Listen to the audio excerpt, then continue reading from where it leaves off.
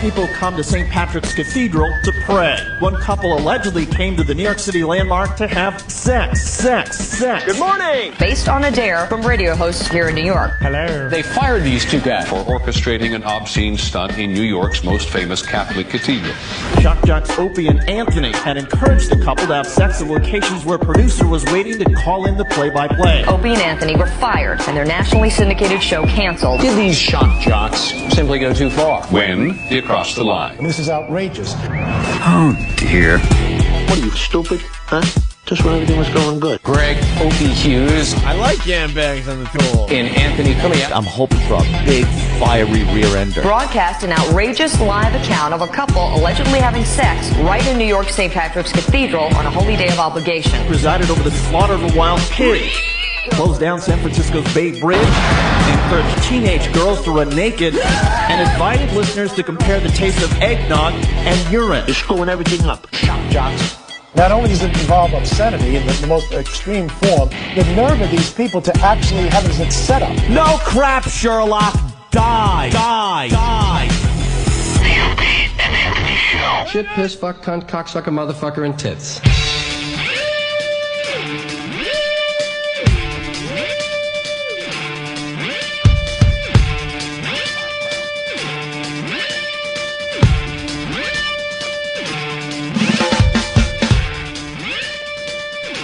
And welcome to the Opie and Anthony Show.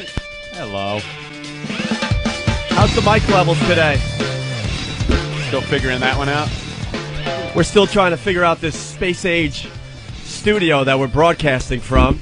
That's good. There we go. That sounds better, right? Better in my ears. Day 2 of the Opie and Anthony Show on XM Satellite Radio. Want to say hi to everyone that turned on their radios yesterday. Yes. That's the cool thing about XM Satellite Radio. Every single day, our audience grows bit by bit.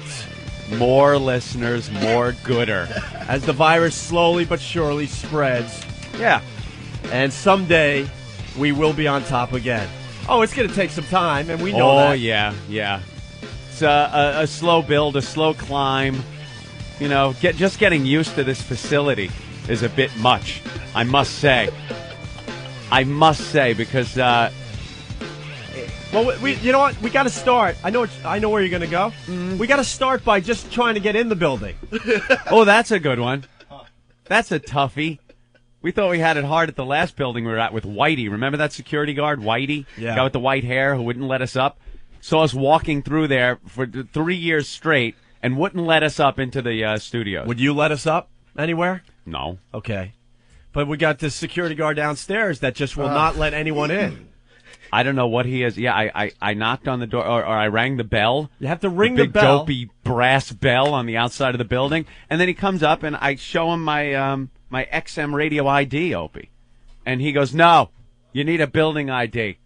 Call someone. And walked away. And just walks away. And he walks away. The funny thing is, he's sleeping somewhere because it takes him 20 minutes just to answer the door. Yeah, you got to ring the bell for a long time. And meanwhile, you know, we want to get up here. Maybe, prepare. Oh, stop. Prepare for an Opie and Anthony show? Are you nuts? Don't be silly. So Anthony and I got up here. Mm-hmm. It took a while. Yeah. And then we came into the Space Age studio, and we're just sitting here like two monkeys. Yeah. We don't know how to turn anything on. We couldn't turn anything on. I consider myself pretty savvy when it comes to electronics, Opie, and computer equipment and whatnot. But if you can't get past things like the passwords, like all the computers were locked out, it said. No, you're locked out. All right, I'll try a password that, I know works on other things. Nope, still locked out. Couldn't look at anything. Couldn't pull up a website. Nothing. All the latest equipment we have. And then couldn't use it. We couldn't turn on the TVs because then No. we're like, well, we could show prep by watching a little local news. Sure, see what's going on in the world, maybe? I have no idea how these TVs work. No, couldn't work that either. Couldn't even turn it. Well, we turned them on, but there was nothing on it.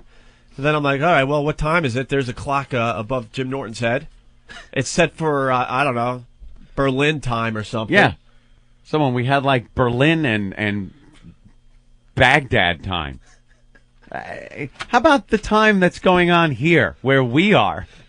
Can I ask why there's an arrow? There's a piece of paper on one clock with time and an arrow pointing towards the clock. What else would that be? Because that's the real time. Well, what's the other one? I don't know. Look at it. Can't you just block it with something? Just in case you're looking at that for the time. The Oh, blank wait, sheet of follow the paper, arrow? Right. Oh, time, the thing with the hands moving. Now you know to follow the arrow and look at that clock. So, it's day 2 as we try to figure out this place. Mm-hmm. At least we don't have TV cameras in here today. Yeah, I'm glad there are less people in here today because yesterday was a bit much. For our first show, the excitement level was up. We wanted to put on a good show for our first show. We understand it's the first day we're back in 2 years and stuff. So, there's a few things to overcome. One of them shouldn't have been having to do a show with a camera crew. Inches from our face. Inches from our face. I'm already distracted because Sorry. Ben. Jimmy's all I mad got Jimmy again. his breakfast and it didn't come out so good. I asked for an omelet, an egg white omelet, and it looks like somebody dropped little Connor Peterson into my stupid little breakfast thing. Look at this watery disaster. There's no What is fork. that? I saw that An omelet. I saw that exact thing on the sidewalk. This is one of the homeless guys puked that up. I think someone just took a spatula and scooped it up for you could say, it looks like vomit as a joke or something, but that honestly does look like It does. a styrofoam container full of vomit. Well, can we have a fork with it at least so I can eat it? What is this? And no ketchups? No, I don't need a lot, but how about a fork? You want some condiments, too, It's Jimmy. Condiments would be nice. You need some condiments. And I also had the same problem with Liza Minnelli's father from Arthur at the door today, that Oh, my sleeping God, that's drunkard. perfect. That's Like perfect. a spit in his face. And building IDs, because of the anal retentive building, you can only get between 2 and 2:30 today and Thursday. Yeah. Yeah, So they by expect me to go home and come back at 2 o'clock. Not happening. I plan on being asleep by 2 o'clock. We're all on edge as we try to readjust to this morning radio. One thing, I read a lot of the reviews of the radio show and stuff, and the one thing people hate already is Ben laughing in the background at everything. Ben cackling Ben. Well, if you shut off this mic once in a while, it wouldn't be a problem. I don't know how to. You kidding me? Look at this board. We don't know anything yet. No, it's We still probably should getting have done used to like this. a couple practice shows. That might have been a good idea if they had a little lead time, Opie, on building our studio. But they didn't know we were going to broadcast from here until 4 months ago. Right. So, it really wasn't enough lead time to build the studio.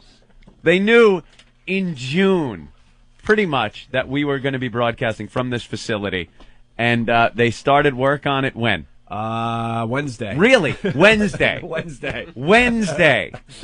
Perhaps we could have gotten in here a little sooner. So we just, I understand Frank's Place was broadcasting out of here. And perhaps they couldn't interrupt the energy level that was going on in the studio during all the Frank's dames Place. that were coming and going. The broads, baby. We had broads and dames in here.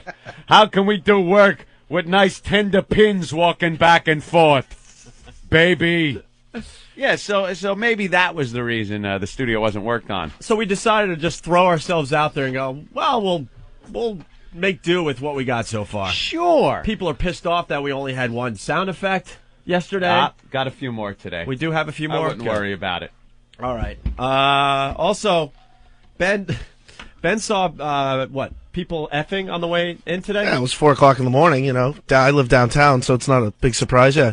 Walked by a steamy SUV with 50 Cent playing, a guy banging a chick in the back seat. Yeah, you live in like a pretty partying I part live of downtown. Manhattan. Yeah, and then the crackhead in the diner picking up his hot chocolate, which he tried to run out on $2. It's great. I love coming to work at this time. New York City is a very strange place that early in the morning. It's when we come in, because I think I come in now at about midnight. I don't even know what time it is. It's much too early to even come in and prepare for the show. And during the day, Manhattan is pinnacle of the free world. But at that hour, it is the sleaziest place. There's people that might as well be dead laying on the sidewalk. They're homeless guys just laying down. They find a subway grate and go to sleep. People screwing in their vehicles after a night of partying. Crackheads in the deli. You go in and try to get a bottle of water or something like that. You're in fear for your life. There's a guy in there. Give me a hot chocolate with some whipped cream. No, more whipped cream. What's the matter with you? Who are you? No, and then he grabs it, and what? He tried bolting out on it, Ben? Yeah. The guy's bolting out on what? $1.50 cup of hot chocolate. It gets even better because he kept looking at himself in the mirror, and the poor guy behind Yeah, the because deli. he thought it was someone else, all paranoid on crack. That guy looked like me. And he's like, put some more whipped cream. Then he takes the whipped cream and starts pouring in his mouth. I was like, Oh, that's good. That's classic. That's wonderful. And then you got the puke cleanup crew. You notice that on the sidewalks? Oh, with the hoses and the bleach. All the restaurant guys just hosing down the front of their establishments. Yeah, anyone getting with rid a of the puke. business in New York has to go out at that hour and hose down the night's horror show that has been just upchucked all over the sidewalk. And the garbage that's put out from the restaurants and the rats that are eating it. So everything smells like either bleach or vomit or a little bit of both. And that's what you get. That's now our eye-opener in the morning.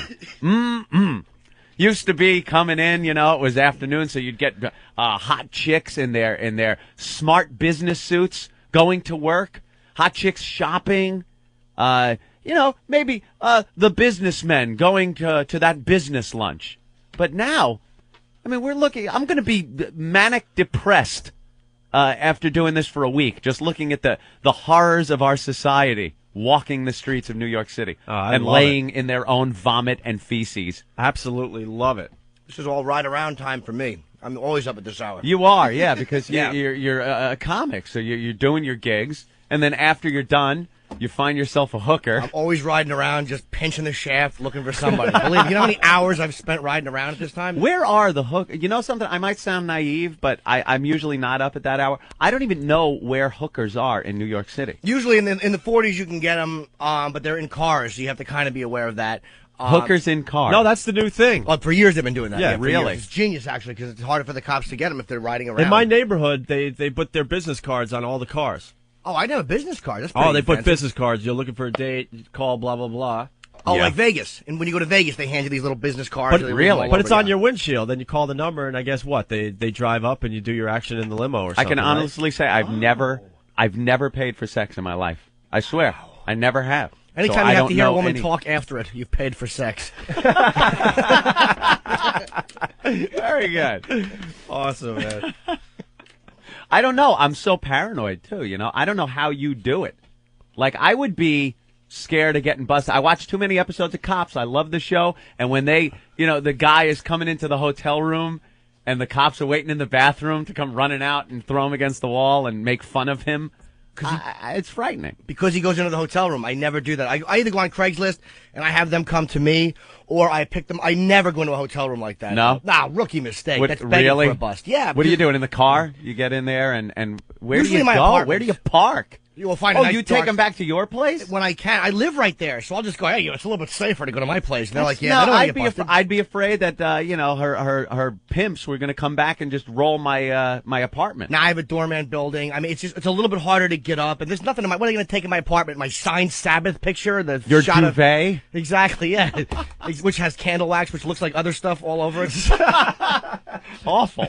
Does the doorman know what you're up to? Yeah, it's, his name is Teddy, and he's like a little Asian guy. And Look at Jim. What does the doorman think? He's picking up chicks every night? Oh, Jim. Yeah, he's a little creepy weirdo. He must have some line. Yeah, how much? Yeah, I bring a lot of them over, and the guys kind of know that I always have massage girls and stuff coming over. I'm a filth bag. You really are. Dirty God, little I'd boy. be so paranoid though. Can we talk about that as I hold this up? The fact that there was a prostitute that lived down in the same hall as me. Yeah, Get out she of lived here. like 5 doors down in my building, and yeah, she would come over. That's handy. Oh, it was fantastic. It really was, and she would just come over for $150. Full service, everything. $150. Yeah, she wanted 400. This is how I caught her. 'Cause I kind of suspected because she was really hot and she was talking to me, and I'm like, she's got to be a prostitute. So she gives me her number, and I Google it, and I see her under an escort ad. Oh, look how smart you are. Yeah, and I call her, and I'm like, so how you doing? And she's like, all right, baby, it's $400 for the hour. It's $200 if you want just head, and blah, blah, blah, whatever she said. And I'm like, oh, this is Jim from down the hall. And she goes, oh, looks like I'm busted. Silly goose. She gave you a discount, though? I live in the same hallway discount? Oh, dude, it was great. She'd come over drunk, $150 for everything. Probably the end of the night, she could just, it's either, well, I'll go to bed and not make any money, or I could get $150 from Jimmy. I'd rather not look at it like end of the night, although you're probably right. But I was wondering when I put it in, like, white stuff would come out of the corner of her mouth. It was awful. Oh, that's horrible. It was like a tube of toothpaste when you roll it. Yeah, you're right, though. God, I never thought of it that way. But Yeah, thanks for you're the bringing that last home. one of the night. I should have worn a bag. Hindsight is 20/20, folks. Live and learn. So is your T-cell count, 20. Oh, that's classic. Oh, I Poor forgot about guy. that. She left. She actually left the building. She still calls me. But I won't see her anymore because I think I feel it's stupid, but she drinks so much, and it's like, I feel bad contributing. You don't like her, them being that drunk? No, I know she's a mess, and when I know somebody's a mess, I can't contribute to their downfall like that. Like, I like to have the illusion that they're putting themselves through school at age 40. Yeah, you're doing them a service. That's Yeah, nice. I'll help you out with your books. Whatever gets you through it, Jimmy. Yeah, it's filthy. Wow. That's is frightening. hilarious. So you were pretty tired on Tough Crowd last night, huh? Oh, what an ass Oh my I was. God! I caught the tail end of Tough Crowd because it was my the third time I woke up during the night. I'd like to say something to my friends and family and whatnot. Could you not call me ever anymore? Especially during the time we're trying to get acclimated to this sleep schedule, which is ridiculous. I've never ever held these hours in my life, and I get home after almost falling asleep on the way home. And I'm not kidding. I wasn't like, oh, I was so tired, I almost fell asleep. Literally, I was really having a problem staying awake for the drive home. 10:30 in the morning. 10:30 in the morning, and I'm falling asleep as my, 18-ton vehicle is just barreling down the Long Island Expressway. There's my navigation system talking to me. Make a left at this exit. Huh? What did she say? And I have no idea. She was keeping me awake. That probably My nav saved your system. life. Yeah. Wake up, idiot. You're falling asleep. And I was falling asleep. Finally get home and just crap right out. And there's my phone ringing. Hey, good show, man. No, thank you. Could you not ever call me again? Had to turn the phone off. Missed a couple of messages from Opie. Yep. And don't call. Very, very hard time I'm having getting accustomed to But this you saw schedule. Jim on Tough Crowd? Yeah, so I woke up. My third time up was like around midnight. I just about caught the end of Tough Crowd.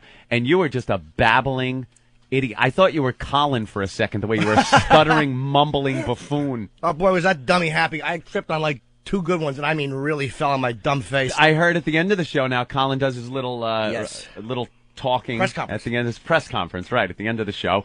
And they were just ragging on you and how you were mumbling and stuttering through your jokes and you screwed it up. And he just took such pleasure in ripping you apart. And he even told the audience, like, while we were on a break, how happy he was that I had to get up now at, like, 5 o'clock in the morning. And I was just tripping. And there was one joke, it was about the Hiltons, like, because, Paris Hilton's is doing another porn video. So it was one of the topics we talked about was her new porn that's coming out with 2 guys.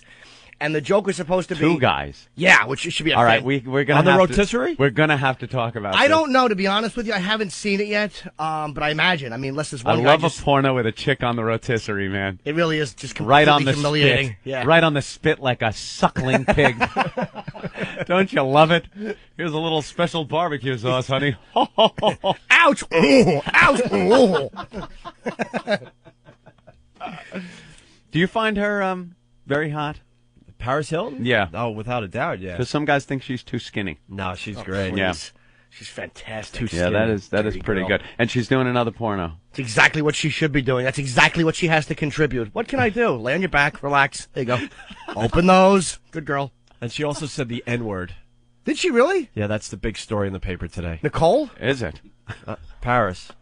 No, I mean, what was the N-word that she said? I was Oh, making a little Nicole Richie joke. Maybe it's all that cold medication got you down. I know, you see this mess over here? I faked it pretty good yesterday, but I'm done today. Yeah. Opie's got a Dwayne Reed in front Oh, of him. it's revolting. Halls, a little yogurt, some chloroseptic. What is that? Dayquil? I got Dayquil. Lip balm? Lip balm because you get dehydrated from freaking sneezing so much. A lot of liquid in your snot? I got the Visine for the red eyes. I got the Tylenol for the freaking fever. I got the Dayquil that I was on all day yesterday. I got the the Halls for the throat, the chloroseptic. You were the one who gave me this crap. The chloroseptic? I was saying don't do the chloroseptic because it gives you, like, trench mouth. Yeah. It's disgusting. But it helps to tickle in the back of the throat. Ah. And then another roll of toilet paper, which will be gone by 10 o'clock this morning.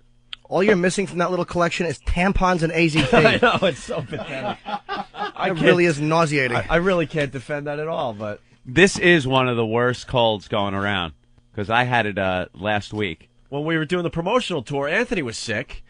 And I was thinking to myself, oh, God, if he's sick, because Anthony never gets sick. It's coming my way. I know it. Yeah. And sure enough, the worst timing ever. We start the third stage of the Opie and Anthony show, and I am so out of it. It's not even funny. Ill-fated. I know where I caught it from, too. At Mohegan Sun, handling those disgusting chips from those old people there. Ugh. Those disgusting old sniffling, ugh. And they're holding the chips. And, of course, it's going from one person to another, One person loses $20. You won $20. The dealer doesn't put it back in their stack. They give you the old snotty chips from the person next to you, and then you got them in front of you. I never saw that. It's disgusting. So It's not going to stop me from gambling. No. It's wonderful. Never, But ever. I'm sure that's where I got it. And I had a fever about a week ago. I had a fever that, and I never get fevers, man. And I wound up getting fever junk. You know what fever junk is? What? It's when your body is hot. I had a fever. It was over 101.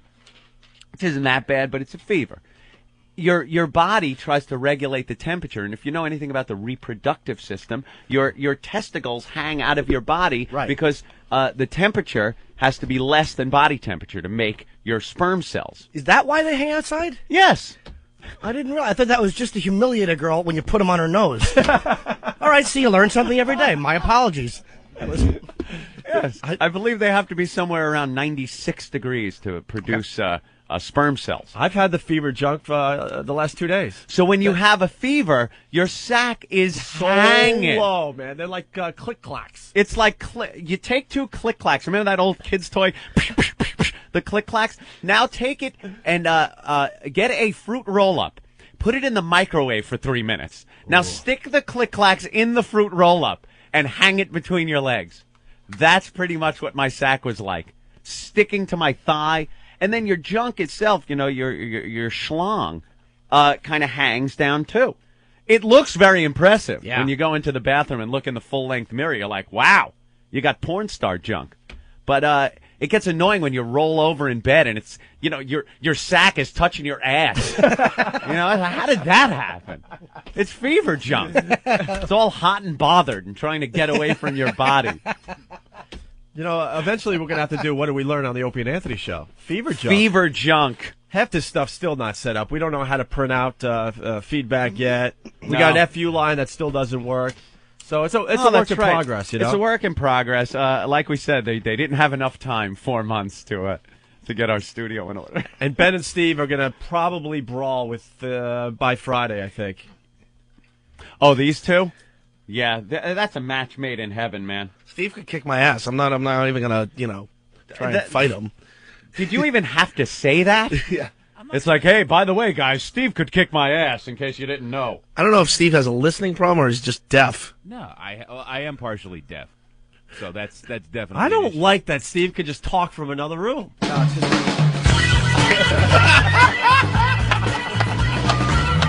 Martini Steve.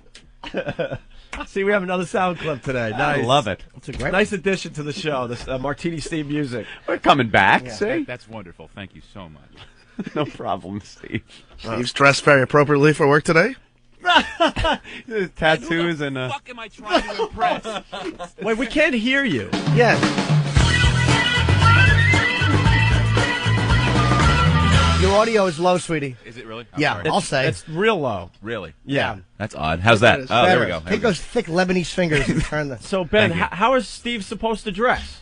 Oh, I don't know. It's Ben, just- who am I trying to impress at 6 o'clock in the goddamn morning? Ben looks a little nice. He's got his shirt, his collared button-down shirt on. It's orange. Yeah. So?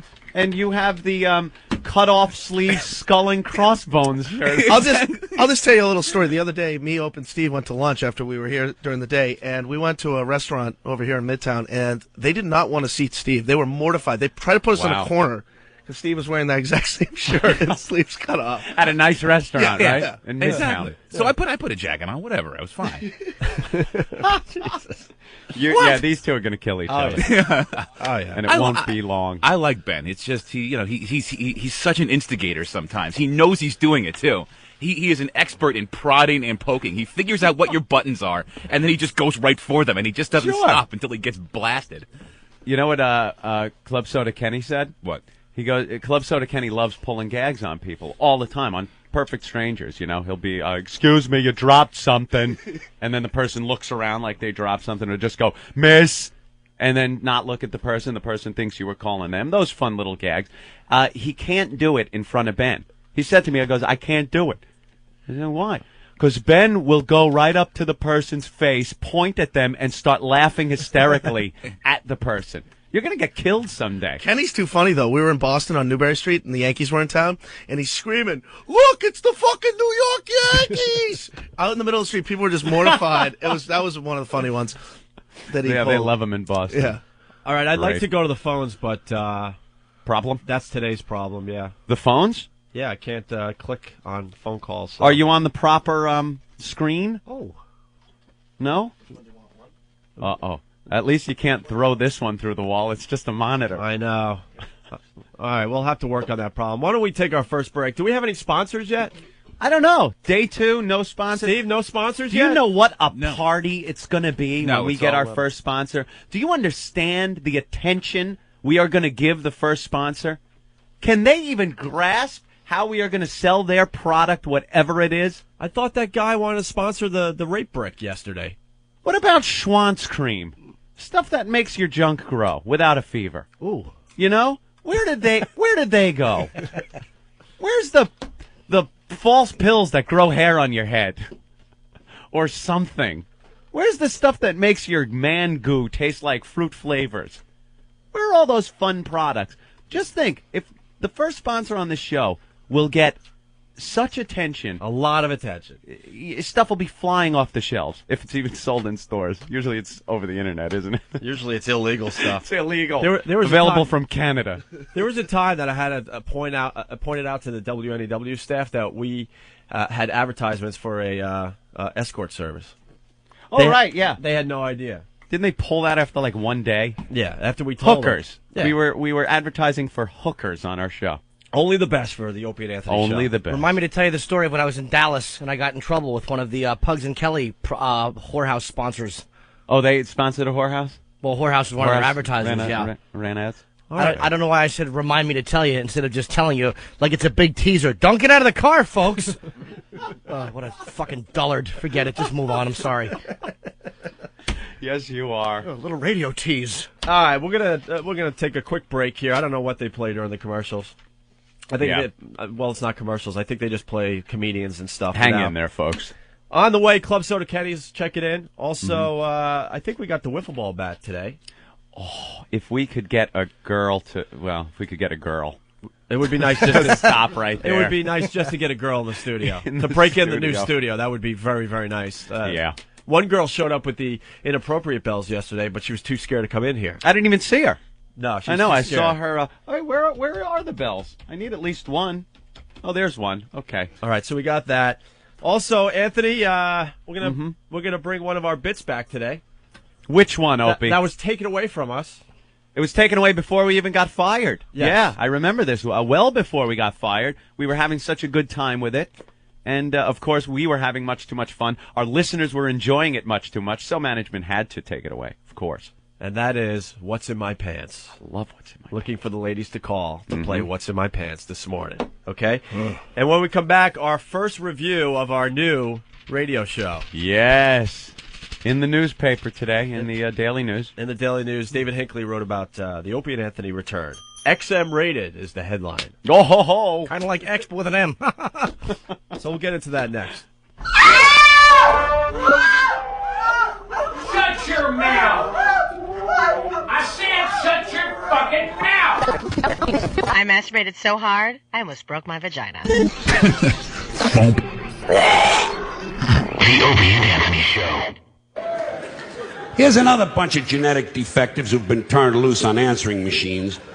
These guys who cannot resist the urge to put music on their outgoing message.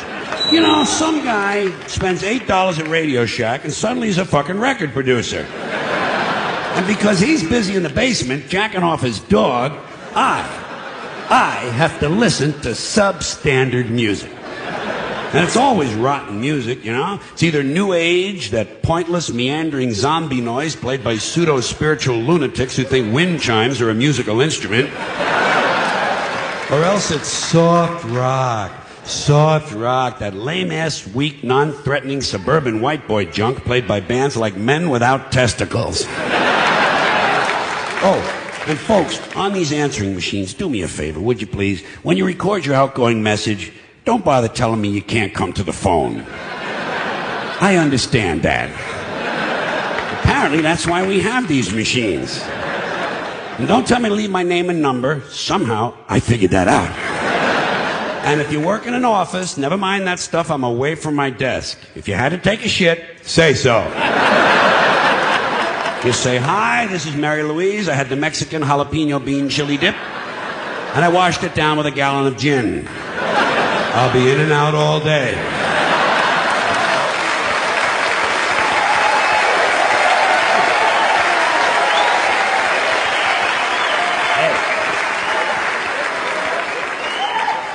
There are some more people who ought to be strapped into chairs and beaten with hammers.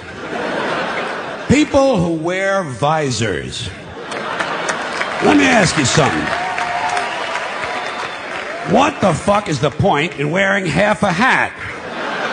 Either get a hat or don't. No one's interested in the top of your head. Go back to the store and tell them to give you the rest of the hat. They cheated you. Better still, get yourself one of them little Jewish hats and sew it to your visor. Then you got yourself a full-fledged fucking hat, my friend.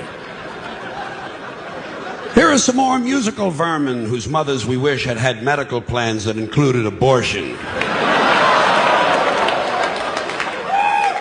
These singers who think they're so special they only need one name. Bono, Sting, Jewel, Tiffany, Prince. What a crock of shit. Get a fucking last name, would you please? I got a nice two-word name for you. Pretentious cocksucker. How do you like that? Bono, Sting. It's not bad enough the music sucks, but with no last name, you can't find out where they live to throw a fucking bomb through their window. It's frustrating. Here are some more people who deserve an inoperable tumor at the base of their spines. These guys who fly around the world in a fucking balloon. You know?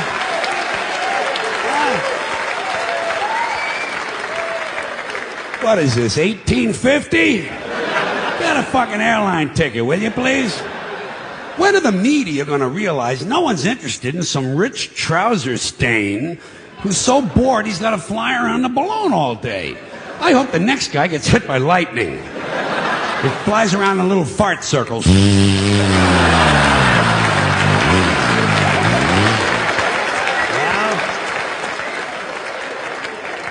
And lands in a sewage treatment pond and sinks with the rest of the turds. Mr. Lighter Than Air. Staring at my shoes, trying to think of something. The Opie and Anthony Show. The Freak Show. The Opie and Anthony Show.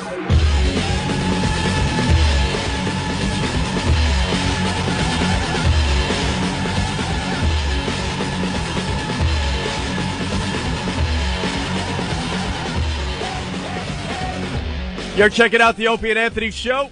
We're back. All right, I got to choke down a banana and 1/4 of an onion bagel. I kind of missed those 20-minute commercial breaks where we could that you get on regular radio. Drink 2 full beers and play a game of foosball. Yeah, you could go in the back office and F a whore and then come back and continue with the show. Now it's like, I just need to dump. I want to dump. I need to dump. Opie was filling us in on his dump schedule earlier and said that you hadn't in how long? I'm up to 2.5 days. Really? Days. I think it gets toxic.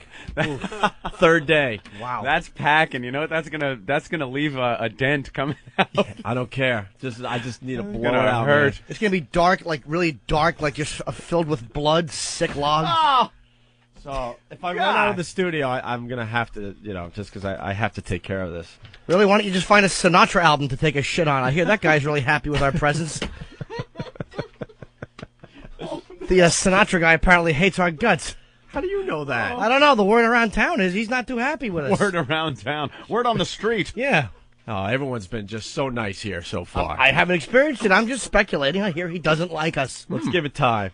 All right. I think we got the instant feedback working at. Yeah, Fast Freddy from Jamaica Station says, Aunt never paid for sex? What about the $15 million you paid to that fat F Dominic Barbara for the three-way? Ow. Fast Freddy. Ow.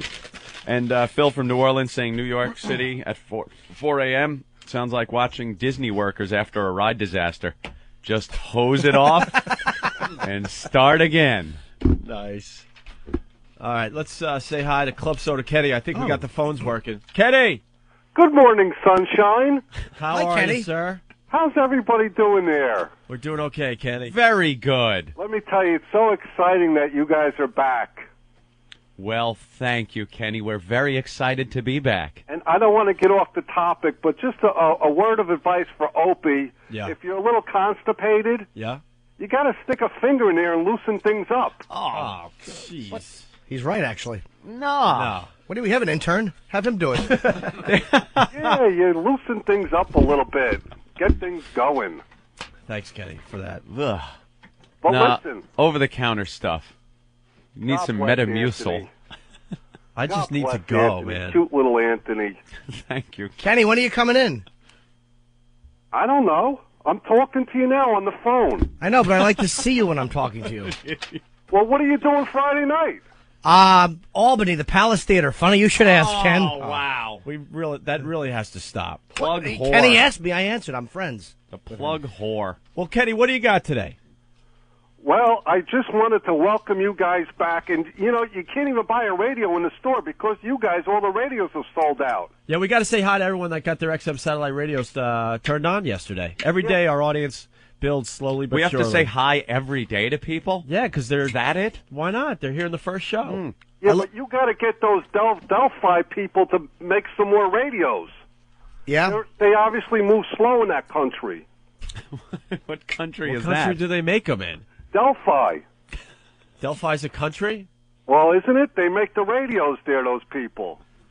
What is a Delphi? Is that a satellite radio? I wouldn't know. Sure. Oh, I've heard of them. Why wouldn't you know, Jimmy? Who knows? Because apparently, UPS must have lost that package again. I had to go down to Bob Kelly's apartment, who's becoming like a girlfriend, and I ate and listened to the show yesterday. While Oh, Bob my sat there God. shirtless, looking like Dr. Evil, that shaved, awful, bald head of his. That creepy oddball. It is. Jimmy doesn't have a radio yet. I don't have one. What's the problem? I wouldn't know. They took my address. They're like, "What's your address?" I gave it to them. Figured my XM would be waiting for me as soon as I got home. No XM. You know what happened to me? What happened? I have a boombox unit with the little Delphi. The Delphi, right? And I got it home. I've had it for a while. Ooh. I activated the channel 202 for a $1.99 a month extra. First month free. but you know something? Because I am an employee, I got it for free. I got it for free, and I was feeling pretty good about that.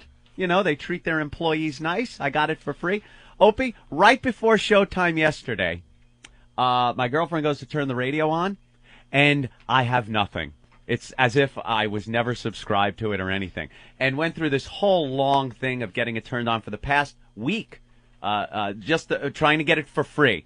You know what I finally did? What? Went out, bought another boombox, bought a unit, got on the phone, didn't say who I was, signed up with a credit card. Now it works just fine. Perfect. And I'm paying for it.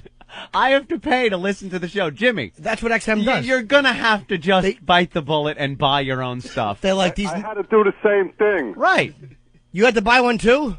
Yeah, I tried to work it out, and it didn't work out the way I wanted to work out. Now that shows me something. XM, very smart. Yeah. Very smart about the money coming into the company. They don't want to give away anything for free. They're like, all right, these narcissistic jizzbags definitely want to listen to themselves. So just hold out a little while. Hey, did you guys talk about all those appearances you had?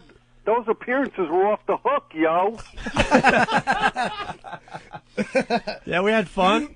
They were terrific. I told Norton this story, but I didn't get a chance to tell you about the chick I picked up in Long Island the other night. Oh, right. Yes. You picked up a chick? Yeah, it's a cute story. You're really going to love it. Okay.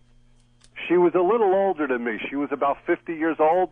So we go back to her place, and I start fooling around with her, and we're, like, making out.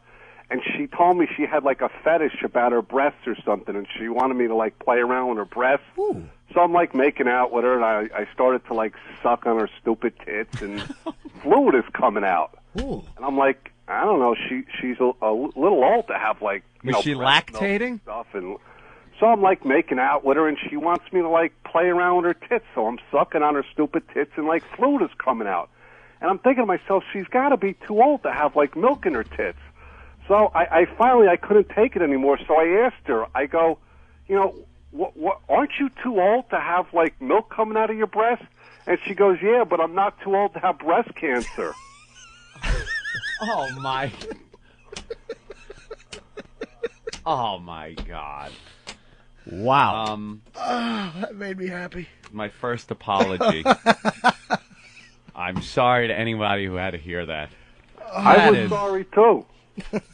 That is not right. Thank you, Kenny. I couldn't help it. Do you have anything else today? Didn't you have a poem or something you wanted to do? Well, I got a musical tribute to welcome you back, but that's like the grand finale. I'm building up to it. Oh, no, I think it's time for the grand finale. yeah, I think it is. No, one more thing I got to just discuss with you. Yeah. On Norton's blog spot, did you know he paid me a big compliment? Did I? What did I say? You wanted to rate my face in Boston. Oh, did I say that? Yeah. I'm sorry. No, I really, that's special. You don't say that to too many people. No, it was something about Ken's mustache and Yeah. He's sinking. Yeah, like he went to that strip club and it didn't work out because there was like the 2-foot rule. Oh wow, yeah. So he was thinking of raping my face, but you didn't knock on my door. Well. Yeah, we went to a strip club that has a 2-foot rule. You can't. Boston is just screwy. There's some real screwy things going on, and I guess it's all in Massachusetts. They make up these ridiculous laws. You could go to a strip club. You could drink in the strip club.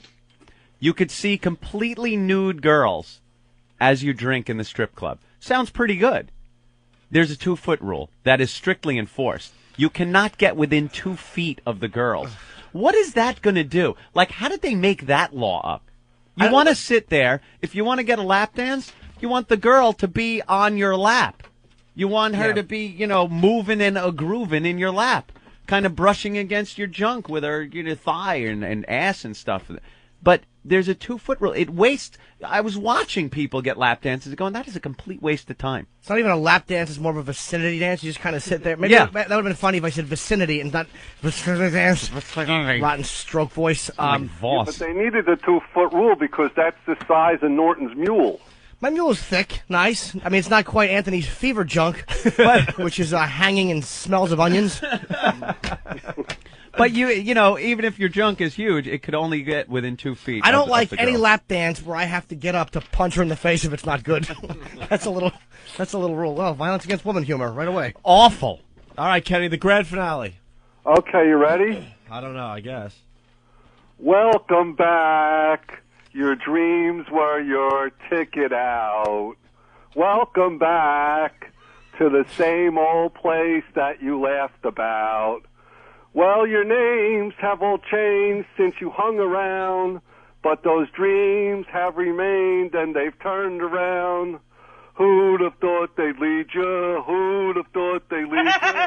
Right here where they need you, right here where they need you. Well, they tease you a lot 'cause you got them on the spot. Welcome back, welcome back, welcome back, welcome back. I'm a police officer. Nice. Yeah. Uh-huh.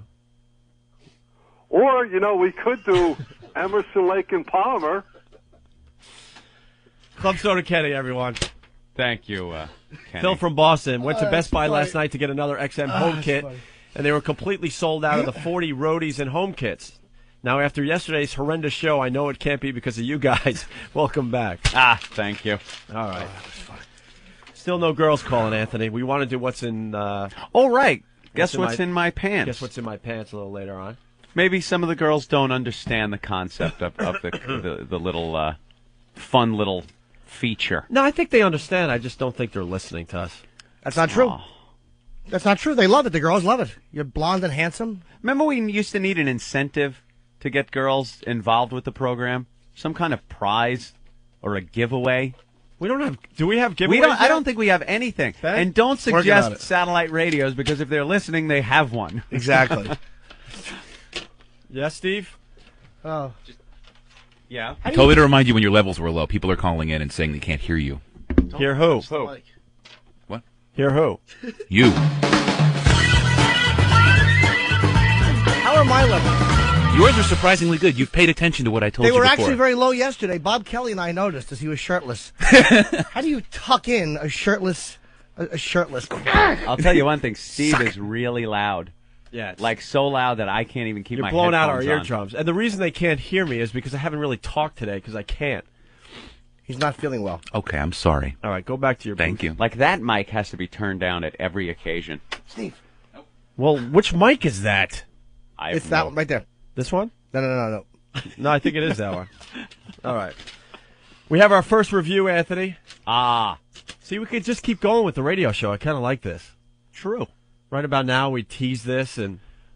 Hold on a minute. You don't have to... A little chloroseptic for you. Yeah, the first review of the new Opie and Anthony show. This was in the Daily News today here in New York City. Mm-hmm. And David Hinckley wrote this. I don't think David Hinckley has ever been a fan of our show. Really? I don't think so. He seemed very cordial at the Hard Rock when we announced we were coming to XM. I think he likes old school stuff, though. Well, that's obvious. I think he would like it if radio never changed. He's an old school stuff. He's pretty old, so he kind of likes the older stuff. You know, where they just play the same music over and over again and, you know, talk about the music. Yeah.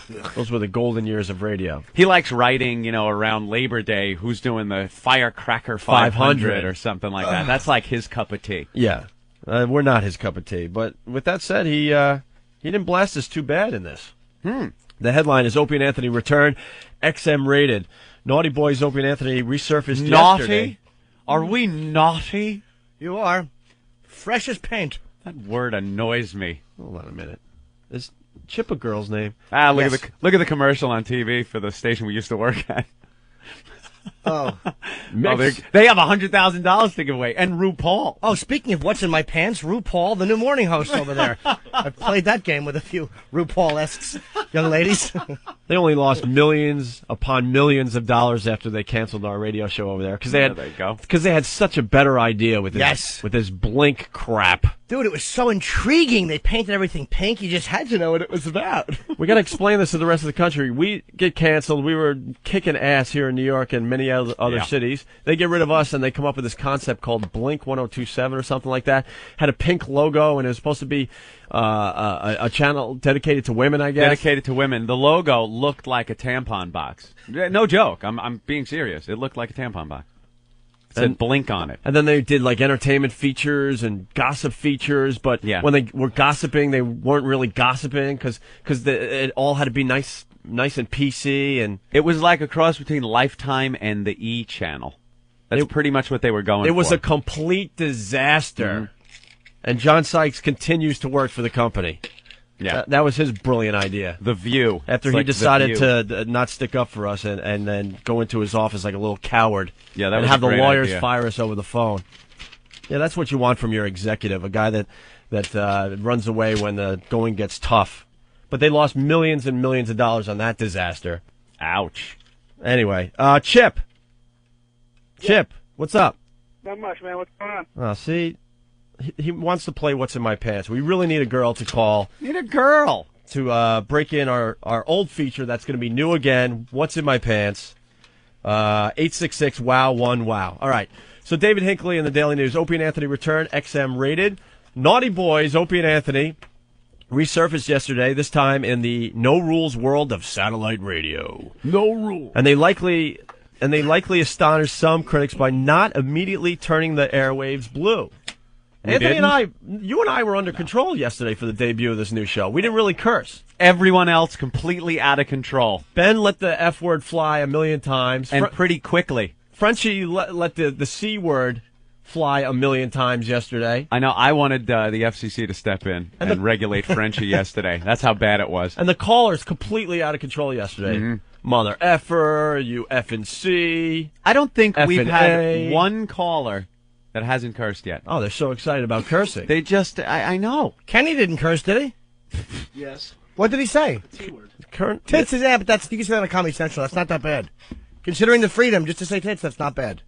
You can't say tits on Comedy Central regular radio. Quite frankly, given up on any kind of regulation.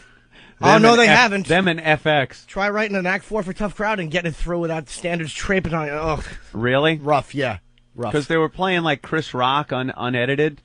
And South Park, I mean, they used the C word on South Park. In society, you can only curse if you're a cartoon. I mean, that's is that the rule? Well, as an official ruling as a country, yeah, we're a dumb country. Yeah, if you're a cartoon, you could get away with murder. It's not a real person. Because the cartoon draws itself. All right, so we astonished some critics by not immediately turning the airwaves blue yesterday, Anthony. But the Hot Talk host tells how old he is right there. Oh, working blue. Hell, is it the 30s? But the Hot Talk hosts off the air since they were kicked to the curb by NEW in August 2002 for saying that two of their listeners were having sex in St. Pat's Cathedral were not reluctant to flex the freedom they now have on XM satellite radio. Mm-hmm. Four-letter curses. Some of these words are tough to say when they're cold. Flowed freely in recorded bits and calls from listeners who far more than the host seem to love hearing dirty words. There you go. The listeners, they love the dirty words. The show started with a rapid-fire recorded recitation of George Carlin's famous 7 words you can't say on the radio. Mm-hmm. Opie, Greg Hughes, and Anthony Cumia said several times the show doesn't yet have its full rhythm. That's the truth. Mm-hmm. We're still working out the kinks here. But it still had the familiar loose feeling their young guy audiences love. Loose. They talked a lot about sex, with Anthony expressing hope they could get a new wiffle bat to insert somewhere dark and deep into their guests. That was such a popular feature on our program, the Wiffle Ball Bat Challenge. Please. And Keith the Cop has brought the old bat. Ooh. Nice. Yeah, when we were giving everything away from the studio the last time, that was something that I grabbed, and I knew it would be a returning feature because it was such a big hit with the listeners. We couldn't just give this away to some random I like listener. how Keith had faith that the program would be back.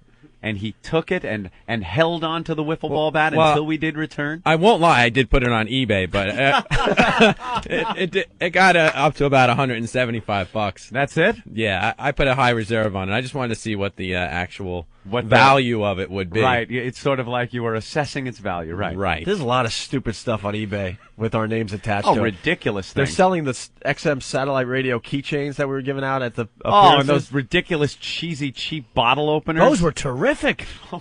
Yeah, they were getting to about $12-15 I saw on eBay. I was upset I didn't grab a handful of them to throw up there. Look at that. Now, is there moss growing off this bat?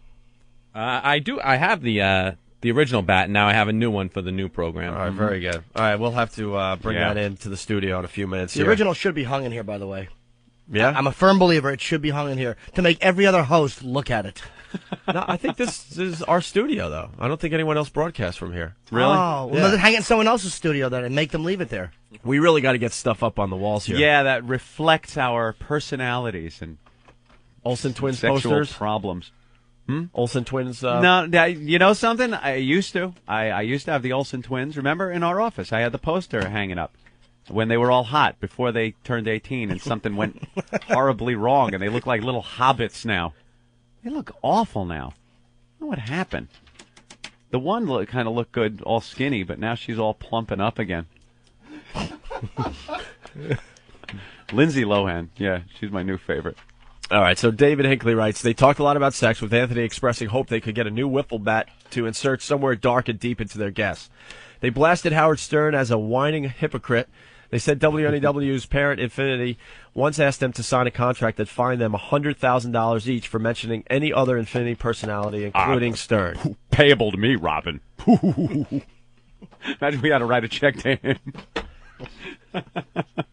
Whining hypocrite.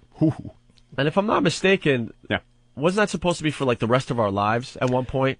Yeah, I like think we it could was... be in an old age home, blasting Howard or the company, and a lawyer could just happen to be there and tell us that we owe him $100,000. Yeah, pretty much. I was going to buy my little rascal with that money.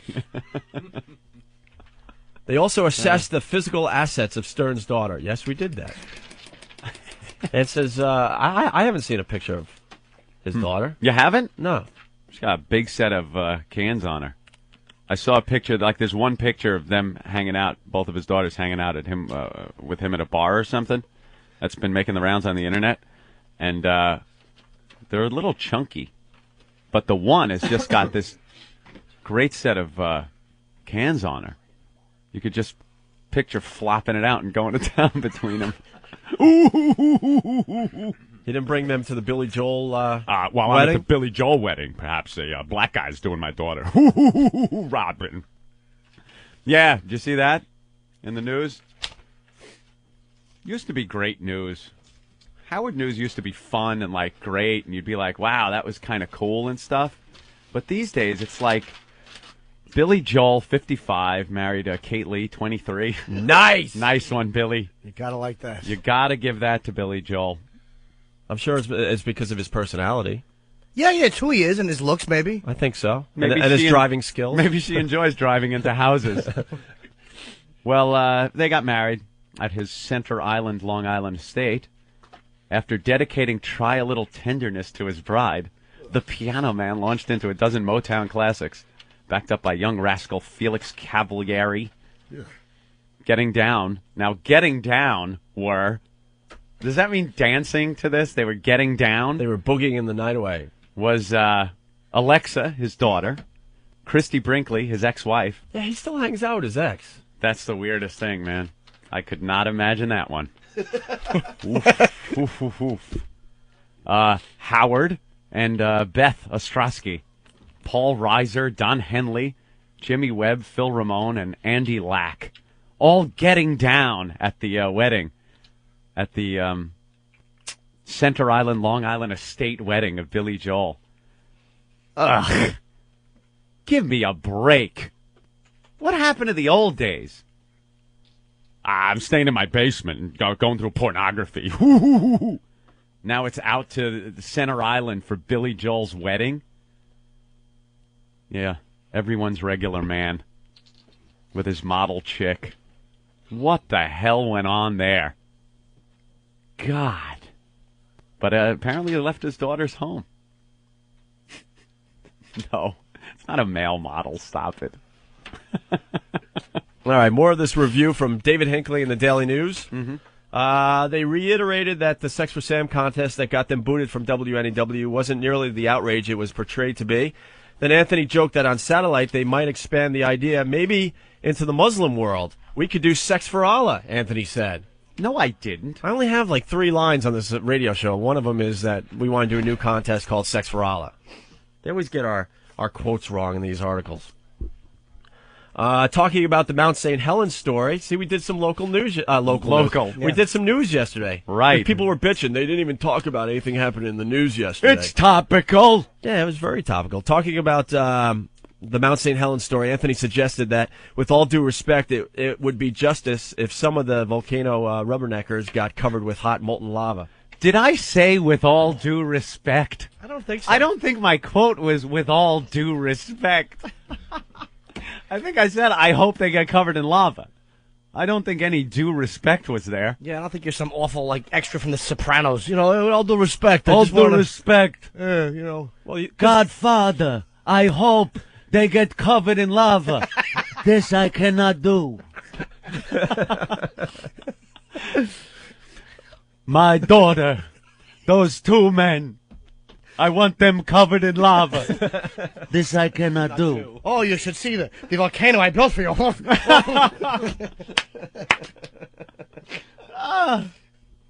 No. I do hope that happens, though, because... well, these stupid idiots, they rebuilt all their houses and stuff around the mountain. Yeah, and just they want to assuming hang that out. this thing wasn't going to erupt again. They want to hang out and look at it explode with their video cameras and whatnot. And I hope it does, and I hope we get some great video footage of them getting covered in lava. Running and screaming away on fire. Oh, on fire, looking like that little Vietnamese girl running down the street after the napalm. Maybe an ass quite that nice. All their stupid John Kerry posters being knocked down with hot lava over them. Yeah, blaming this on some environmental problem that factories are causing. Yeah. Or deforestation, of course. And just watch a bunch of tree huggers get covered over with molten lava. They were trying to protest and hope the lava would stop and go around.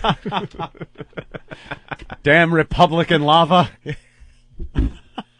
All right, and David Hinckley finishes up by saying, launching what will doubtless be a string of complaints about their employer, Opie noted XM's main facility in Washington, D.C. is in a rough section he called Chocolate City. I'm a little offended by that myself. Well, the XM Satellite Nerve Center, we call it, is, in the middle of the ghetto down there in D.C. Yeah, little rough neighborhood. Huge fences around the joint.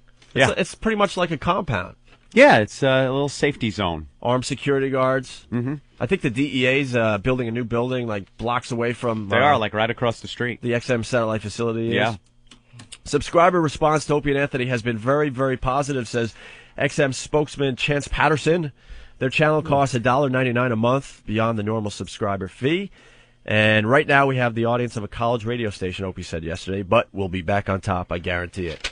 Yeah, we don't have much of an audience yet. It's building every day, though. People are getting their XM satellite radios turned on every day. Every ding-dong day. As we spread the Opie and Anthony virus across America. Right. All right, we're going to step aside here. I'm going to try to take a dump. Are you really? No. You really don't have enough time with these short breaks that we do. You want me to walk in there with you? I'll push on your tummy a little. Might work. Push on your tummy. And we still Rub have your belly. We still have no girls calling for what's in my pants. See if we could get a prize. Blind Dave wants to say hi real fast. Blind Dave, what's up? Hey guys. Blind Dave, how have you been? All right, man. How Are you you been? still blind? I'm blinder, believe it or not. You're blinder? Yeah. Yeah, you were like almost completely blind, but now you're even blinder. Are you totally blind? No, I still see like light and shadows and whatnot. That's it, huh? Hey, I could hook up the XM satellite anyways. You hooked it up yourself? You should have heard me on the phone with the guy when they're activating it, and he's going, "You want it to point in the south direction of which your home sits in." He's blind. What's he supposed to do? Look at a compass? I'm going, which way's south? What the... Which way is south? Did you have to stand all day and see which way the sun was hitting your face and then turn the right direction? Yeah. not. Sun rises in the east. I'll wait until I feel heat at 8 in the morning. Then I'll turn to my right. It wasn't 90 degrees. No? No. But you finally got it hooked up by yourself? Yeah, and What kind of scumbag friends do you have that not even going to help a blind guy hook up his radio? my girlfriend walked away from me because I was mother effing her. What? I was going, I'm like, which way is south? Come here. Oh, yeah, ask a girl which direction you're I- facing. Hey, Dave, what kind of girl did you get? I'm still with the same one. I don't know, like 3.5 years. You sure it's the same one still? She just, yeah, Sorry. she's Yeah. whining Probably her about fat getting friend who old. wears the same perfume. She just turned 27. So she's pushing 30, so she's getting time for a trade-in. Oh, I love this guy. this guy's blind. And she was with you when you had sight? Nah, she's been with me since, like 3.5 years ago. Is she blind too? Nah, she's like legally blind. She's like just can't drive a car blind. Oh, but she could still see you? Yeah, come on, you think a girl with good sight would be living with me? Come on. Well, you just can't see. You kind of. I always said you kind of look like Dave Mustaine, doesn't he? Well, you know what I Yeah. hate? Everyone thinks if you're blind, you want to hang out with other blind people. Like, when I moved here, her mother's like works at a college, and she's like, "There's this guy at the college, and he's blind." So I figured he's blind, and you're blind, and he's not from around here. Oh, he's going to be a lawyer. It's not like you're the guy from Mask, where you need the blind chick. Yeah. No, she Because you look like the guy from Mask. Awful You're Rocky Dennis. Rocky Dennis. That's right, ugly. Pull those little pins off the map. You and Ben are going nowhere. You're not going to Europe, fat face. Stay home and suffocate in the pillow. Yeah, so she goes, While your whore, gypsies, tramps, and thieves' mother fucks another biker. No European trip for you, fathead. Oh, my God. Ben's not going. I love when the blind girl felt his face, and even that nice blind girl couldn't help but go, ugh. When she felt his awful scream mask face. When he's all disappointed pulling those pins out of the map. Yeah, a Oh. little pinless map. This is where you were gonna go, isn't it, All stupid? those hopes and dreams in that big head. That's right. No hat wearing motherfucker. Pull those pins out. well, I like to think I'm a little better than Rocky. Oh, Rocky Jesus. Oh, wow. All right, so you don't like hanging out with other blind guys? No, well, she gave this guy my number. She's like, I told him you guys go to Boston, so I figured you could show him around, so to speak. Show him around. How would you show him around? I said, you want to make me some friends, make them people with cars, because public transportation sucks. Well, I do want to know, how would you show him around? Would you just tell him what item it is you both just bumped into? I go into Boston a lot. I get around with the cane. I go to the Comedy Connection a lot. Yeah, Dave is the coolest blind there you guy go. we've ever met. All your injuries heal from like 3 years ago?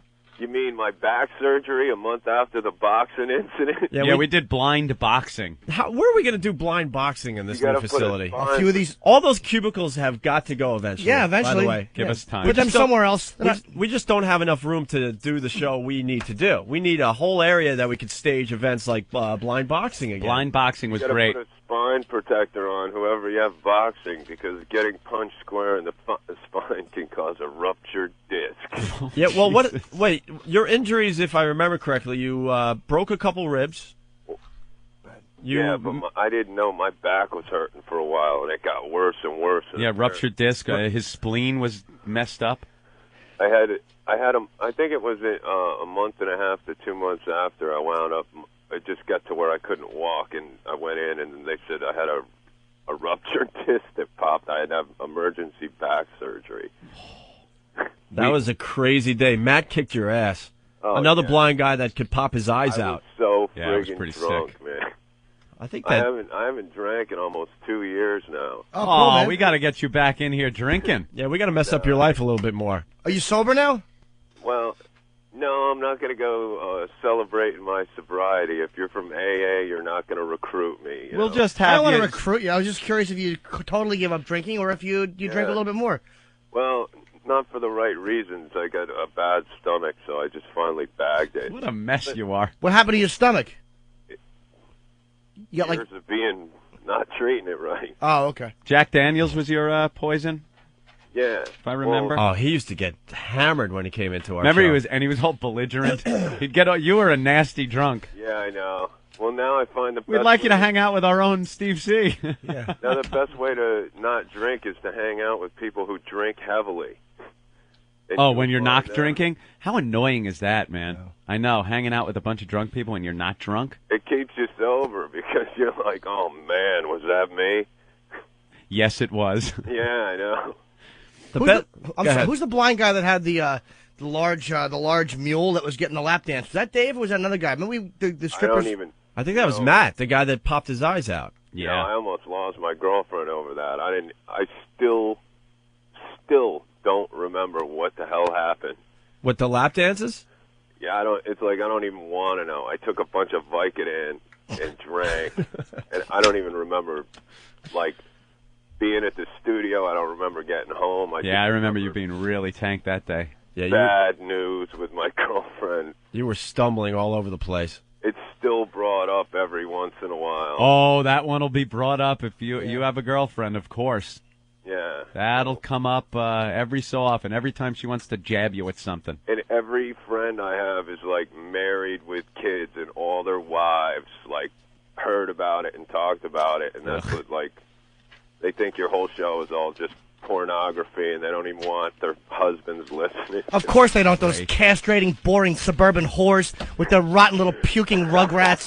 Oh, they make me sick. Those I like my husband to listen to some wholesome entertainment. You fat middle-class pigs. God Almighty, let the guy have a little bit of fun. You can't do anything. Can't go out to strip clubs anymore. You can't hang out with your friends. You know, you're absolutely right. I've seen so many married guys that just give it up.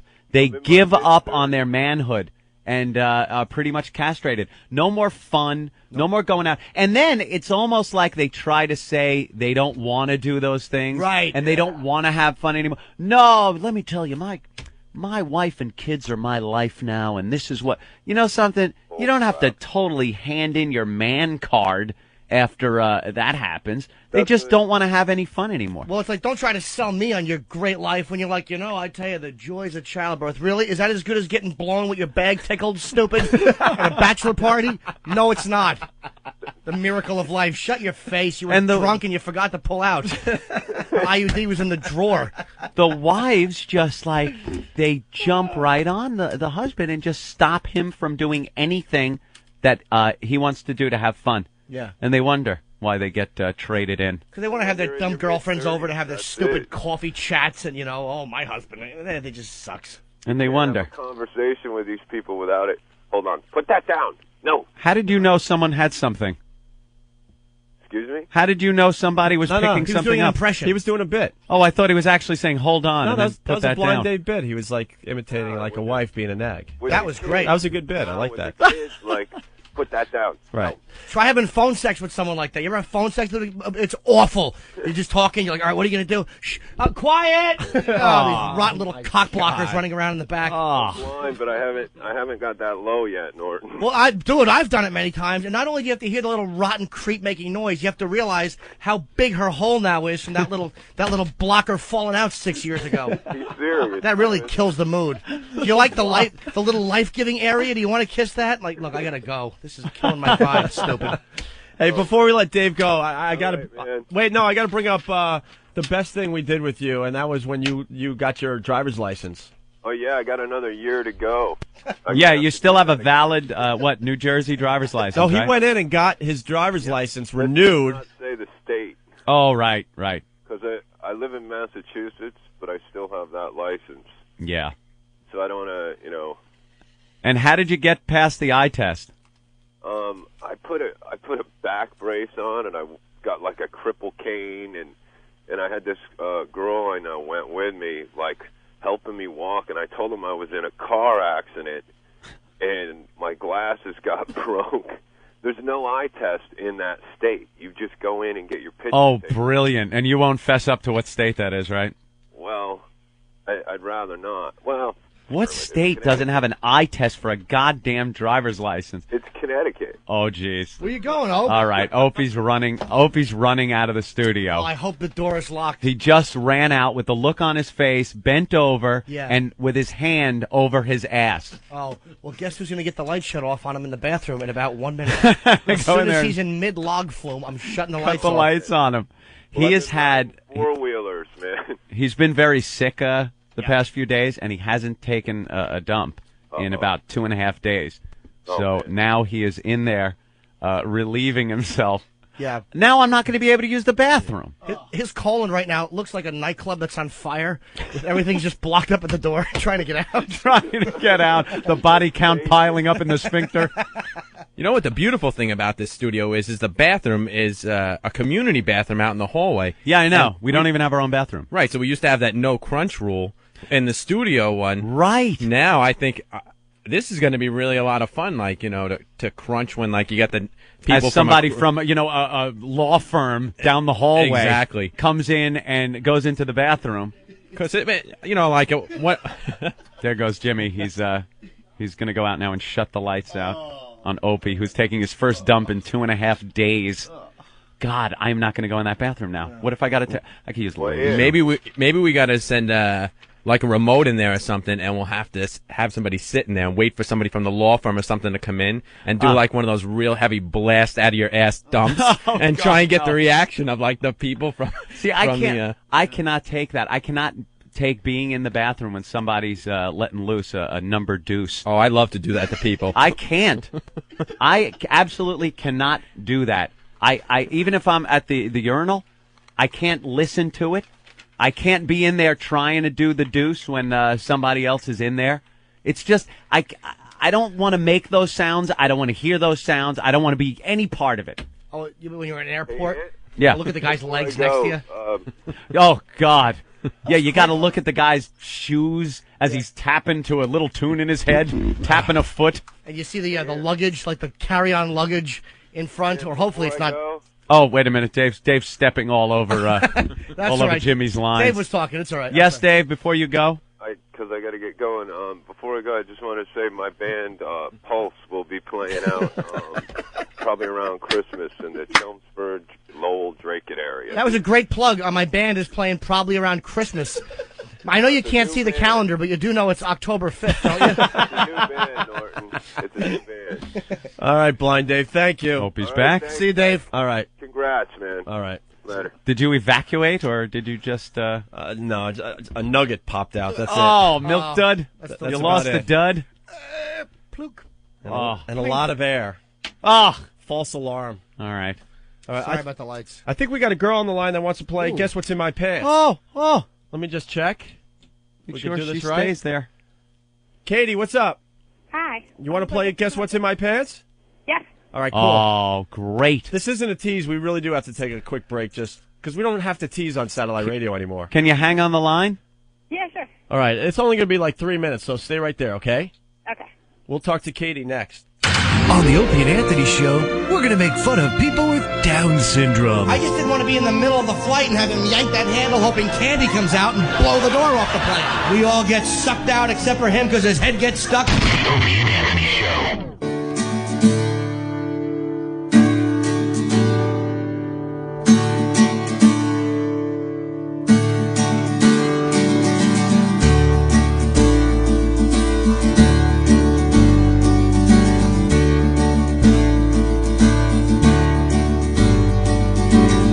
Here we are, dear old friend. You and I drunk again. Laughs have been had and tears have been shed. Maybe the whiskey's gone to my head. But if I were gay, I would give you my heart. And if I were gay, you'd be my work of art. And if I were gay, we would swim in romance. But I'm not gay, so get your hand out of my pants.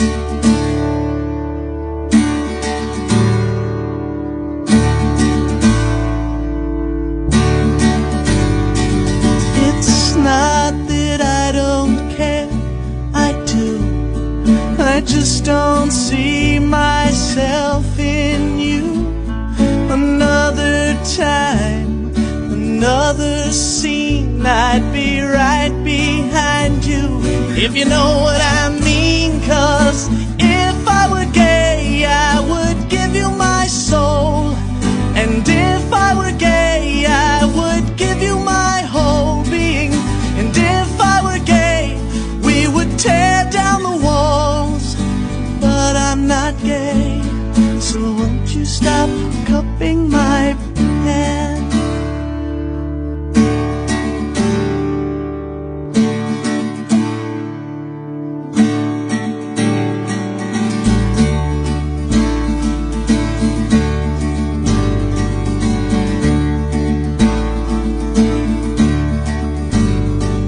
We've never hugged, we've never kissed. I've never been intimate with your fist, but you have opened brand new doors.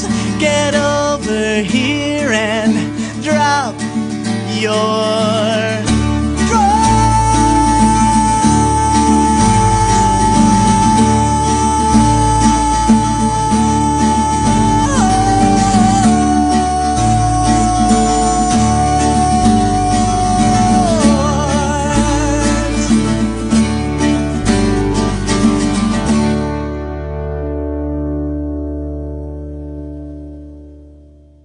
She won't tell you where you left your socks.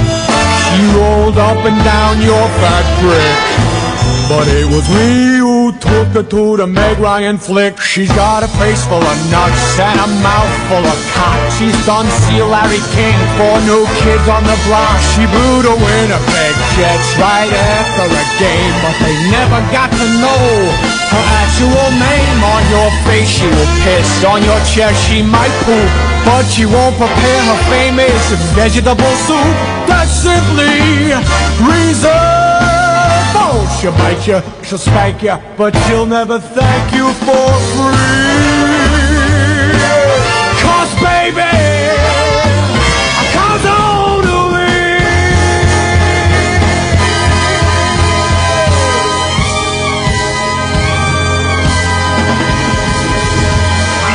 coming on. 100 channels of crystal clear digital audio. XM satellite radio. Radio to the power of X.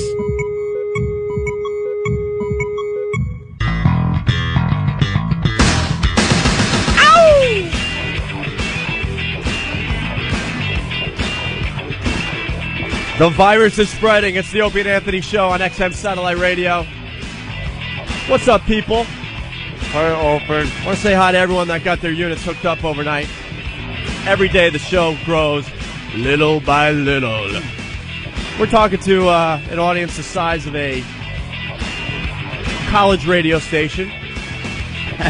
We used to talk to millions of people, but slowly but surely we'll get back up to that point, right, Anthony? We're working on it, Popeye. All right, a couple things. We're going to play What's in My Pants. Can it possibly be we could bring back one of our old bits? That would be the first. And really fast. Well, I got to adjust my volume here. A pain in the neck. Yeah, we got another review. I forgot to tell you. We just read the review from David Hinckley in the Daily News. We got a review from our agent, Anthony. Our agent? Super agent, Bob Eatman. Bob Eatman, who has been our agent for, when did we say the mayor died in a fiery car wreck? 6 years ago? So I guess about 6 years, right? But he's never been able to hear the show because we were never syndicated to L.A., but with this XM satellite thing, he can now hear us in L.A. Which isn't a good thing.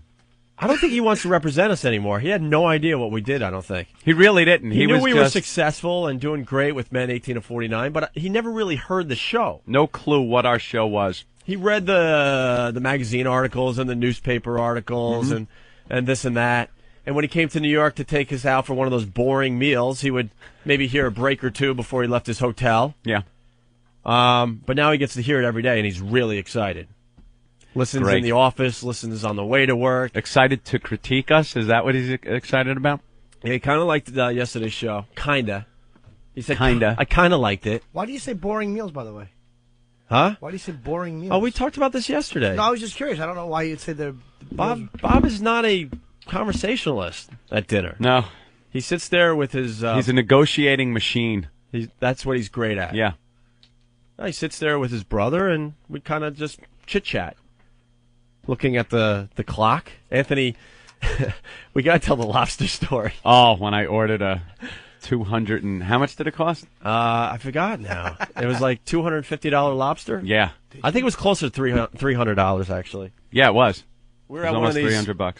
fancy restaurants around here, I don't know, on 56 or something, and we were really pissed at our agent because, you know, we were sitting out of radio for 2 years, so we had to blame someone. We're like, Bob, get us out of this stupid contract. But to this day, I'm convinced he didn't work as hard as he probably should have, because if we got out of the contract, he gets out of his 10%. Yeah, and 10% from Anthony and 10% from me, that's a lot of money to just give up because we want our creative freedom back. Right. So he's not going to be running to the phones and doing the right thing for us as far as our creativity goes. Would have cut his share of the money out. And we're saying the whole time, look, you know, there's the Clear Channel and everybody pretty much wanted us at the time. Mm-hmm. We'll make up most of the money, Bob. Just get us out of this stupid deal.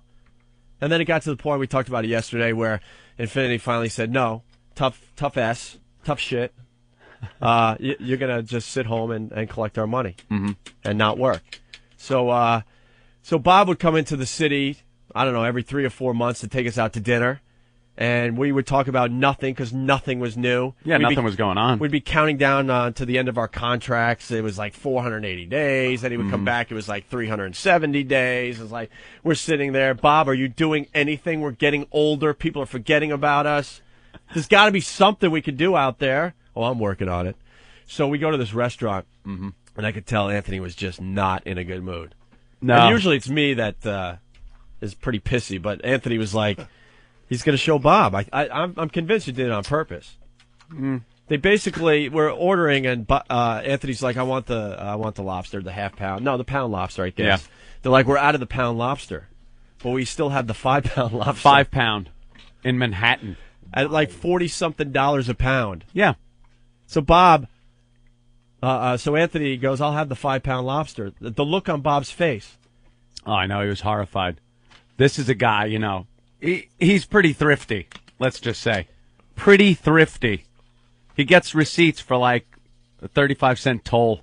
Well, I drove around in California with him. That is the truth. Like 75-cent toll, he gets the receipt. He's one of those guys.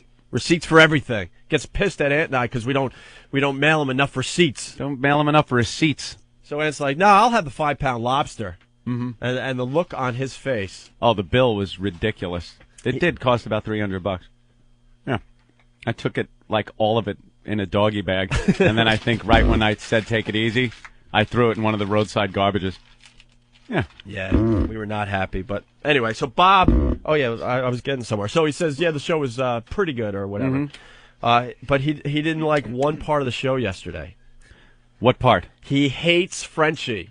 Who was that Frenchie character? He doesn't like Frenchie? And he's like, I think you guys need to get rid of Frenchie.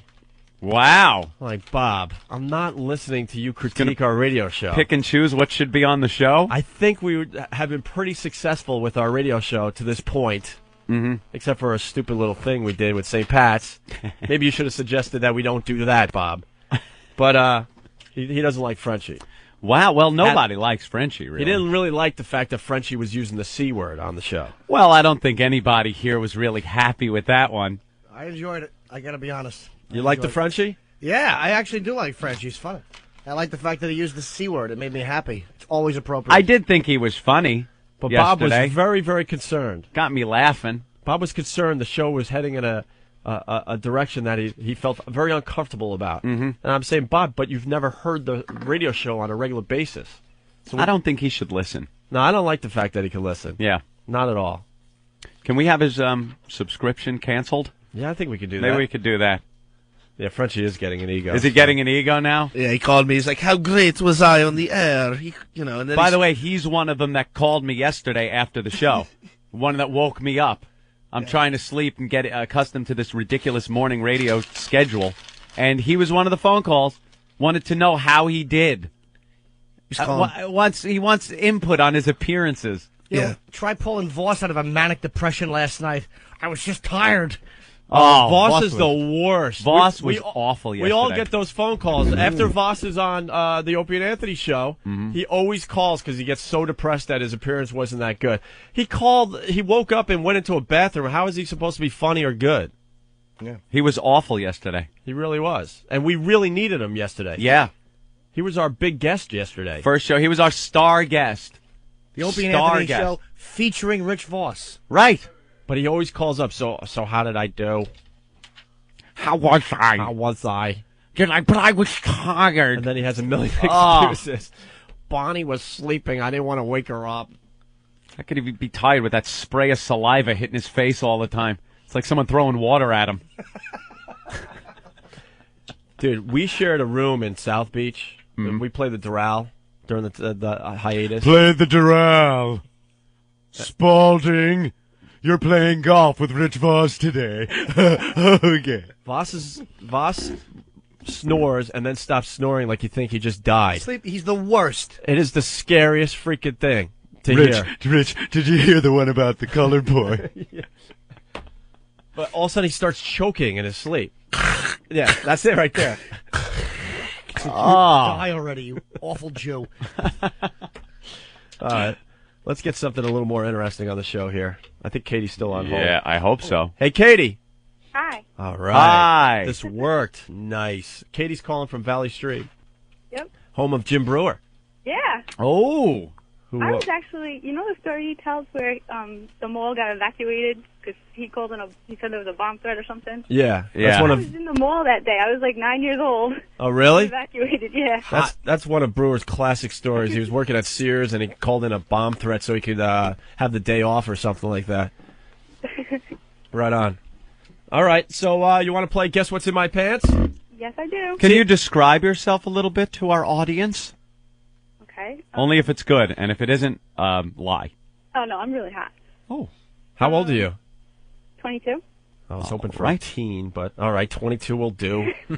Sorry. I'm about 5'5", have long, dark hair, blue eyes, about 115 pounds. Wait, I got to get my scale out. Oh, get the graph. Are you going to the graph or the pie chart? Oh, no, she's well within range. Very nice. Go ahead.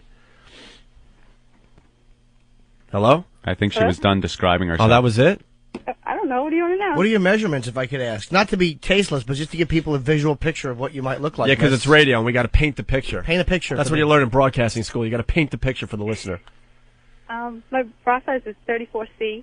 Ooh. I don't know the rest of the measurements, so I never measured. You a hippie girl, are you? You have big hips or nice small ones?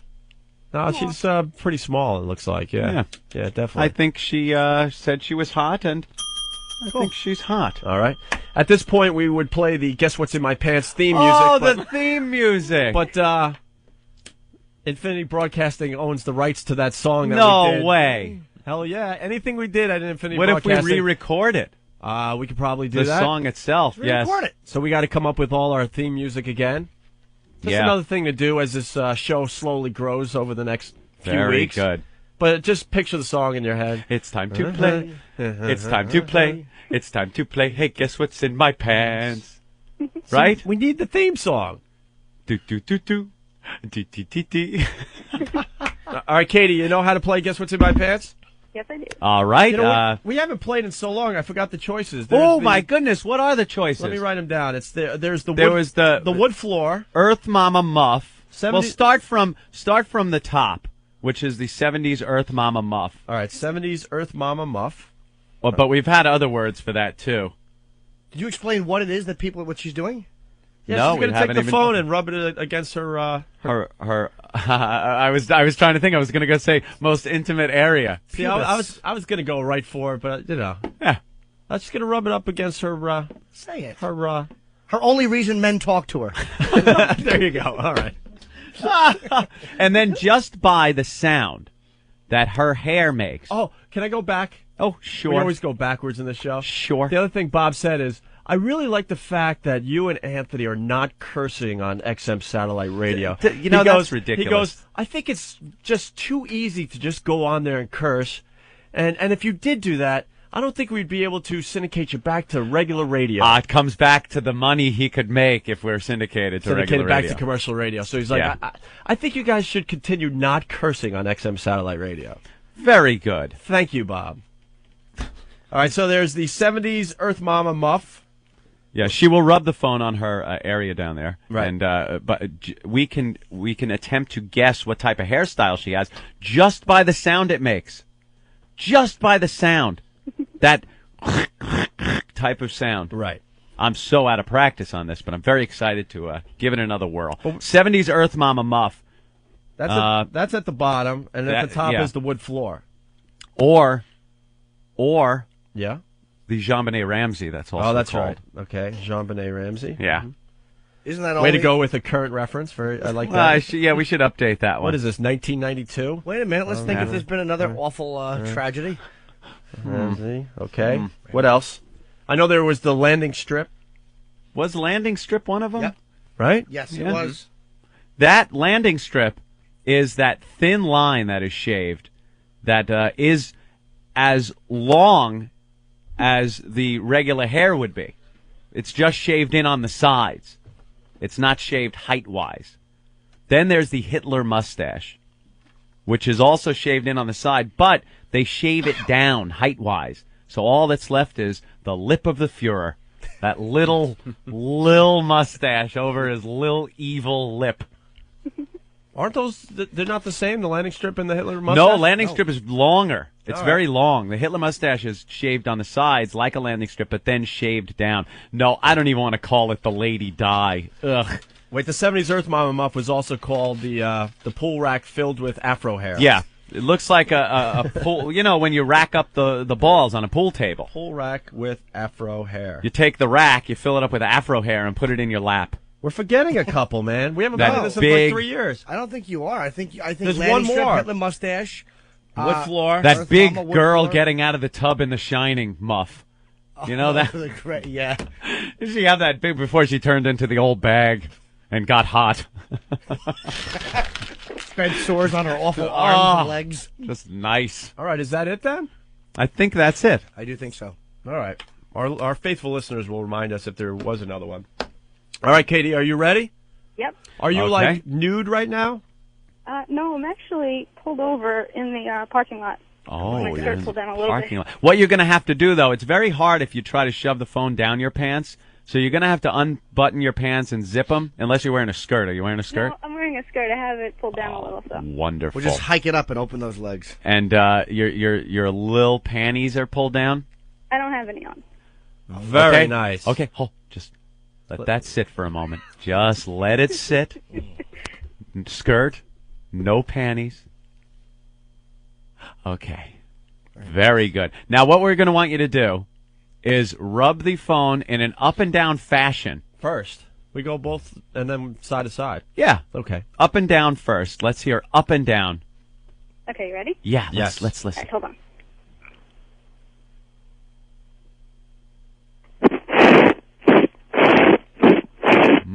Very telling. Very telling. Very telling. telling. Oh, that's nice. Very telling. All right, so that's up and That's down. good. Up and down. Now let's get the side to side motion. Okay. Right, side to side.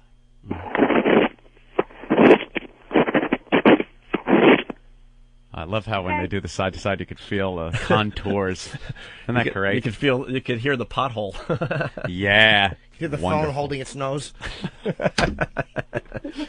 All right, I think we need the up and down again. Up and down, and then we do the circular. Remember that's the right. circular motion. That's right. Let's go with the up and down. Okay.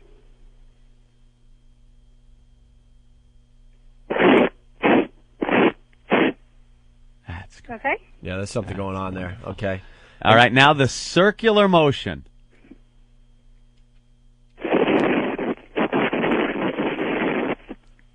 Okay. Oh, it's a mess down there. It's very deceiving, but Now remember, don't tell us. We're gonna all guess, and don't tell us until we ask you to reveal it. Okay. No matter what we guess, because we don't want to blow it right from the beginning. Can I ask a question? Ooh, Yeah. a question.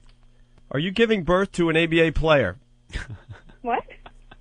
I take that as a no, Opie. No. It's a good Jim Norton line. All right. That's nice. All she needs is the whiskey breath, and it would be an uncle. Those sharp whiskers. All right, you guys turning ready? that nice peachy soft skin all red. Are you guys ready, or you want to hear another? I'm ready. If you guys need something else, but I really think I got this one. All right, Anthony, it's to you. Okay, believe it or not. And Katie, don't say if he's right or wrong. Yeah. Okay. Believe it or not, Opie, they made a lot of noise, and that was very telling for me. It's very deceiving when it makes a lot of noise. I am going to go with my experience on this one and say that she has the JonBenet Ramsey. Wow. Or the wood floor. You would think, being loud like that, you would think it'd be a lot of big, hairy hedgehog down there, but I'm going to say wood floor. All right. Norton? All right, Norton. I'm actually, the first one for me was a little telling, because I thought I heard an inconsistency in the noise up and down. So I'm Get gonna... a little closer to the mic there, Jimmy. Oh, sometimes my audio's a little off. Yes, a little low. I heard a little inconsistency on the first one, up and down. So I'm actually going to say Hitler mustache. Oh, Hitler mustache. All right. Okay. Hitler mustache. Gotta write all this Jimmy. down Yeah, here? write it down. All right. Keith the Cop, you want to play today? Absolutely. Okay. I'm going to go, and this is going to be a little different today, but I'm going to go with the Frank's Way comb over because, and that's a private joke for probably the five of us sitting here, but a comb over? The Frank's Way comb over. Frank's Way? I think he's Frank's Place. Listening. Frank's Place. And it's called Frank's Place. Oh, Frank's Place. You got to get your Frank's XM Way. satellite radio hooked up, you idiot. Leave Billy Joel with Down syndrome alone. Well, that's my guess. Katie. Yeah? Can I ask you your favorite band? Primus. Huh? Primus. Primus. All right, you definitely have a 70s Earth Mama muff. Oh, you think she's got the big brown beaver? Yes. Being a Primus fan? I believe it's a mess down there. No. Big Kev is saying no. Kev, what do you think? What's your guess there, Kev? Landing strip. Landing strip? You're going with the landing strip. Well, we're getting quite a variety. This is good. This is good. All right. Does Gentle Ben want to guess? Ben, you want in? Come on, Ben. Are you still awake? I'm awake. All right, I'm just asking. Wood floor. Wood floor. He's going with wood floor, too. Ben and his Adrian from Rocky Glasses says a wood floor. Thanks, Dick. All right, Katie. Katie? What's in your pants? It's a landing strip, but it's trimmed down. Oh, so that would be the Hitler mustache. Wow. Unbelievable. Little Jimmy Norton had that one. The landing strip trimmed down is indeed a Hitler mustache. Oh, Big Kev was going to claim victory. How far is it trimmed down? It's pretty short. Wow. How about that? How about that is right. I never liked those, really. I don't either. I prefer it totally bare. I either like it totally bare, or I've always said I like the natural shape of it all. It doesn't. I don't like it like exploding like the Jiffy Pop in the panties thing. But the natural shape, just tamed down a little bit so it's not unruly, is very good. Now, I have to disagree, Aunt. I like nothing. I like, really, just because I like the lips. You know, I'm nothing a freak. like that. It's been shaved, or just nothing's been there yet. Awful. No, I don't want it. You are. I don't want it to be a new stadium that no one's played on yet. I like it to be totally shaved. I like that. All right, Katie, thanks for playing Guess What's in My Pants, the first one on the new Opie and Thank Anthony you, show on Katie. XM Satellite Radio. Right about now, we'd hit the outro music, and this bit would sound so great as we go to commercial. Lasers and stuff, and there's music playing, so just picture all that until we get a brand new Guess What's in My Pants theme song, okay? Right. Okay. All right, Katie, thank you. You're welcome. Katie. She's out, and we're out. Steve. Yeah, I fucked him. And here, as long as we're talking about theme restaurants, I got a proposition for you. I think if white people are going to burn down black churches, then black people ought to burn down the House of Blues. Huh? What a fucking disgrace that place is. The House of Blues. They ought to call it the House of Lame White Motherfuckers. Inauthentic, low-frequency, single-digit, lame white motherfuckers. Especially these male movie stars who think they're blues artists. You ever see these guys? Don't you just want to puke in your soup when one of these fat, balding, overweight, overaged, out-of-shape, middle-aged male movie stars with sunglasses jumps on stage and starts blowing into a harmonica? It's a fucking sacrilege. In the first place, white people got no business playing the blues ever, at all, under any circumstances, ever, ever, ever. What the fuck do white people have to be blue about? Banana Republic ran out of khakis? Huh? The espresso machine is jammed? Hootie and the Blowfish are breaking up? Shit, white people ought to understand their job is to give people the blues, not to get them. And certainly not to sing or play them. Tell you a little secret about the blues. It's not enough to know which notes to play. You gotta know why they need to be played. And another thing, I don't think white people should be trying to dance like blacks. Stop that! Stick to your faggoty polkas and waltzes. And that repulsive country line dancing shit that you do. And be yourself, be proud, be white, be lame, and get the fuck off the dance floor. Now, I thank you. Where the surfers go. Next is SpamSlicer.com presents Megabyte Minute. Thanks for tuning in. I'm David Radin on XM Satellite Radio.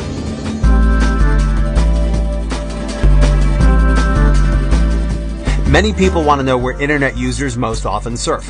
CEOs, marketing and advertising companies, as well as parents could use this information to their benefit.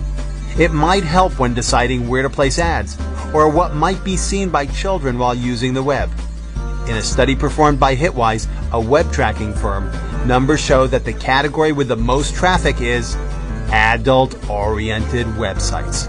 With over 18% of the pie, adult entertainment even beat out the search engine category for the #1 slot, besting Google, Yahoo, and MSN Search all together.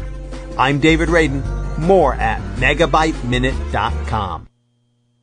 If you love an intelligent, well-observed song, join us at XM50, The Loft. It's an eclectic mix of tunes by both up-and-coming singer-songwriters and classic artists, from songwriting legends like Joni Mitchell and Jackson Browne, to newcomers defining the future of mellow rock, like Norah Jones and Ryan Adams.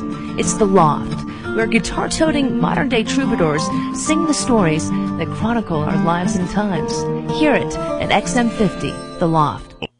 Ask not what your country can do for you. What are we fighting for? Don't ask me. Do I think America belongs in Vietnam? I don't know. I belong in Vietnam. Tell you that. Can I quote LBJ? Nam Jam. I will not. 24/7, 60s on 6. Radio to the power of X. XM Satellite Radio.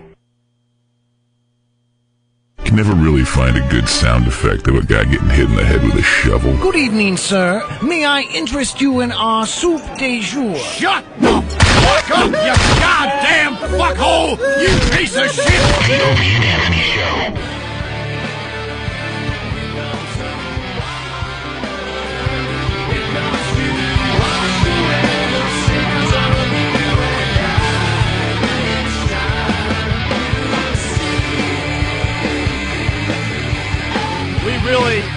We really have to work on the levels, man. I know. That just blew out my eardrums. Yeah, here's what happens.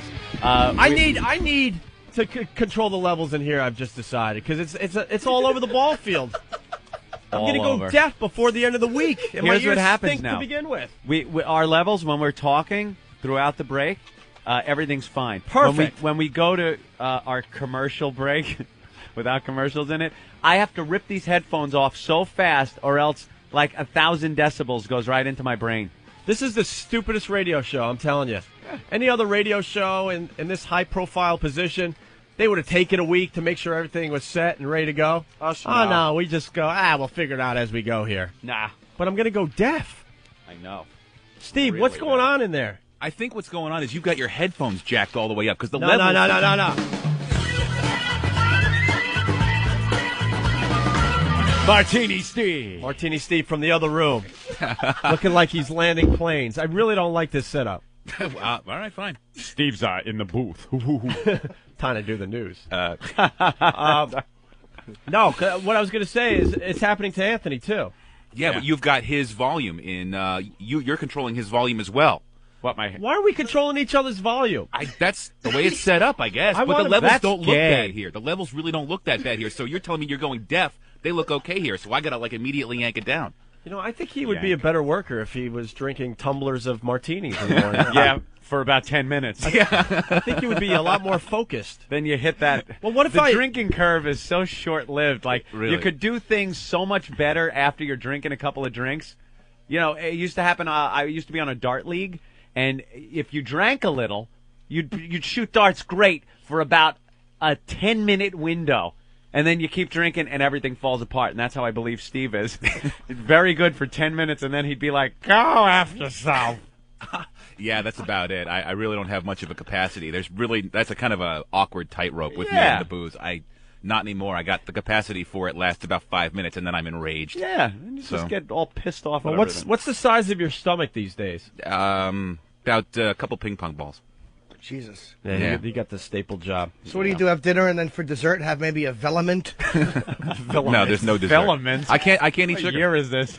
I can't eat sugar. All right, Steve, come on in the studio because I heard something else as we went to break. Okay. The big XM satellite announcer was basically saying how he's effed all of us here in the studio.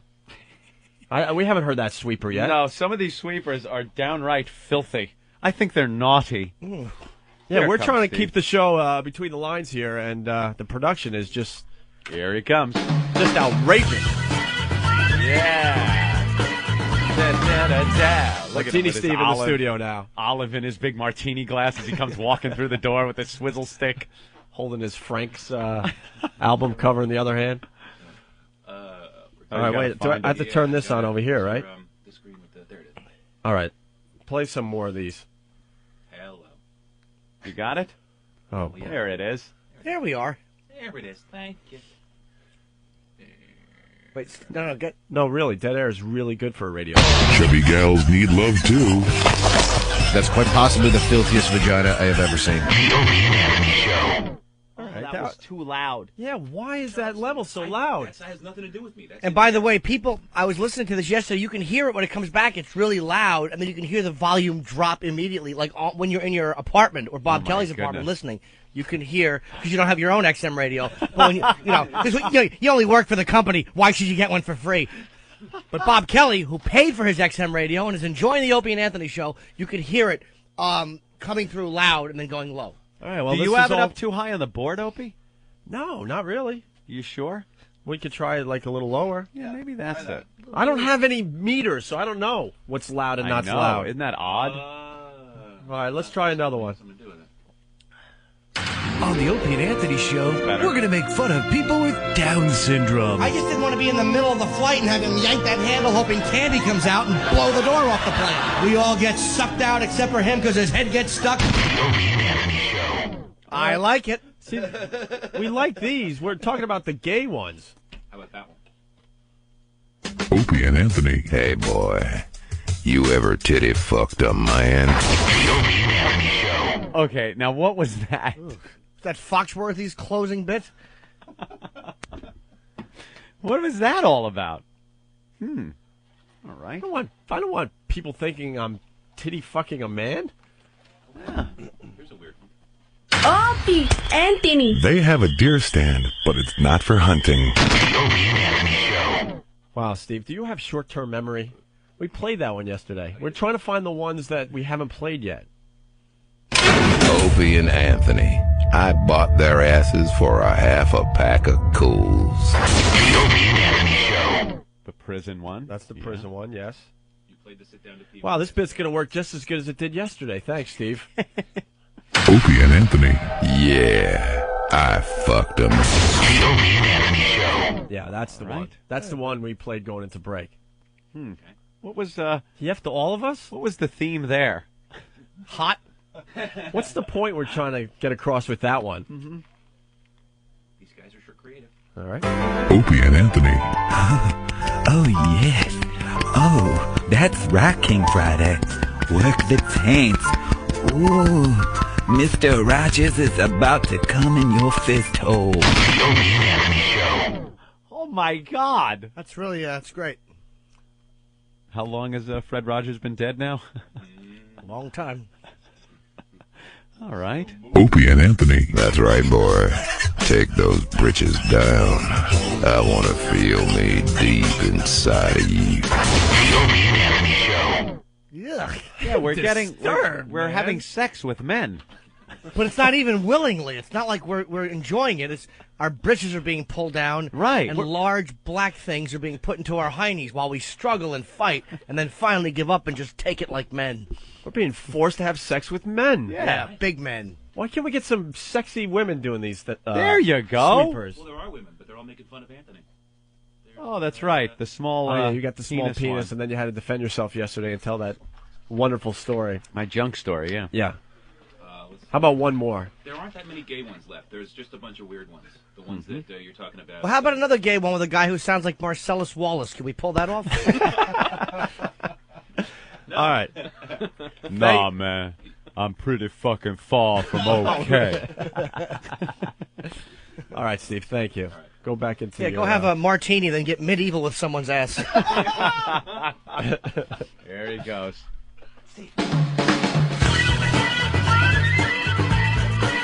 Oh, he almost spilled. Did you see that? What? The martini almost came right out of the top of his glass when the door hit him on the ass on the way out. Okay, let's go to the phones here. Talk to Danny in Tennessee. What's up, Danny? Hey, how you doing? All right, buddy. Sit down, Danny. Man, I just wanted to call and say congratulations, guys. Well, thank you. How about a Fresca? Awful soda. It was an awful soda. I got my XM radio about 2 months ago, and I'd never heard of the show before until they asked me, when I was subscribing for service and everything, if I wanted to get y'all show, Yeah. I was like, why not, Did you have to pay the $1.99 for the month? Oh, yeah. I thought you got the month for free. The whole month. The whole month for free? So you didn't have to pay the $1.99? Well, all I got was like... That's an outrageous savings. Yeah, really. Well, on the channel, it just kind of reran the same thing for 2 months. And it drove me nuts, man. I was just... That was the goal. That was drive people nuts. They call it the Barker Channel. Yeah. Woof! Where it's like a 60-second commercial over and over and over again until you get hooked up. It was like counting down, All right. Thank you, Danny. Hey, man, no problem, man. Hey, All right. Let's go to Tim. What's up, Tim? He's in the Hey, middle of Nuzma, what's going on, guys? Do you really talk like this? Yeah. Where's he from? I'm from Daytona Beach, Florida. Oh, there you go. Hurricane Alley? Uh-huh. Ho-ho. Surviving all those hurricanes? Oh, yeah, we've survived, and I'm getting sick and tired of them, too. I betcha. I'm a first-time listener, and I just heard you guys for the first time yesterday. Really? Yeah, you guys were hilarious. I mean, I had to pull off. Were you listening to this program yesterday, sir? What's that? This is the part of the program where we go to the phone calls that say how great we are, so Yes. we make ourselves feel better I about never ourselves. Heard you guys before, but you're awesome. You're awesome. Thank you. Yesterday I thought we sounded like the Warren Report. Oh, I think, man, that Katie girl, man, get her my number. You like that, don't you? Man, Now that she we sounded hot. were able to bring back one of our bits, we got to do it one more time before the end of the show. Another Guess What's in My Pants. Sure, later on. All right, thank you, Tim. Hey, no problem. Hey, Take Tim. care. Tim. Yeah. Oh, that was too easy. You nailed them so bad. Oh, that was too easy. Hey, speaking of the hurricanes, there's a story on CNN about a guy that lost his house during one of the tornadoes. This is awful. Poor guy. He This is the news portion of the show. One of the tornadoes that damaged a lot of property during the hurricanes, they spawned tornadoes, Opie. This guy got arrested. Yeah. Now, you might ask, why would you get arrested after your house gets destroyed by a tornado and the guys are fixing it up? Well, they found 24 boxes full of child pornography. Wow. Another one where these guys, they can't figure it out. They can't figure out that you can't have this stuff, and you can't have it on your computer, and you can't have it in 24 boxes around your house. And if you do, never invite anyone over. Ever. How many times do you hear this happening? My question is, why didn't he take these little lovely jewels with him when the storm hit? Why would you take a risk on those being spoiled? Oh. What? Inappropriate, Bell. Oh, no, I was just saying he should have taken it with him. Of course. 24 boxes. He's quite a collector. Now that was what's his name? Who was that guy in England? Gary Glitter. Gary Glitter. What a great story, Gary Glitter. Rock and Roll Part 1. Yeah. Hey. And he his computer broke, so he takes it to a computer repair shop there in England, and they find just hundreds upon hundreds of pictures of kiddie porn. Little boys, oh dear! Wow! Wonderful Gary Glitter, yes! Young William, hairless young boys where it just looks like a little clamshell down there. Oh dear. Spare me the manly bodies. I like 'em hairless, yes indeed. Whoa! The police! Protect me, robot! You clattering clunk of collagenous junk! They've got my kiddie porn! Oh dear! Whoa! I've got to take new pictures of William. I'll take him out by the hydroponic garden, yes. Dr. Smith, don't you like Judy? Who? Judy? Who is she? Judy? Oh dear, no. No? But there were girls on the vessel? Yes. I don't remember seeing girls. I was hypnotized by the young hairless boy, Will Robinson. Woo! Lovely. Had an ass like a 10-year-old boy, 'cause he was. Wonderful, yes. Oh, on board the Jupiter, too. Creeping into his little room at night, with the sliding doors on a spaceship. How stupid was that?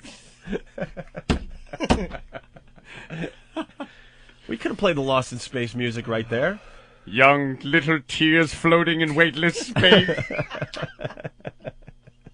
Glittering in the unfiltered light of the sun, yes.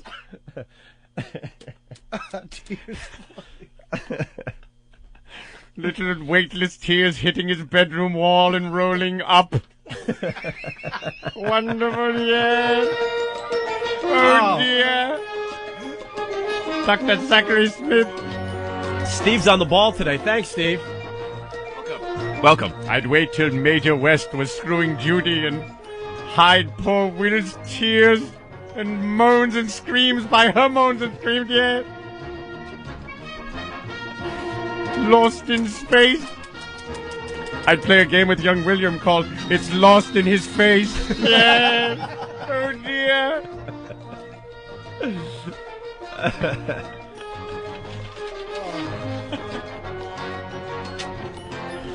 Wonderful. Yeah, hide your kiddie porn, people. Tears floating up. Oh, my God. You want to do one more news story? If you're wondering why Tiger Woods isn't that good at golf anymore, he's now second in the world to Vijay Singh. Yeah. Go to page 3 of the New York Post if you get the New York Post. That's why he's not good at golf anymore. He's not practicing anymore. He's got the hottest freaking fiance on the earth. That picture is just ridiculous. She's in a tiny little bikini. I guess they're going to get married soon. Let me take a look. But that's the reason why his golf game is suffering. Would you go out and hit, a couple hundred golf balls every day when you could be with that all day long? Hitting your balls off her chin. That's about it. Look at her with a little polka dotted bikini. Huge cans. She's beautiful. She's she looks very tall, very German. What is she? Oh. She's soiled. Yeah. Damaged goods. Yeah, she's, what's her last name? Nordgren? Nordgren. Yeah, that's Swedish. Okay, Yeah. She's Swedish. She used to be a nanny for one of the other golfers. What a bittersweet guy to bring home to your father. Yeah. I don't care how much he makes, he's still a golfer. I don't want no golfers in this neighborhood. That's a father's worst fear, that his beautiful white daughter is going to bring home a dirty golfer. A golfer. That's awful. She's a golfer lover.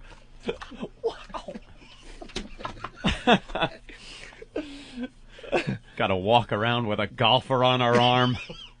Oh, embarrassing the whole family. Oh, man. Has to drink out of the water fountain, golfers only. We're getting back into shape real fast here. yeah, that's definitely the reason his game is just not where it was. Yeah, they're trying to analyze his swing, this and that. The problem is he's getting too much poo-ha. She is solid. And this one, interesting. More news? Yeah, a little bit. Michael Jackson's family, once again, his only supporters are his goofy family. Ooh. Yeah. This is a Steve selection, Anthony, from the other room. Yeah. Yeah. By baby, he means young boy. Literally, baby. Well, it turns out that his nieces and nephews are going to appear on TV to defend him against these horrible child molestation charges. The Jackson nieces and nephews? Your Majesty 4, Jafar 8, 12-year-old twins Randy and Dante, and 14-year-old Genevieve. You forgot Jumanji. Jumanji. They're going to come out and say that he's a regular guy, and the Jackson family, not weird. No, Jermaine Jackson says he hopes the kids are going to help the family's image. We're just like any other family. We're just like the Brady Bunch, but we're the Jackson Bunch. And they are, if you think about it. They're just like the Brady Bunch if Greg was fucking Bobby. And how much of a real difference is that? And if Joe had AIDS? Michael Jackson is accused of molesting a 13-year-old cancer patient and conspiring to hold the boy and his family hostage at his Neverland Ranch in California. He, of course, and his wacky, kooky family deny the charges. But I love that Jermaine is thinking they're just like the Brady Bunch. I just like the fact that Michael went for the ultimate in hairless, which was a cancer patient. Hey, he called the Make-A-Wish Foundation. You guys got anyone under 14 with washboard abs who coughs a lot? Smooth, perfect abs. They're so worked out from leaning over the toilet, throwing up for hours. Bob's not going to like this in L.A., Jim. Bob's not going to like this in L.A. He'll like it. Bob will like it. All right, let's go to Andy. What's up, Andy? Bob. Or is it Pat? Pat, what's up? Hey, guys, how are you? Just wanted to welcome you back. Where you from, Pat? Back on the air. Where you from, Pat? Tallahassee, Florida. Hey, a lot of Florida. A lot of Floridians. Originally from Jersey, we moved down here, and I had nothing. And then nothing else to do while you're shoveling mud out of your kitchen. That's right. We didn't get hit by anything. But by the way, you didn't have any photos of 9-year-olds blow by you, did you? No, I didn't. But I had to sit here and listen to friggin' John Boy and Billy, and now I got you guys, and thank God. Yahoo! All right, they could have their commercial radio. We'll be just fine here on the satellite. Well, welcome back, guys. Thank you, Pat. Goodbye, mister. One more call, and Sir. then we'll do something. Andy, what's up, buddy? Hey, what's going on, guys? Hey. Hey, it's great to have you guys back. Cool. Great to be back. Yeah, I was just wondering if you guys are going to bring back the Stoner Spelling Bee anytime soon. Stoner Spelling Bee. That's another one. Write it down. Another bit we got to bring back. Do people smoke their weed in the morning? Well, I've think always we can find a few. listened to your show. Wake and bake, Opie. Wake and bake. You know what? You guys are killing me. Like yesterday, I was burnt the rest of the day. Why don't we try to do Stoner Spelling Bee tomorrow? You want to try to do it tomorrow? Yeah, we gotta get into this thing finally. Dive right in. Head first, we did the Guess What's in My Pants today. Actually, Actually, speaking of which, there's a young lady that says she's really hot, and she's 20 from Michigan, and she wants to play Guess What's in My Pants.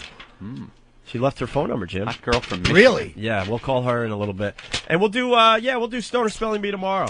All right, awesome. And you got to get rid of those gay promos. I tried to get my friends to come and listen in, and some of your promos played yesterday. Our promos stopped us from getting new listeners, sir? My friends, well, I mean, they liked their show once we got into it a little bit, but the promos, everyone's like, what the fuck? Like, everyone just look at each other. I think we should call them homos instead of promos. Yeah. Yeah, get rid of those. Yeah, the butt effing is turning off some potential listeners. Figure that one out. They really don't want the butt effing. I thought that would draw in people. It would, a certain demographic.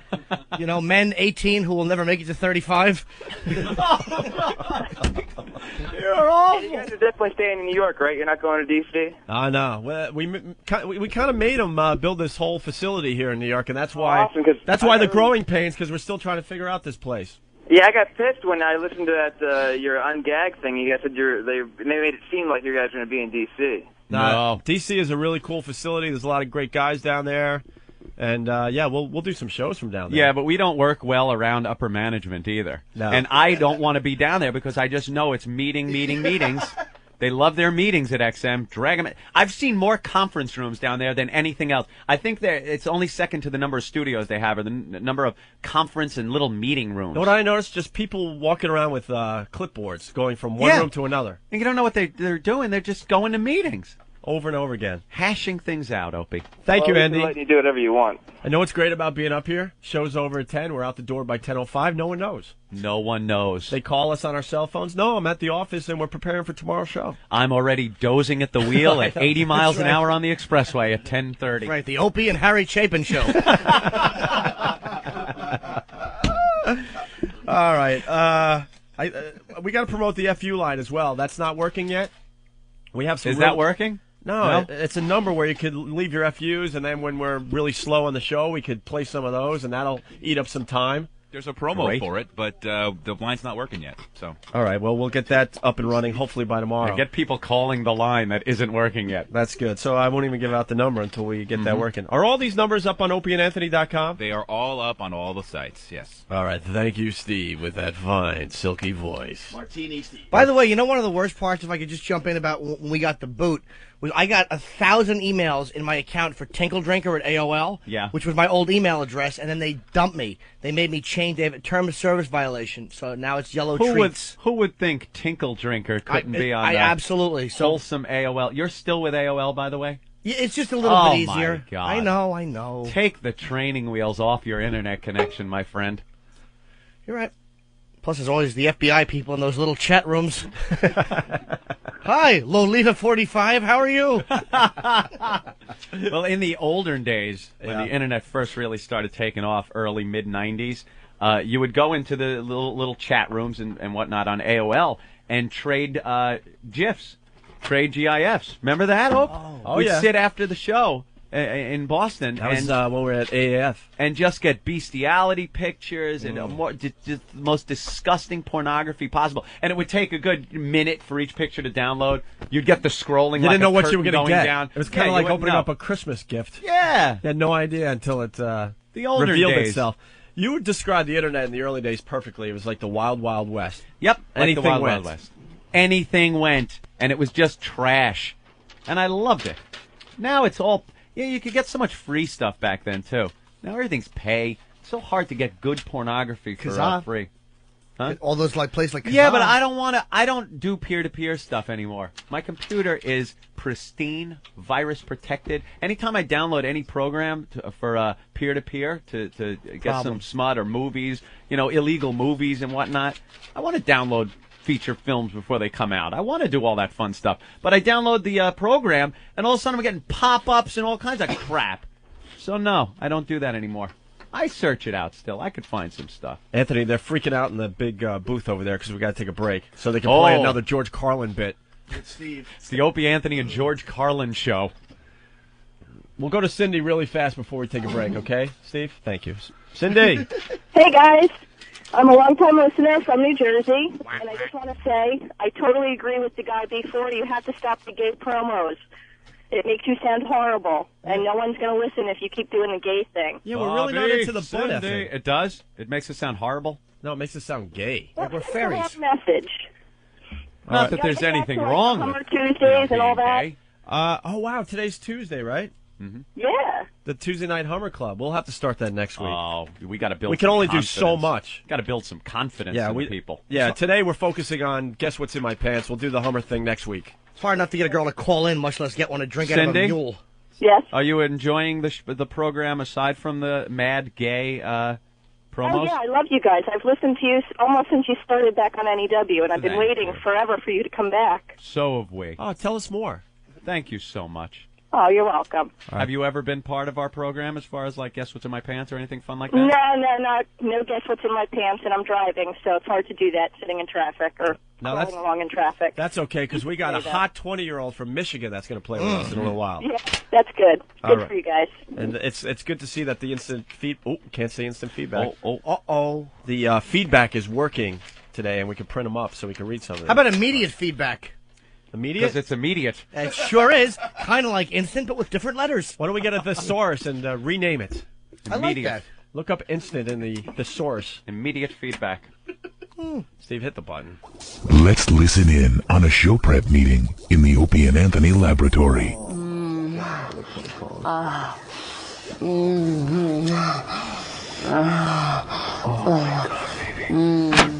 Hey guys, anyone want a bagel? No! Stop ruining the show, Eric. The Opie and Anthony Show. Feel the love. Yeah, you need a driver there, buddy. Who's this? This is Jake, calling about the job, driving. I saw it in the paper. Yes. Yeah, well, you still need a driver or what? Did you fill an application with us, Jake? Pardon me? Huh? Speak up there. What did you say? You fill an application with us? No. Look, I saw the ad in the paper, and I'm calling you, fruitcake. I'm looking for a job driving a truck. We're looking for movers. Yeah, well, that's what I do. What class driver's license do you have? I got 5, 1, 2, 3, 4. I got them all. You got class 1? Yeah, I drive buses, trucks. I'll back a truck through the fucking two-family house garage. One of those big 2-ton trucks. When was the last time you drove a tractor trailer? Oh, jeez, what the fuck? I'd say about 2 weeks ago, I robbed one down in Jersey, and I drove it up here to New York. Fucking flying. Drove it through the tolls, no stopping, no nothing. I'm good. I see. Why don't you call back on Monday? Hey, I'll tell you what, I come in, I'll take you for a test spin. How's that? We go out and we take the truck around the fucking block. I speed, I pop wheelies, I'm good, baby. Go back on Monday around 10 o'clock. All right, can I get you? I want you. You sound good. You and me, we make a team. You drive with me. All right? What's your name again? Jake. Jake. Who did you work for, Jake? Oh, geez, I work for Moish. I work for Mayflower. You know? Oh, yeah. Hey, I was good with them, too. You worked with Moishes? Yeah, that's right. When? About, 2 years ago. See, what I got a problem there, they get fucking scared when I pop the wheelies and all that shit. You know, I pop a lot of wheelies. I'm good with that shit. You know, I don't break no merchandise either. I get it there 2 hours ahead of time, all the time. What do you say?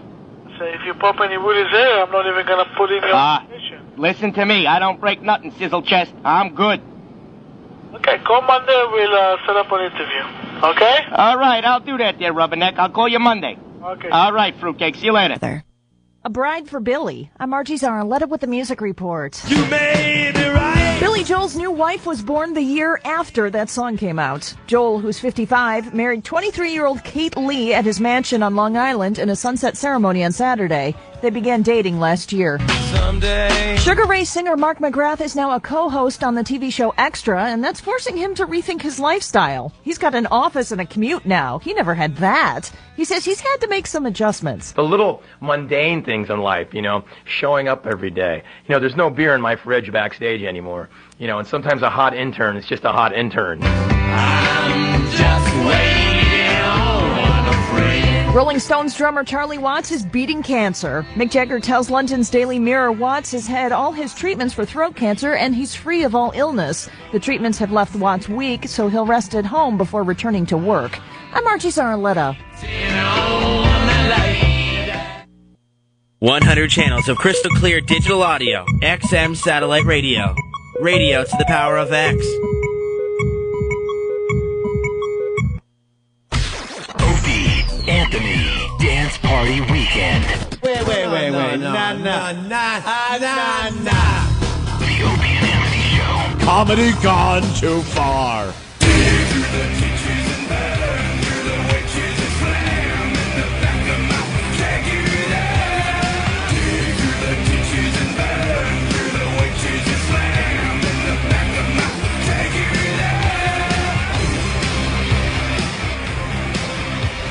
The Opie and Anthony virus is spreading across America.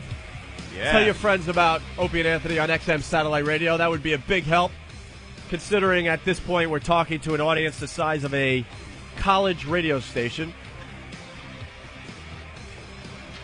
That'll grow. I'm adjusting my headphones again here. Me too. They'll figure all that out. All of a sudden, the volume is up full. Another nugget popped out. Did it? When does this start becoming toxic? 3 days? You're fine. I'd like to know when do we not have to wait for Opie to come out of the bathroom so we can go in because there's only one key for 40 people up there. I can't get my building ID because they want you to do it on Tuesdays and Thursdays between 2 and 2:30 only. It's the only time you can get your ID. Scumbag building people. It's kind of fun to try to figure all this crap out. Yes, Ed? There we go. What happened? Now my headphones are up full blast, and I can barely hear me. Steve. Yeah. I don't It has know what nothing happened. to do with me. I'm not doing it. What is I don't know what Mike happened. Piazza Face in there doing? It's up full blast, but I can't have it up full blast because it's going to kick in when, and my head's going to explode. Ope's board is running your levels right now. Can you? What am I? Should you turn me up a little? Oh, move that one right there. The thing. No, shut Ben. up. This. Can you hear? What? That's not doing anything to mine. All right. See, Mine's Steve, fine. you're such an idiot. No, I'm not. It doesn't control his volume. No, I think the volume. No. that doesn't No? do it either. All I've got is the one overall signal that you're sending to me, and then Yeah, but you're that's supposed it. to make his headphones a little bit lower. I don't have any control Something. over his headphones. I'll just say something. Something changed from before we went to break to now. This is not what I'm used to. Something changed in between that time I didn't because touch now anything. I can't. This thing, I Dude, can't I'm leave it not- at full blast. I It's can't. gonna kill I me. can't control your headphones. That's not. He's got it. He's got your mic volume. I don't think All he's right. got any volume meters in there, so he can't tell how loud everything is. I don't like Steve behind the big board. Oh my God! I think he went over to Shelley's during the break. All Little right. martini, Steve. Hey, Rich, what's going on? Nothing much, man. I just want to make a comment on your gay promos. Yeah. I live down here in the Bible Belt in North Carolina, and that shit is funny. It's refreshing. to get something He out finds here. it funny. Yeah, man, it's hilarious. I don't know what the people are complaining about. That Wow. shit is just funny. Steve, quick on the button this time around. Right. We're gonna have to Wow. wait 4 minutes for some music. Yeah. What you do down there? I work for Timco Aviation. Work on airplanes. You do you? I'm never flying again. Wonderful. You live out in the Yep. sticks? No, actually I don't. Greensboro, Winston-Salem, North Carolina. Yeah. Okay. Try That's it. I know Try it. exactly where that is on a Mhm. map. all right. Well, thank you. And he likes the gay promos, Opie. Are you into the gay? No, man. It's just funny, man. You know what? I like bashing him on the head with a big wrench I used to fix the airplanes with. We got a few of them out there that might enjoy that, though. I hear you. We need the Norm Macdonald gay bit. Yeah. See, that's another thing we got to find You on the can play old that show. one. You find that, Steve, I'll be amazed.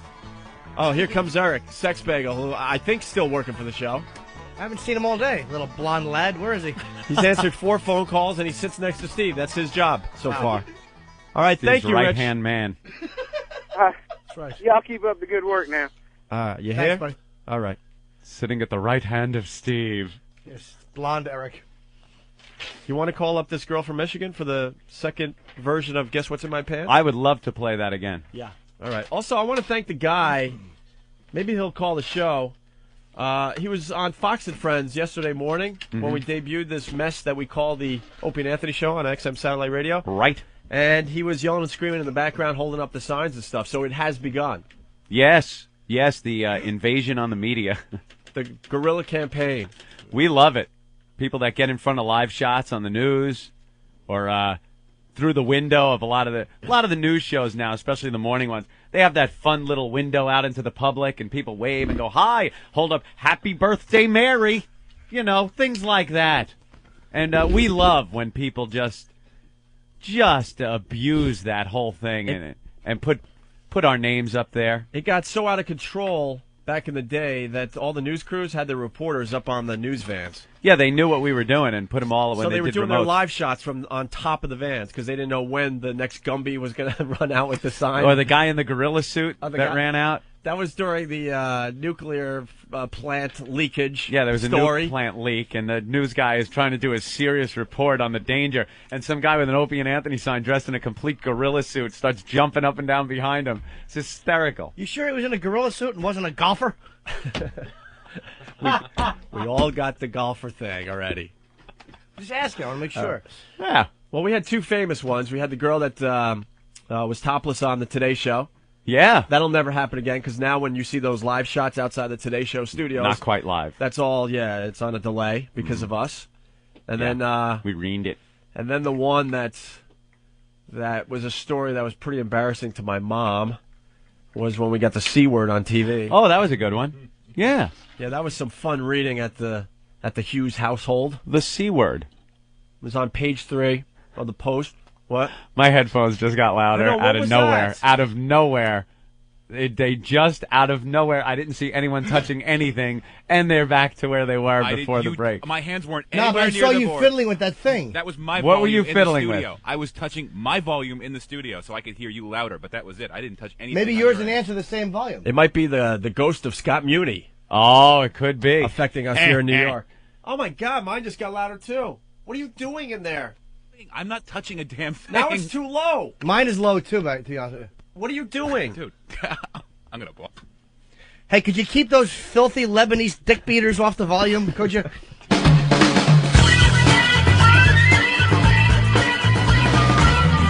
that is now way too And loud. that's Way too really loud. loud. That's Oh, not my me. God. They're going to have to totally revamp everything. Look, I could solve the problem. Just give me a master volume switch right here. I agree. I could take care of all of that. Maybe they could get Eric Estrada in here and he could fix it. Eric Estrada. That fantastic smile that guy has, whoever he is. Anyway, so we got the C word on. Yeah, a sign with the C word being held up. That was a biggie. We thought we were going to get the boot from that one, too. So whoever started it on Fox and Friends yesterday morning, thank you. It has begun. It has begun. I think the video will be up on foundyourmusic.com or opieandanthony.com later on today when Steve updates his website. Hey, Dylan, what's up? Hey, who am I talking to right here? O&A. Hey, man, listen. And Jay. I'll tell you what's up, man. I saw you guys' article on USA Today. Dylan! Yeah. And I thought, for radio personalities, you guys are pretty hot. I thought, well, I'm going to go ahead and give them a try and listen to them. So I've been listening to you off and on the last couple of days. And I need to know, with all this gay talk and shit like that, are you guys, like, for us? Are you against us? Do you want us listening? Do you want us thinking about you? We love the homosexuals. We love the gay. Whatever it takes to get listeners. You know, it's not my cup of tea. So, but it's... But, you know, if you want to do it, hey, don't care. I'm not going to stop you. Hey, man, you know what they say the difference between a gay guy and a straight guy is? Six-pack of beer. Yeah, something That's it, buddy. Nobody minds. I've drank plenty of six-packs in my day, and it hasn't ended with a dick chaser. So I don't know how true that rumor is, my friend.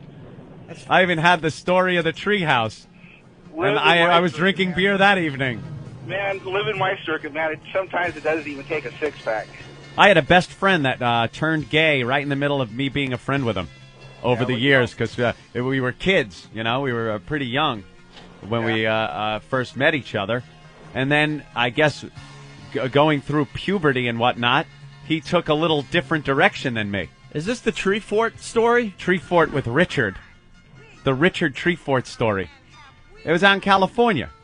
And, he'd been my friend. We used to go fishing together. We'd get our little fishing poles and our bicycles and drive down to, or ride down to Dana Point in California and go fishing. Sure. Just two young boys going fishing. And then, we'd go horseback riding because we all had horses and whatnot. And we built tree forts. Just things boys do at that age. The tender ages of 12, 13, 14, and then 15 or 14 into 15 happens, and he took a little different direction, Opie. And I found this out. One night when we decided we were going to camp out at the treehouse at the ranch where we kept our horses. We were going to camp out, me and Richard. Oh God! So we get up in the treehouse, and as usual, we're just hanging out, talking about things, and I drift off to sleep. Actually, I'm trying to go to sleep. Richard, I guess, is ready to go to sleep, and I think everyone's ready to go to sleep. Oh no, the night's just beginning for him, though. Right. Okay. Because he leans over. He leans over and whispers, "Can I suck your cock? Can I give you a blowjob?" I've never heard the story told this way before. And I'm like,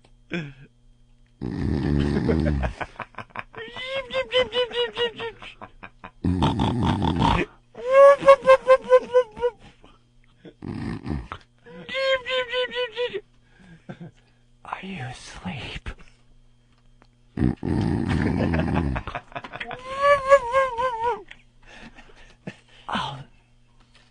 I'll suck your cock.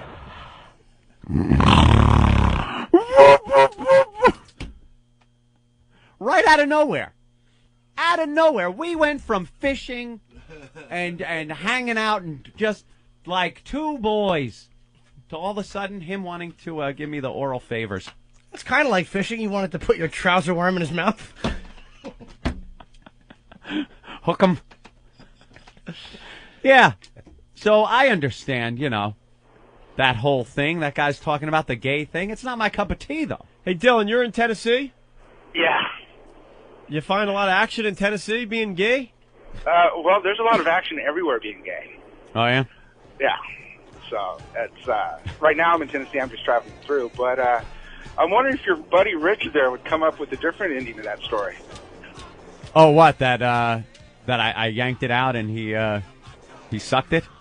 You never know, man. You just don't turn gay, What, you're saying I turned my friend gay?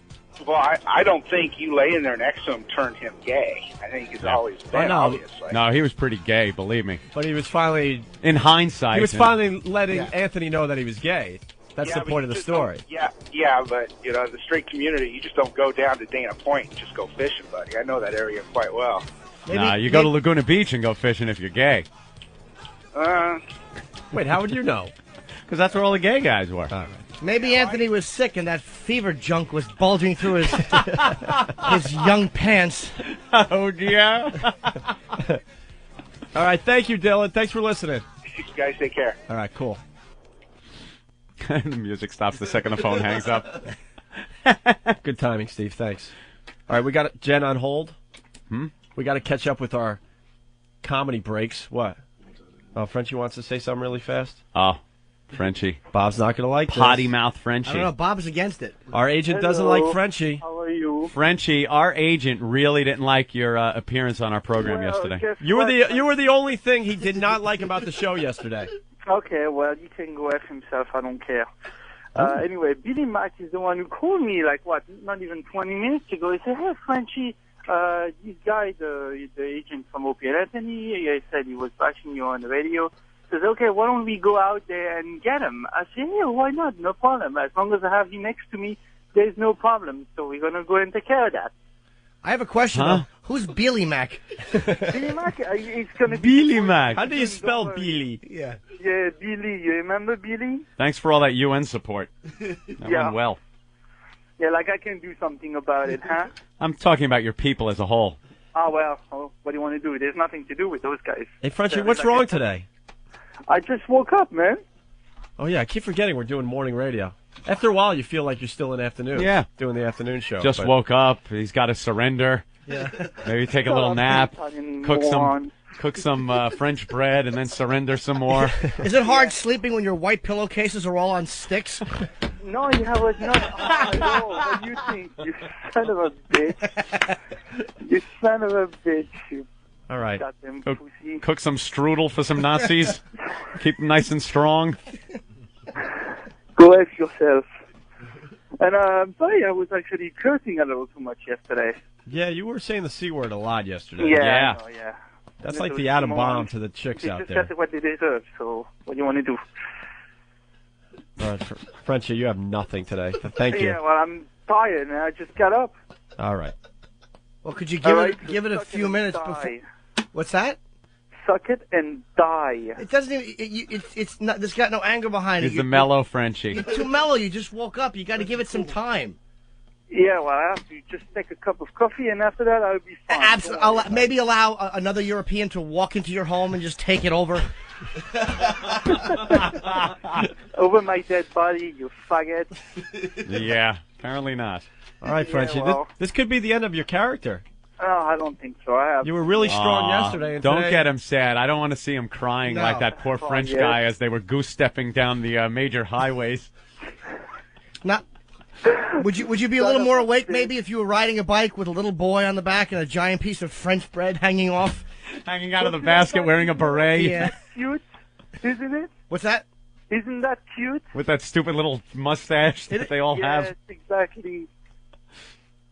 All right. Don't you like that, huh, you moron? Go give some chocolate to the Nazis. There he goes, Frenchie. Let's make sure Jen's going to hold on. Jen, Yeah, calling from Michigan. You going to play Guess What's in My Pants?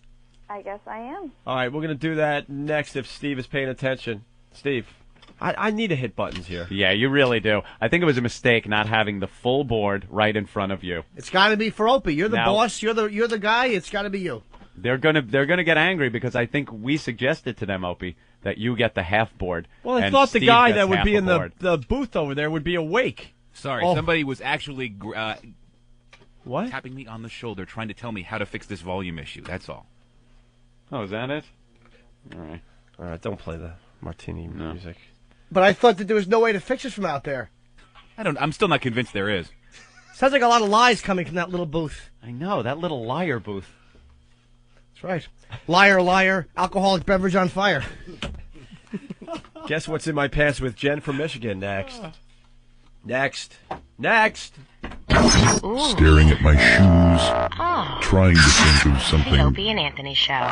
The Freak Show. The Opie and Anthony Show.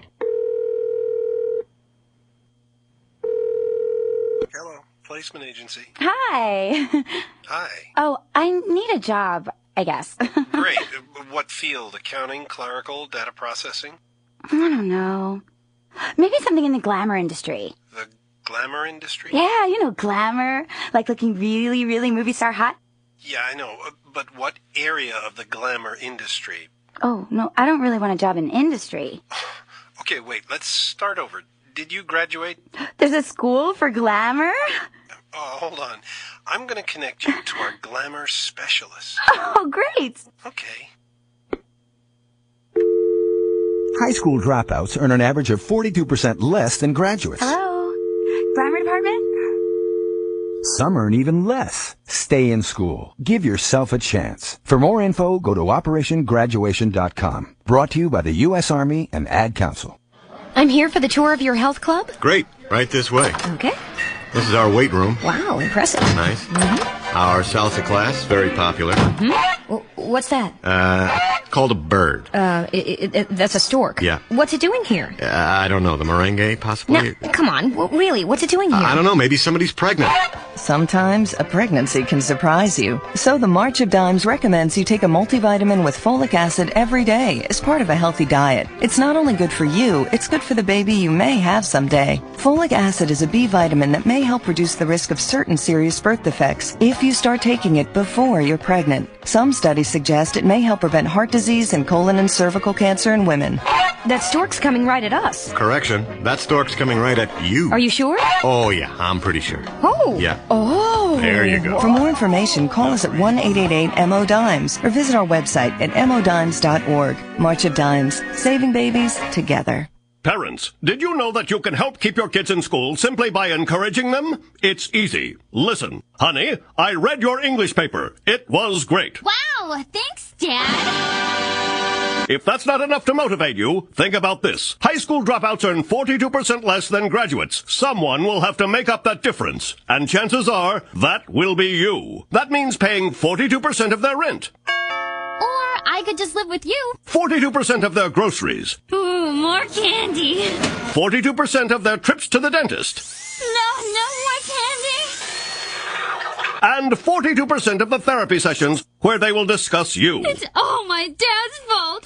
Of course, you could save all that money by calling 877-4AKID and learning how you can encourage your kids to stay in school. That's 877-FORAKID. Who knows? They might even think you're doing it because you love them. A message brought to you by the U.S. Army and the Ad Council. Parents, did you know that you can help keep your kids in school simply by encouraging them? It's easy. Listen, honey, I read your English paper. It was great. Wow, thanks, Dad. If that's not enough to motivate you, think about this. High school dropouts earn 42% less than graduates. Someone will have to make up that difference. And chances are, that will be you. That means paying 42% of their rent. Or I could just live with you. 42% of their groceries. Ooh, more candy.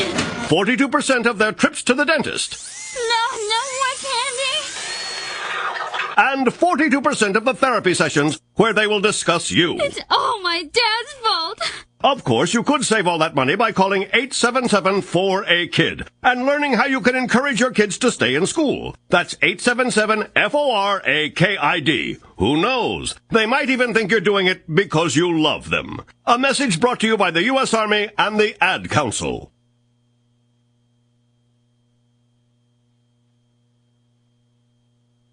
The Opie and Anthony Show. It's fucking stupid. The Opie and Anthony Show.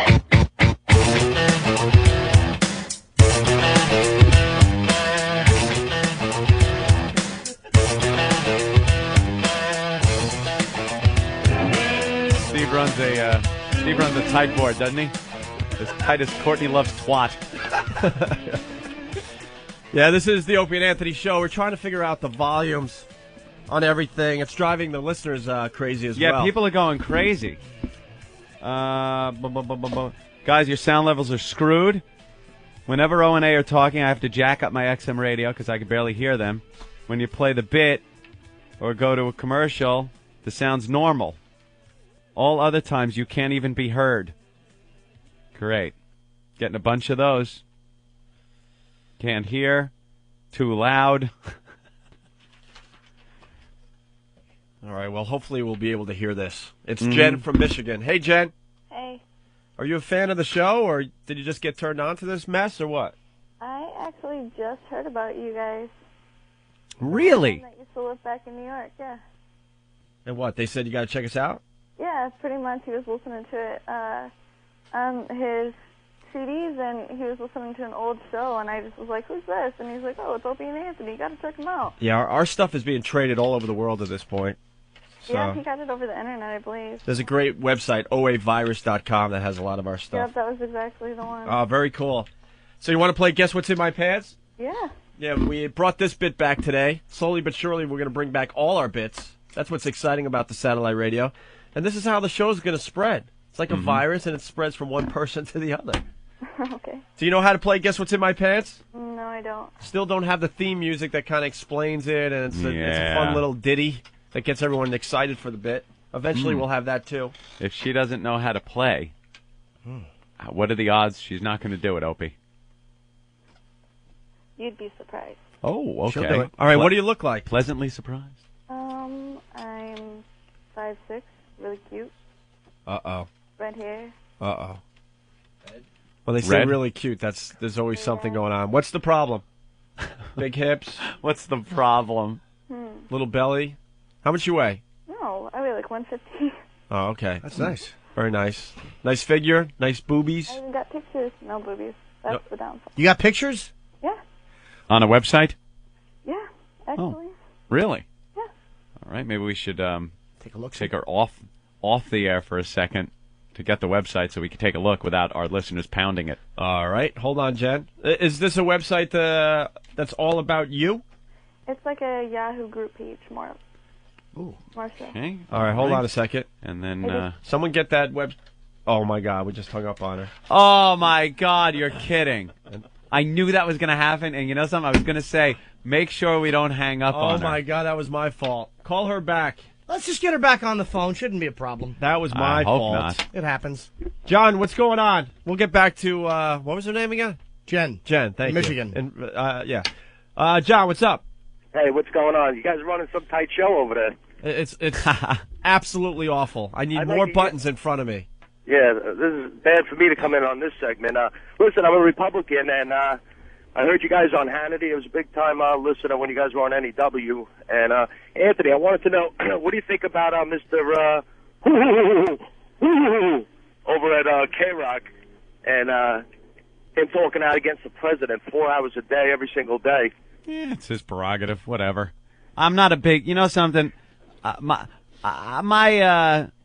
philosophies lean a little more Republican and a little more right than they do left or liberal. That's for sure. But I'm no big fan of George Bush. That's right, for sure. You're gonna vote for him, right? You know something? Come on, we need a counteroffensive against that guy. You know, I have no counteroffensive. Believe me, Bush is going to win the election. But let's not be silly here. Yeah, if Kerry had anything going for him, I might consider it. You know, it was one of those things where I'm so sick of Bush and his religion and his bullshit that, you know, I was looking for any other option. And then the Democrats put this Kerry idiot in there, and it pretty much, you know, if they could have gotten one guy that could have had something that you look at and go, wow, that guy kind of believes in this, or he's passionate about that or the other. Nothing. You would have voted for Howard Dean? Well, I don't know. I didn't know enough about him. You know, you don't really learn about these guys until you're a couple of months away from the actual election. So, you know, but I mean, I was hoping you guys would get a Bush for Bush thing going or something. No, I'm no fan of his. He's, you know, the guy. If he would fess up more to his mistakes or what, the guy's he's full of crap. He doesn't know how to fess up to his errors and mistakes. He passes the buck too much. So screw it. Do I like his tax cuts and stuff like that? Sure. Right. Do I like the idea that the money goes to defending the country instead of the welfare programs that the liberals and Democrats go to? Yeah, I like that too. I don't like when money goes to programs, social programs. Ugh. So that kind of stuff I like Bush for. But he's an idiot, and he's a liar, and he doesn't know how to fess up to his own mistakes. Yeah, that's great. As long as you vote for him, that's the important thing. I didn't say I was gonna. I would love you to. I mean, all my friends are cops, firemen, construction workers. You know, middle class guys, and you know, they're getting brainwashed by that guy over there. Believe me, no one's getting brainwashed by Kerry or the Democrats either. The far right and the far left are both equal idiots, and they're the ones trying to do the brainwashing, and it ain't working. You got to make up your own mind. All right, listen, I want to bore your audience to death. Yeah, really. Too late. Good job of that already. Too late. All right, thanks, John. All right, that was called filler. We got Jen back. It's our political break. Jen calling from Michigan. Sorry about that, Jen. Did we get the website out of? Oh no, we didn't. No, we got to get the website from her. But holy ass, dude, she was on hold for 2 minutes. You could have got the website address. No. Eric just clarified that she doesn't have a website. I was getting pictures. Oh, you're just gonna mail the pictures? Yep, I'm sending the pictures. Oh, she's sending them now? To yellowtreats@AOL.com? No. Oh, I don't know. I'm just checking. All right, Jen. Well, we'll explain Guess What's in My Pants as you email some pictures over to us, okay? Yes. Basically, are you in your little room? Yeah. How old are you? How old am I? I just turned 20. Just almost missed the first teen.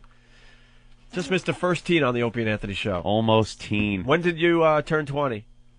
August 2nd. Okay. Wow, that is close. Everything Opie better with the word teen in front of it. Try it at home. Anything even as simple as a blender. Blender's just a blender, but teen blender. All of a sudden sounds hot. What about puke? Teen puke. Teen puke isn't as bad as regular puke, is it? Nope. Smells like Kool-Aid. Nice. Smells like Hubba Bubba bubble gum. Jen, Yes. you live with mom and dad? Baby shampoo and cotton candy. What? I live on my own. You live on your own, okay. All right, you don't know how to play. Basically, you got to get naked for this. Oh, okay. So, what are you wearing? Pictures are sent. The pictures are sent. We don't even know where she sent them. Wearing a pair of jeans. Okay. Black thong underwear. All right, you're going to have to lose that. Do they stick out the top of your jeans No. when you bend over? It's always a good look. When girls sit down on chairs or something and you see the thong come up out of the back of the jeans. Nice. All right, take the jeans off and the black thong. Okay. All right, and what we're going to ask you to do is rub your phone down there. Okay. Right in your lap, right on your hair. Okay. And we're going to guess what kind of hairstyle. What you kind of got. hairstyle you have. Don't reveal what type of hairstyle you have under any circumstances, okay? All right. All right. Are you naked? Yes, I'm lower half. Yes. Okay, good. Ugh. Okay, ready? What'd you do, Opie? All right. Hold on. I gotta Making clean a up. mess. What are you doing? I don't know, man. He's making a mess in front of him. All right. Cleaning up with tissues. Well, I was going to explain to the people at home. They can play along. They get to guess as well. And Yes. the guesses are the 70s Earth Mama muff, better known as the pool rack with afro hair. Uh-huh. Also the landing strip, Anthony. That was called a mohawk, I was informed. Oh, that's Remember, right. we called it the mohawk. That is where a girl shaves the sides of her natural triangle into a mohawk. It's a strip. Okay, so the mohawk. And then the Hitler mustache, which is a modified mohawk. It's the same as the mohawk, only you're cutting the hair downward from the belly button down toward the hot spot. I see. And then the final choice would be the wood floor. The wood floor, which is clean shaven, like Jean-Benet Ramsey. All right, we're ready to play Guess What's in My Pants, or Guess What's in Jen's Pants. All right, Jen, if you will, up and down with the phone. Okay.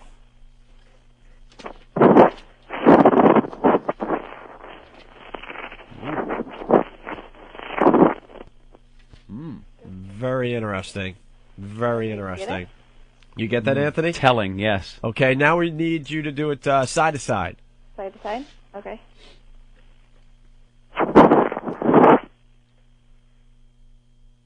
Again? Again? Interesting. Very interesting. Yes. We're going to do the circular motion, too? Mm-hmm. All right, the circular motion. Okay.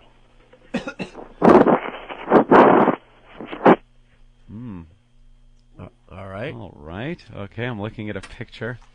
You're looking at a picture of it? Yes, I am. What Take is a my look, internet Opie. connection going to be hooked up? Wow-wee. Yeah. Very nice. You're very attractive, Jen. Is that the black thong you're wearing in the picture? Similar. Ooh. Very nice. All right, do you need to hear any of the rubbing again? You were distracted. I think just you need a side to side. the side to side? Yeah. All right, let's do the side to side again, Jen. Okay. Got it? Yeah. I know. Yeah. That was very telling. Anybody want to ask a question to help you along? Are you single? Yeah. Ooh. And you want to ask a question? You're single, but when was the last time you had sex with somebody? A week ago. A week ago. Okay. And That's what's your kinda telling? What's your favorite band? Hey, they just gave me a picture of your hiney. Can I Very see it? nice. Look at that. What's your favorite band? Nine Inch Nails. Wow. 9 Inch Nails. That's telling as well. Yeah. You have a nice hiney, by the way. Thanks. Now, people want to play. They want to guess with us here, but I don't know how to do that yet. How do we conference two people? Wow, way. Yeah, we got the pictures are being printed out, and they're running them into the studio right now. Very nice. Yeah, you got small boobs, but that's okay. Yep. What a body. I got clear stuff coming out. All right, are we ready to play Guess What's in Jen's Pants? That's not her, is it? When you do webcam stuff? Yeah. Wow, these pictures are even hotter. Can we put this up on our website? Huh? Can we put this up on our website? Yeah, sure. Which one is she? Here, look at this. Which one is she? I don't think she's in any of these.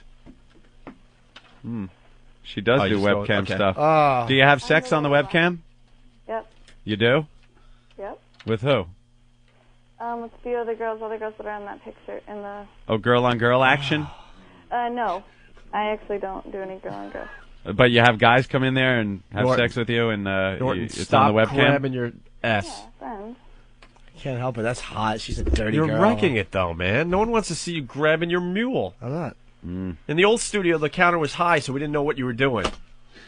I like this. It's perfect height to rub against the counter. How old were you when your father left your mother?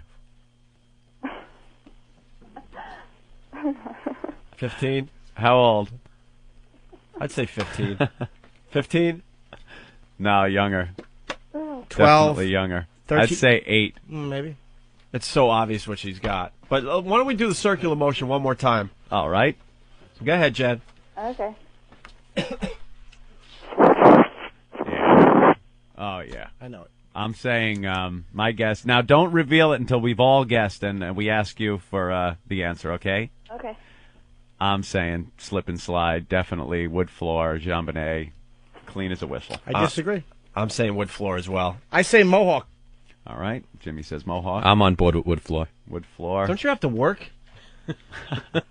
Yeah, I have to go back to the dig. Aren't there some bodies being dug up in your area? Don't you have to go shovel in a field somewhere? There are a bunch of FBI agents on some tractors.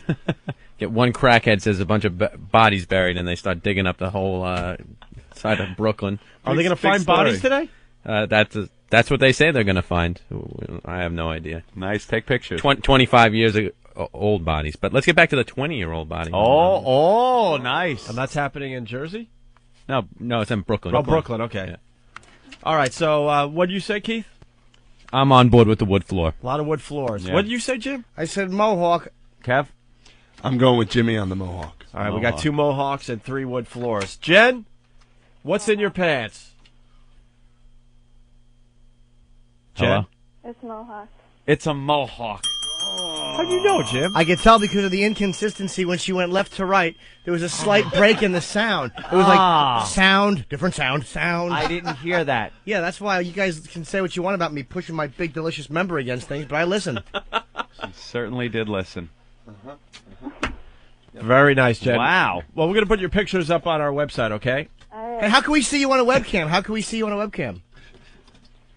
My screen name, Dirty Alyssa.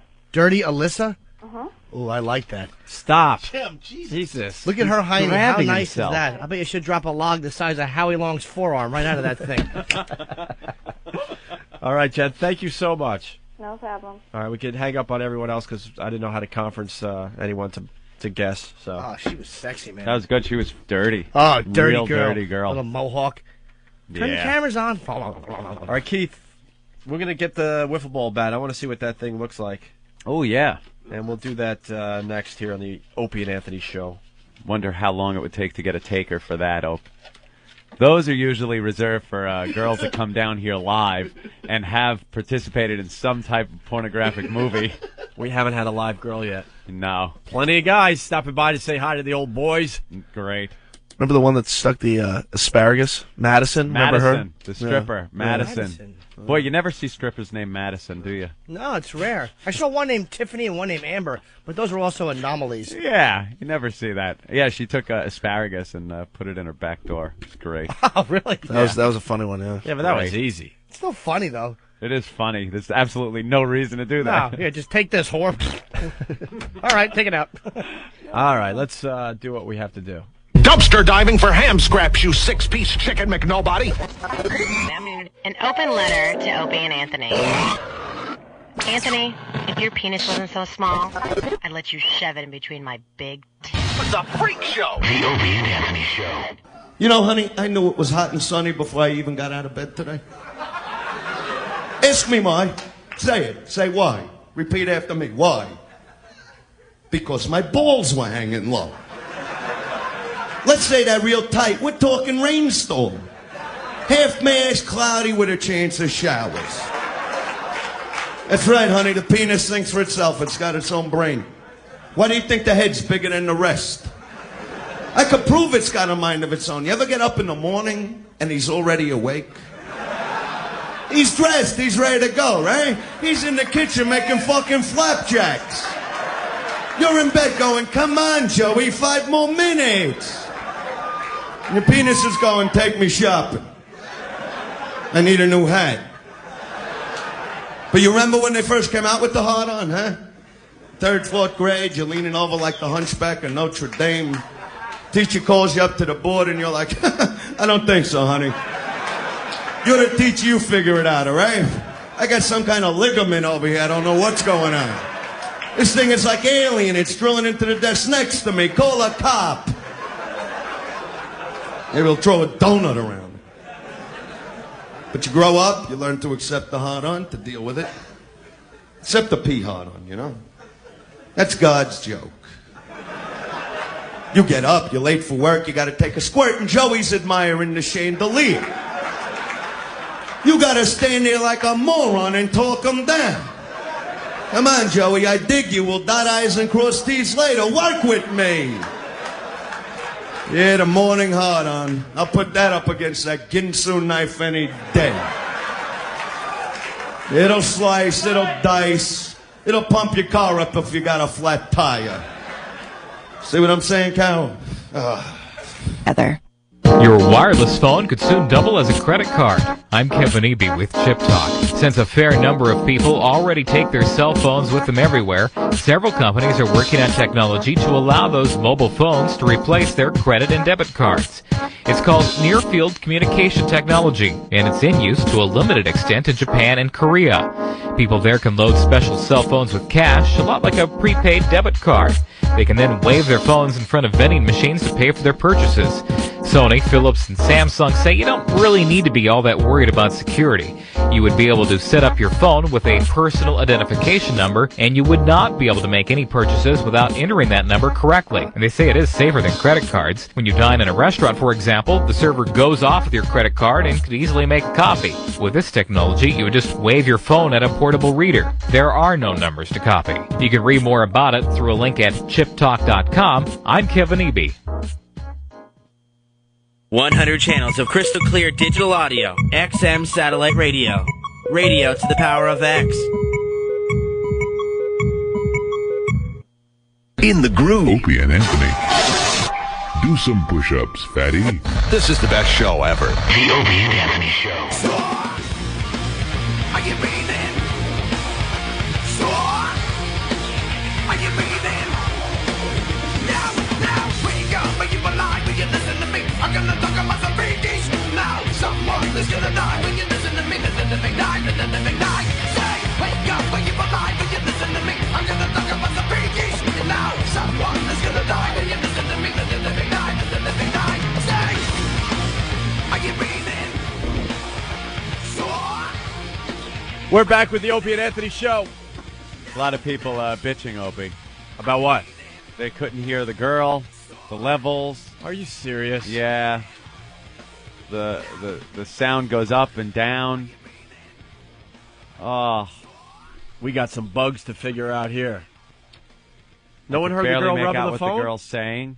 Seriously? The people Well, you are should be saying. grateful for that. Anytime you can understand a woman, just thank God. God forbid this is was taken care of before you hit the air. Hey, Ralph, what's up?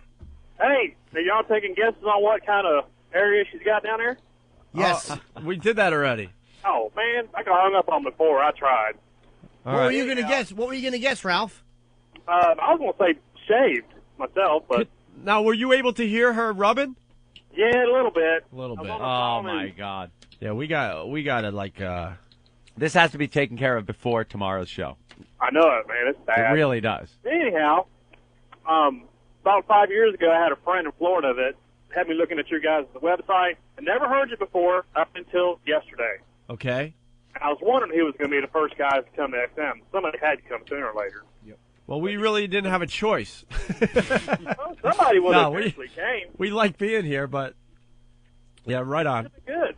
Well, we're going to spread the virus across the country now, the O&A virus. That's right. You're going to have a lot of listeners now, though. Thanks, Ralph. If you keep Frenchie off the phone, you might do okay. Yeah, he didn't have a good appearance today. He had nothing. So he's That going didn't look very good. He stunk. Thanks, Ralph. Hey, guys. Thanks. Bye. Our buddy Andrew Gore's on the phone. Oh. From SatanSideshow.com. Andrew. Right. Hey, what's up, guys? Long time no talk. Yeah, how y'all been? Hi, Andrew. Pretty good. You got to explain to people who you are, because there's a lot of new listeners out there. I'm kind of an underground schlock artist and collector of freak, sideshow, serial killer memorabilia, and big fan of the show. Yes. And explain some of the stuff you have in that apartment of yours that we checked out that day. Some of the highlights. I have everything from full-term human Siamese twin baby boys. With the diapers on in the fish tank. With the diapers on in a 20-gallon fish tank of formaldehyde. That is the creepiest thing I've ever seen in my life, by the way. Where do you get something like that? Where did you acquire that? It all came out of an old carnival collection. Yeah, these jars and the chains around the jars, because they used to steal these things. Yeah. They're so old. Yeah, I mean they're antique. They're pretty much antique jars and stuff. How did the little babies die, or you don't know, the twins? I have no idea. The consumption. They But got this the is- consumption. This is very rare stuff these days because they don't show this stuff on during sideshows anymore. No. Oh yeah, I mean all the sideshows now are just mostly working acts, fire eaters and sword swallowers and stuff. Boring crap. Guy that puts the Yeah, nail but in I his want to nose. see the real stuff. Yeah, the freak show stuff. Yeah, I mean I want to see the human torso and the half boys and So what else you have in that apartment? the serial killer stuff. I got a ton of that stuff. I got the drainage grate where Abigail Folger got killed by the Manson family up at the Sharon Tate house. And I have pictures of the crime scene photo. The shroud or the terry cloth cover they covered Ted Bundy with when he was electrocuted. Wow. With pictures, and I got that from the funeral home that had the contract with the prison. You got the whole thing or just a piece of that? I got the whole thing. Very cool. Ugh. What else? Creepy. I know you have like hair and stuff. Oh yeah, I mean I got Charles Manson's hair. I have a few skeletons, human skeletons. And you got a couple serial killer pen pals, right? If I Yeah, remember, I the was one think- guy in Europe, I think. Yeah, Nico Klaus. What's the Nico's vampire of Paris. Yeah, what's his problem? His problem was he would suck it. Yeah, exactly. He would just drink blood for nourishment. I think he worked at like a blood bank or a hospital or something, and he would steal the blood Clever. and actually drink it. Hey, you ever talk to, my personal favorite is Edmund Kemper. You ever talk to Edmund? Never. But you know who he is, right? Yeah, I'd never have. What did he do? He was I believe, the California co-ed killer. He's about 6'6", 350 pounds. He's a monstrosity. And, he did a little strangling and raping, I think. I mean, pretty run-of-the-mill, but he turned himself in. What a guy. He's a good boy. Very bright. Yeah, I've been really getting into, I like Ramirez a lot. He had bad teeth. Me and him were pen pals for a while. Yeah, what does he Pen tell you pals. from the joint? I mean, for being the devil and all, he's a nice guy. He just, pretty much, he was really into horror movies, and I was making all this merchandise and stuff with his image on it, and prison got all bent out of shape about it. Who's buying merchandise with his image on it? Yes, I was doing the, Richard People Ramirez actually doll. buy this? Now, we have a problem, I guess. Opie more than I, has a problem that that you might be able to take care of. Sure. Well, on the old show, I bragged how I was a huge fan of the pickled punk. Yes. And you finally gave me one as a birthday gift. Mm-hmm. I really want to return it to you. Well, okay. I think it has brought me bad luck. This is what I've been hearing. And it's hidden in my closet, and I need to get rid of this thing. The O and A B, I call it. So how do I dispose of this pickled punk? Opie believes, though, that to get rid of the bad luck, that if he returns it to you, it might get rid of the bad luck. Using the Mr. Hanalei Tiki from the Brady Bunch theory, where you have to bring it back to the cave where it originated. Well, I will gladly accept it back. And it'll be good. Well, how do I get it to you? I can't FedEx it to you. No, I'll come pick it up. But you don't like leaving your apartment. Yeah, but a lot of changes are going on with me these days. I'm moving out of where I live now.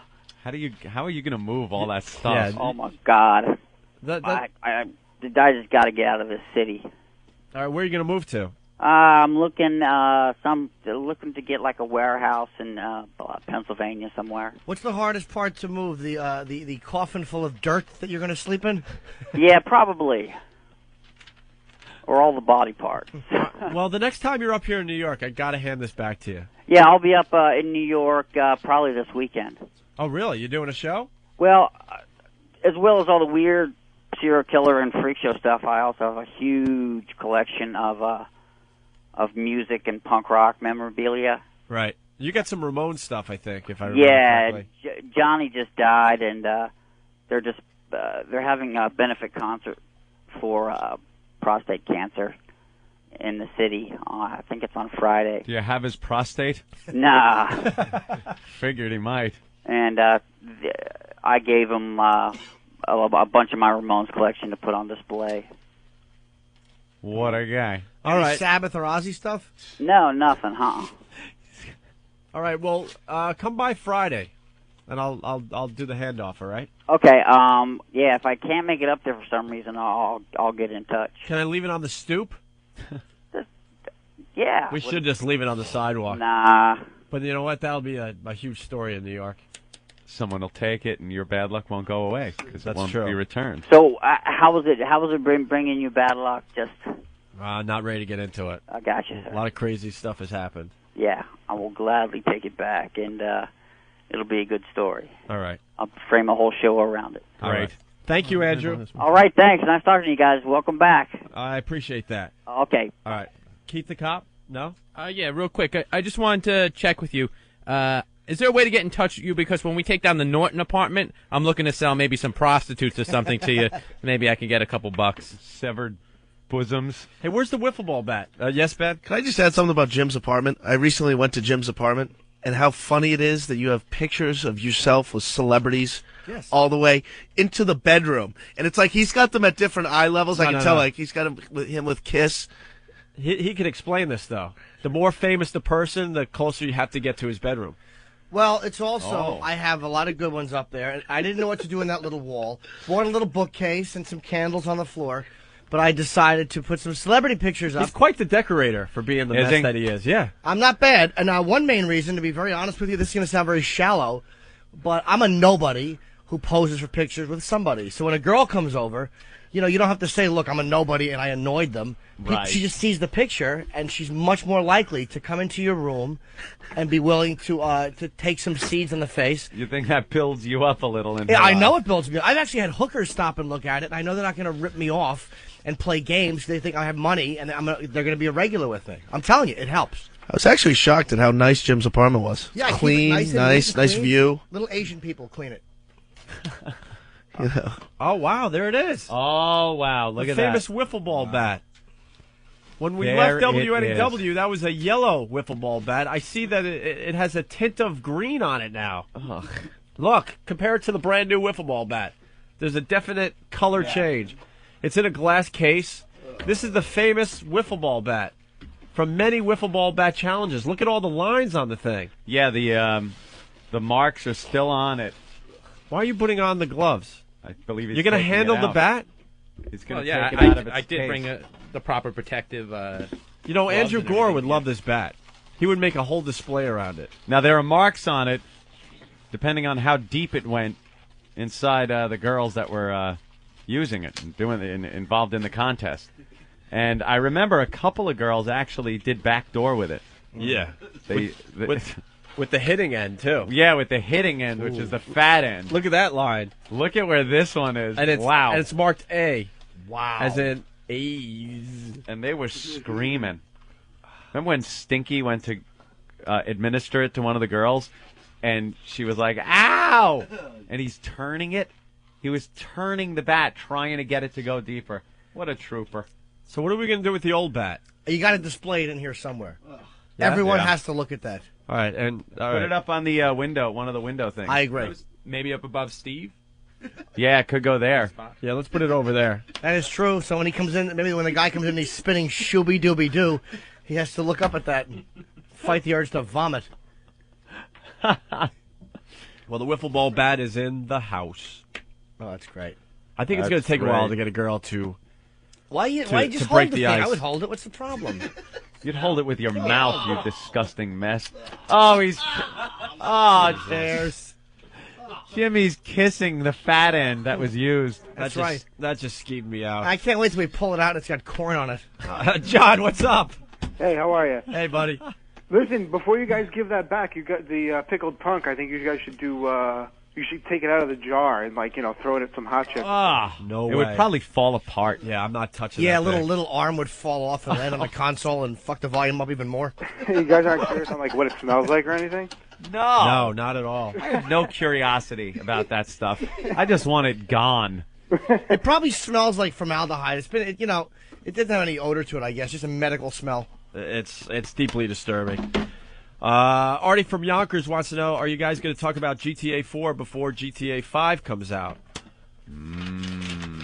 Did you see the trailer for the new Grand Theft Auto game?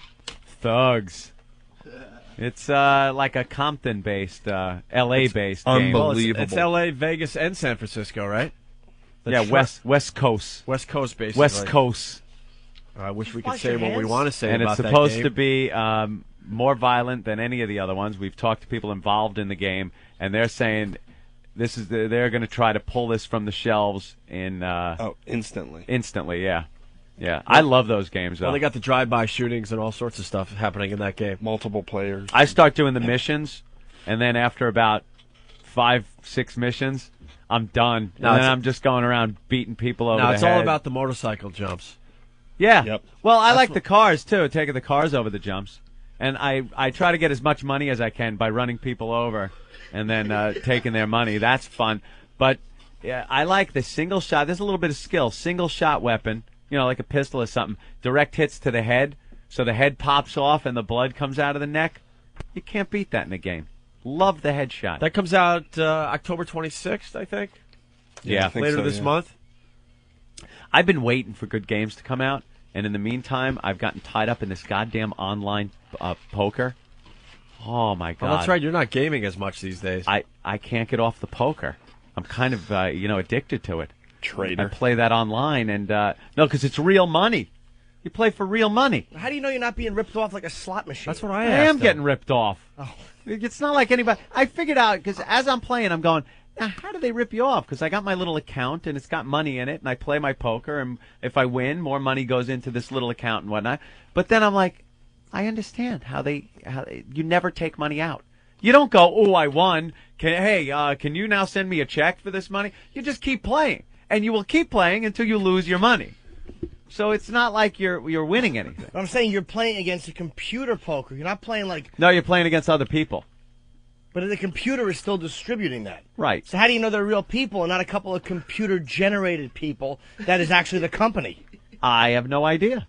They're ripping you off. That's what I would do. I have no idea. I assume they're regular people. They chat back. Are you up or down? Oh, okay. At this point? Down now. Way down? Not way down. About, I guess, 150. Smarter to play online poker or the stock market? Online poker now, I would think. Yeah, I'm down about 150. I took my $50 when I first did it, and I brought it up to almost 500, playing, the Texas Hold'em. And then, again, you don't call up and say, hi, I'd like my money now. You don't. Can you? I guess you could. I don't know if they'd give it to you. I don't think anyone's ever done that, because then you would stop playing. You don't stop playing. You keep playing. I don't know. I play one or two hands, and I'm done. Really? I love to go sit down. Oh, you don't have an addictive personality. Oh, dude, I'm a psychopath. I know you are. I just like to hurt the other gamblers by getting up and leaving. Hey, didn't you give me a chance to... Nope. I'm not. Yeah, you got to give them a chance to get their money back. No, you don't. That's the thing that Martini said in Cuckoo's Nest. How are we going to get our money back? You're not. Mr. McMurphy has been running a small gambling casino in the tub room. Well, these things have taken off because of the TV shows now. Every other channel now has the poker on it. The Texas Hold'em. Yeah, Texas Hold'em poker. And now everybody runs to the websites and thinks they're going to be, the next big poker player. And it doesn't work that way. I've seen people lose a lot of money in those rooms. You get online and you see people start out with like a few $100, $500. In 15 minutes, they have nothing left. They're off the table. It's got to be a huge scam. You think it is? We got to get to the bottom. You're onto something, but he didn't know. No, I assumed. I'm not sitting there like I didn't know. I assume that I'm being ripped off in some way, shape, or form. But I kind of enjoy sitting down there and, playing some poker. But I mean, when you play with real cards, right? A guy deals your cards. It's a guy dealing your cards. Whenever you play, I play in Vegas too on the machines, poker. Yeah. It's a computer generating the cards. Yeah. So the computer's not just doing it randomly. They're deciding when you win. Well, that's different. That's video the type of poker's rip-off. different. This is supposed to be a random dealing of a deck of cards. I don't That's believe being that. dealt out to all the different players on the board. We had a guy that plays the online poker. I want to see what he thought about that. But I love the online.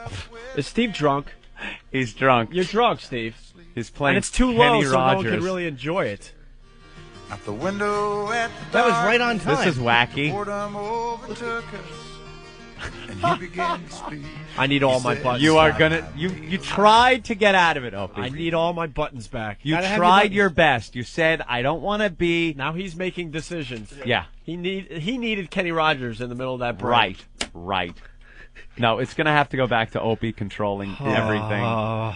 You said you didn't want to control anything, but he's really my needs problem. to. I Yeah. understand. Now you understand why you have to. You're the guy. You're very good at it. Hey, Chris, what's going on? Hey, You play the online poker?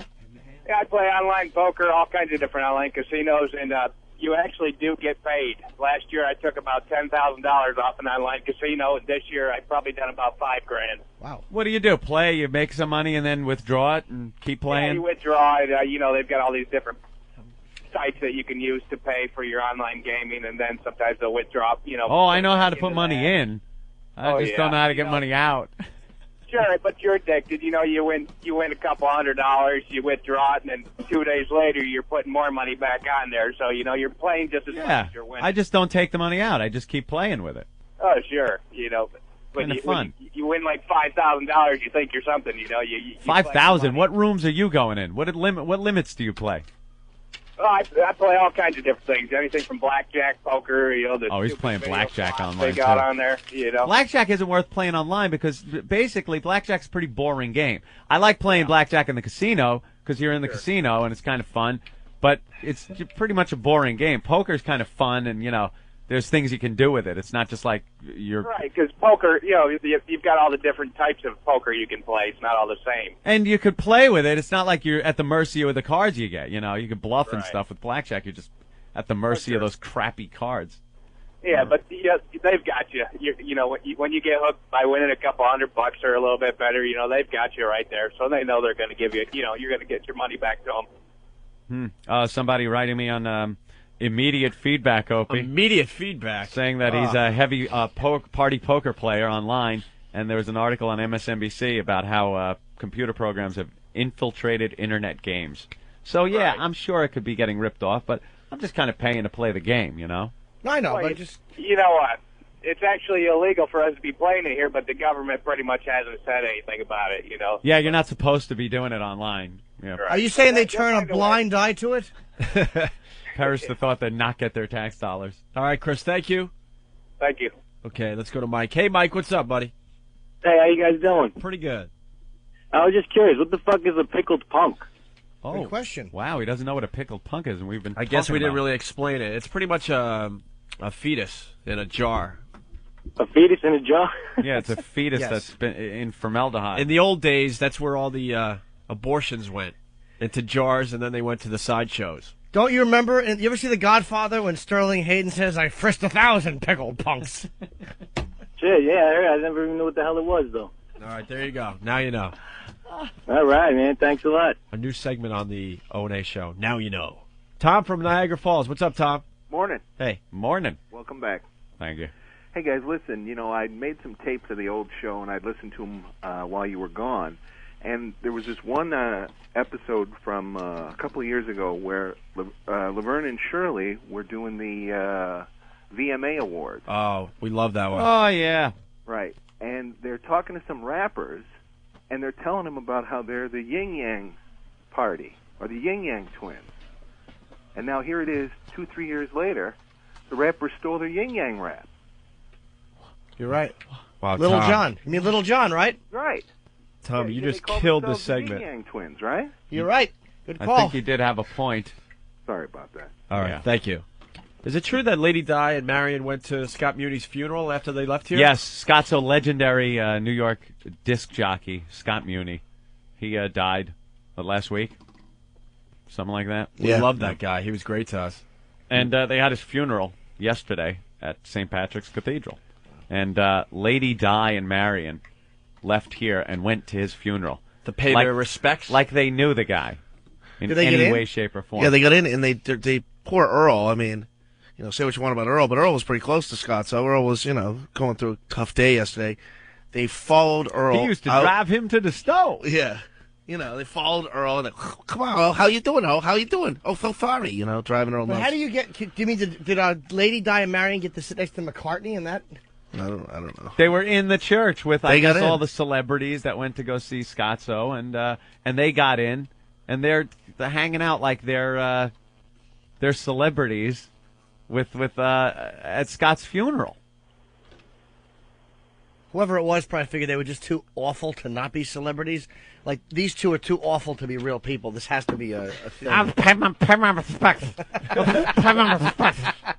Oh, Bob liked the retarded Laverne and Shirley yesterday, though. Oh, he then thought we that should- was a really good segment. Then on we our should radio never show. have them on the show. Our agent now critiquing Yeah. our radio program. Now Putting that he his can hear little us in LA. ideas, his little ideas in Liked- on the show. Liked the retarded Laverne and Shirley, hated Frenchie. He's my agent too now.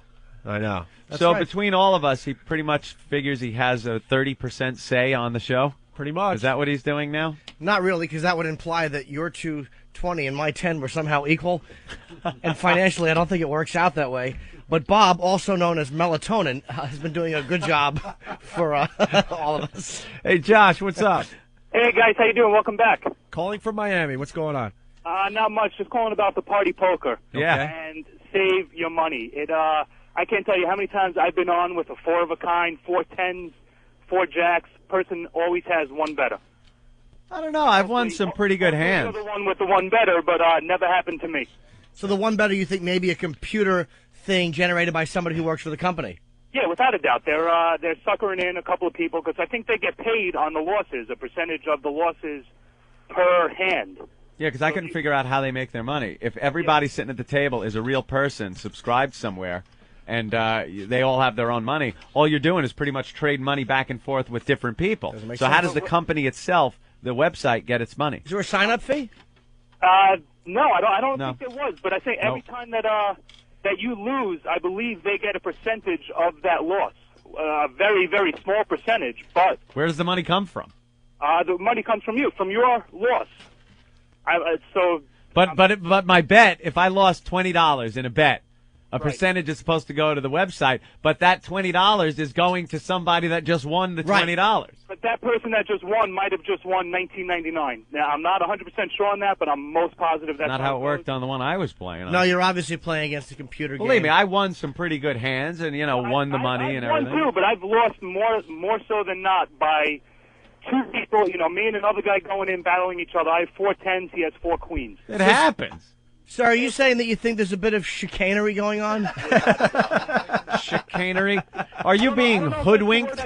But I know what you're saying. You don't think the whole thing's on the up and up. you know what? I haven't played in about a year because of that, so maybe it's getting better. I think you're just a sore loser. Nah, I think it's a scam. You think so? Oh, yeah. Sounds to me sort of like you might want to use your head for something other than a hat rack. Yeah, I definitely think it's a scam, and just want to say welcome back, guys. It's about time, and you can curse now. You're stopping yourselves every time. Don't worry about it. We only want to use the curse when it's appropriate. Right. That's true, but you know that you keep saying instead of shit, go for it. You'll feel better about yourself. Occasionally, yeah. Okay, thank you. Ladies and gentlemen, making his first appearance on the Opie and Anthony Show on XM Satellite Radio, Ooh. it's Black Earl. Oh. Earl. Hello, guys. It's Earl. What's up, Earl? Oh, man. Are you allowed to be on our radio show? You still work for, what is it called now, Mix? Yes, I still work for Mix. Welcome back, guys. Thank you, Earl. It's been too long. I hear he works for them in a limited capacity, though, not in the way he worked for them when we were there. Right? How many hours do you work there a day? What, 10? I don't know. But you're there. 10 a day? No, 10 a week, but he's still there 40 to 50 hours a week. Oh, okay. Right, Earl? I don't know. Guys, you literally just woke me up. You go into work even though you don't have to go to work, right? I don't know. I don't know. I'm not even thinking straight at this point. I'm sorry, guys. You're a lonely man, Earl. Earl, did you get any summer shoes yet? You want to watch this? Watch this. Ben, go ahead. All right, Ben wants to do this. I don't want to do it. You do it, Ope. Well, Ben and I went to a beach house over the summer, and he hung up. Did he hang up? Earl. Uh-oh. Oh, no. Look, he's angry. It took him not even a minute. to get angry enough to hang up. Why on did he us. hang up the phone? Oh, he doesn't like this He doesn't story. like the summer beach story that Ben and I have on him. He just showed up at a beach house with black socks and black dress shoes to go on a boat. Yeah, we went out on a boat. He didn't bring a bathing suit. And they didn't have a bathing suit, so he had black, khaki pants on and a black. That's why we call him Black Earl. Right, he They're always listeners. wears black. Why did he want to go? Did he want to dress comfortably on the boat because he thought that he was going to be forced into the bottom of it? Well, it's like you say beach house. You would think he would bring Right. a bathing suit, and then he got mad because I didn't have a black bathing suit for him to wear. So he's like, "You don't have a black one?" I'm like, "Sorry, Earl, I didn't think about you." So we're tooling around there in Massachusetts on Ben's boat, and Earl's on the boat with his dress shoes and his black socks, and he's getting mad at us because we're making fun of him. Of course you are. Black dress shoes? Oh, he looked ridiculous. On a boat? And even better yet, as soon as we got out in the ocean, I turned around and looked it up. We went flying at about 40 miles an hour right at a lobster boat's wake, and all you hear is, Ben, slow down. Was he leaving scuff marks on the boat? Well, he brought a bag for his shoes. Oh, because I was going to say, you're supposed to have... Scuff marks is nothing compared to the boat slamming into a Oh, pole because this is one of the funniest because things. Earl didn't know how to push off. Now, they were telling Earl to push off because they're going between two, I guess, stanchions. But yeah, we're going under a bridge. Yeah, and that are pretty close together. It's a tight squeeze. Tight squeeze. What you want to do is get a couple of guys up on each side of the boat by the front, and when you're going through, if you get a little closer, you're going to knock one of the stanchions, push off, right? So they tell Earl to push off because the boat's heading toward one of these stanchions. Earl grabs the edge of the boat while he's in it, right, and starts pulling, trying to pull the boat away from the... Imagine, if you will, standing in the boat, grabbing the edge of the boat and pulling on it and thinking it's going to move the boat. That's like the cartoons where you put the sail on your back and go and think it's going to move you forward. It's cartoon logic. He Cartoon was using physics. cartoon logic. Unbelievable. He had no clue that wouldn't pull the boat over. So he doesn't want anything to do with us. Why would I he be guess. mad at that story? That's not a bad story. Oh, he gets... Well, that's Steve. Steve asked him about it a couple days later. Yeah, that wasn't fun. Earl likes to. Earl didn't want to be reminded of it, so Ben told me about it. I brought it up very casually, and Earl flew off the handle in classic Earl fashion, throwing things around the room. He is so angry. Yeah. He is constantly angry. We didn't even get to ask him about Scotzo's funeral. I know, and that's why we want him on the Kinda show. wanted to know Call who him was- back. Tell Call him back. Tell him we'll be nice to him. Oh, he's calling my cell phone. Hang on there. I kind of wanted to know. All right, hold on. Hey, Earl, we'll call you on the other line, Earl. Wait, ask him what the problem was. What's the problem, Earl? Oh, he got cut off. Yeah. You didn't get cut off. He always says has that an when he hangs up. excuse. When he hangs up, he always goes, "Oh no, I was cut off." I was cut off. Who's this? Who's this? Hello? It's Earl. No, that's not Earl. All right, he's calling back. Someone on delay. Yeah, remember, turn down your... But, what else was funny is Ope and I got about a mile offshore, and we just cut the engine and just both jumped off the boat.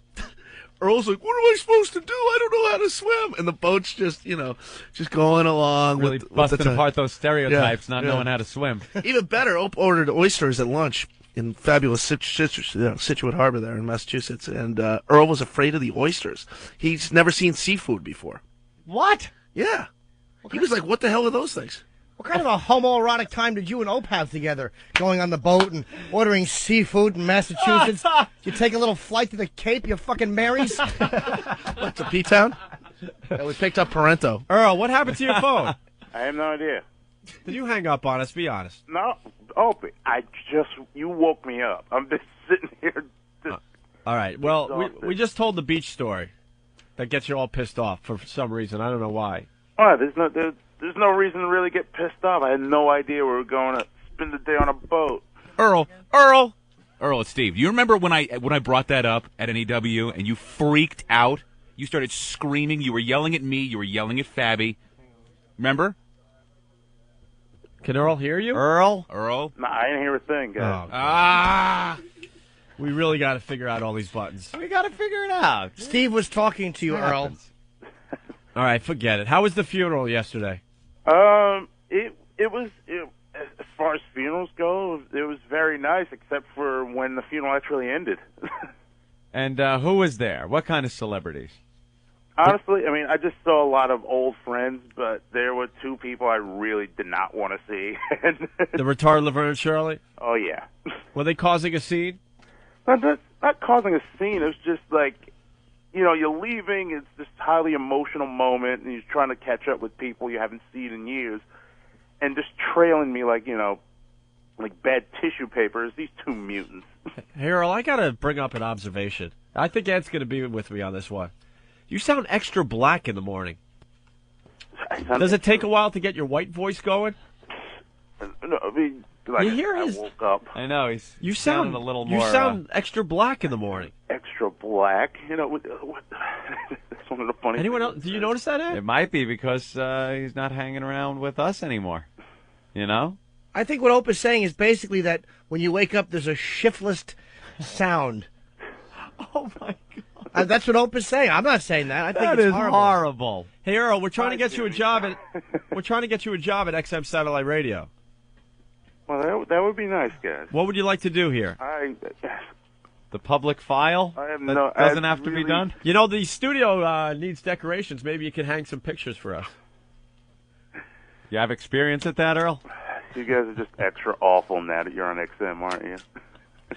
Extra awful. That's what the X is for. That's right. All right, let's say goodbye to the golfer. And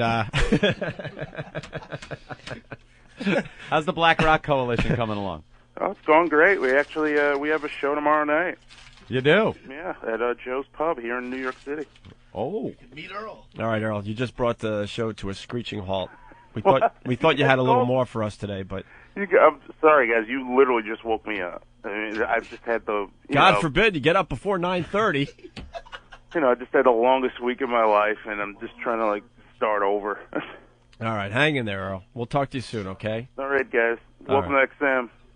Thank you. Thank you, Earl. All right. She's cute. The girl on TV right now, Kev just pointed out, is that little... Ugh! That stump is really awful. Bethany Hamilton. Oh, the surfer that got her arm bitten off by a shark. I don't mind that, because that's one less you have to hold down.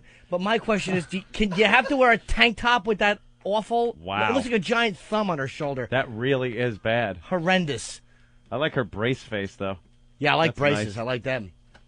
But I don't like that one arm. I don't like her confidence with one arm. Like, I've got one arm, and I'll be proud of it. It's awful. Cover it. Wear the tank top. She's already surfing again, too. Yeah. And winning competitions. Get out. Yep. She's winning? I swear to One God. arm. I understand her and McCartney's wife were... What? I don't know. I didn't have a funny thought to follow it up. I thought that the two amputees put together would be humorous enough, but I was dreadfully wrong.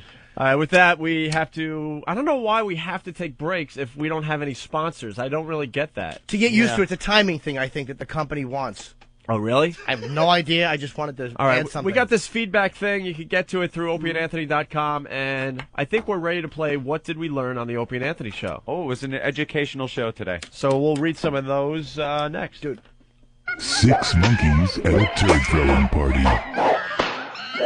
The Opie and Anthony Show. Because we used to have empires. Oh, yeah, we used to. Everyone had an empire. France and Spain and Britain and Turkey, the Ottoman Empire, full of furniture for some reason.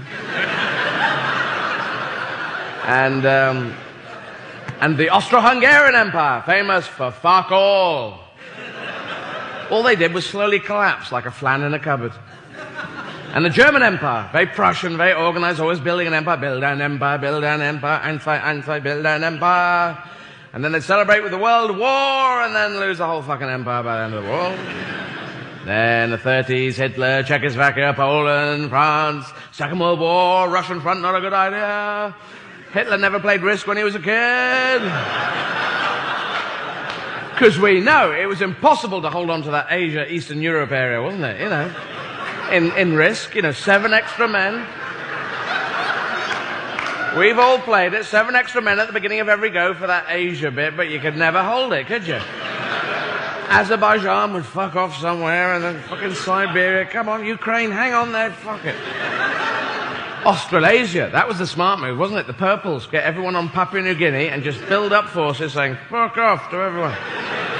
You'd never attack anyone, you just get bigger and bigger and bigger. Yes. And I think America, because you're the new Roman Empire, you know that? Yeah. There's no other big, country. You're the Roman Empire now. There's no one else going, really. China's there and big and large, but kind of, in kind of... They're just trying to do a bit of housekeeping at the moment, and so you've got vomitariums and orgies to look forward to. I think you've already covered orgies, but vomitarium's the future. Or maybe that's in the bulimic area. I don't know. But because I get the impression that America after the Second World War would really like to have built up an empire, but you know everyone else in the world was going, well, you can't now. We've just given that up, you know. Television networks are going online. I'm Kevin Eby with Chip Talk. It's the start of the fall television season, and the networks are rolling out a number of new shows. But some of those shows aren't so new, at least if you have a high-speed internet connection. This season, the Warner Brothers Television Network began testing some of its new shows on the internet, previewing them online as much as a month before they first showed up on the primetime lineup. The idea of previews is not new. TV networks and movie studios often invite select audiences to rented theaters to watch shows before they're generally available. It gives them some early feedback and helps generate publicity. But people are busy, and it's hard to round up a huge group, especially for lesser-known shows. The WB figured a good portion of its target audience, younger viewers, are online and have high-speed connections and would be willing to download some preview shows. In fact, it says a good number of people checked out the previews. I won't say how many, though, watched the whole show. I'm Kevin Eby.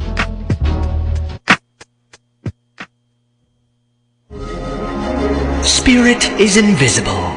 It is soundless. Liquid metal can make you deaf and your ears might bleed. It is without texture, without taste, without smell. It is dimensionless, spaceless, and timeless. Channel 42!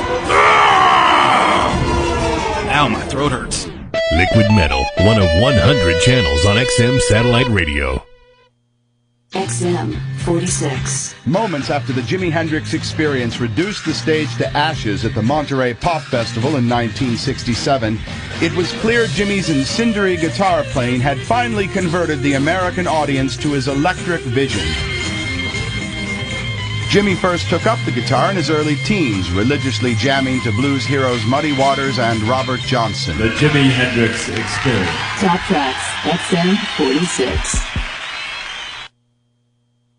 Was in a vestibule at St. Pat's doing ass sex. Lick, lick, lick, lick, lick. Sounds great. Complete whores. Opie and Anthony got this couple to have sex in New York's St. Patrick's Cathedral. Desecration against the church is disrespectful. It's a true sacrilege. It was just a joke. Opie's fault again. How can we blow up our lives today? You rocking sex. Uh-oh, we're in it again. They hire people who are artists to do a certain thing, and then when they go too far, they suddenly wash their hands of them if they feel the heat is too heavy. Opie and Anthony should not have been fired. Technically, we didn't get fired. They probably shouldn't have hired them in the first place. Exiled radio hosts. They had been fired in Boston after announcing that the mayor was killed. Another prank. And I go, Anthony, I got a great idea today. We're going to tell the whole city of Boston that the mayor died in a fiery car crash while he was on vacation in Florida. What do you think? Oh, my God, is this a bad one? Oh! It just gets worse and worse. Everything just went right down the crapper. Can I just say fuck? Yes! The duo is signed on with XM Satellite Radio. Thank God. Yeah, we'll make it work. Oh, what a glorious day. It's all about me. I play golf with old guys. I am a grinning idiot. Act. Hey, it's Opie and Anthony. We're back now at the new Climate Radio. Ho, ho, Opie.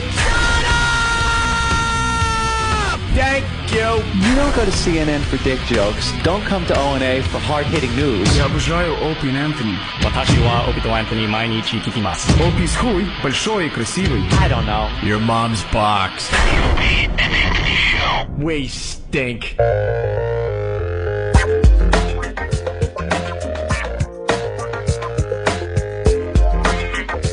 It's just about time to play What Did We Learn on the Opie and Anthony Show. Yeah. I learned I have another day in bed. Oh, really? Still sickly, Opie? Not as bad as yesterday. Mm-hmm. You told me it would be a 3-day thing, right? Yeah, you get it really bad. One day it's really, really This bad. is the worst cold I've ever had in my life. Yeah, awful. Just not like a faucet. Norton, you learn anything today? No, but if you'd like me to come over maybe later, rub something on your back. Little Vicks? Vicks Vapo Rub on his chest. On your hairless blonde chest. Ugh. Little pink nipples. Ugh. Hey, Larry from New Orleans. What's up? Yo, I learned that Anthony hates Bush. Very good. I think he Interesting. just dislikes it. Hate's Yeah. a strong word when it comes to Bush.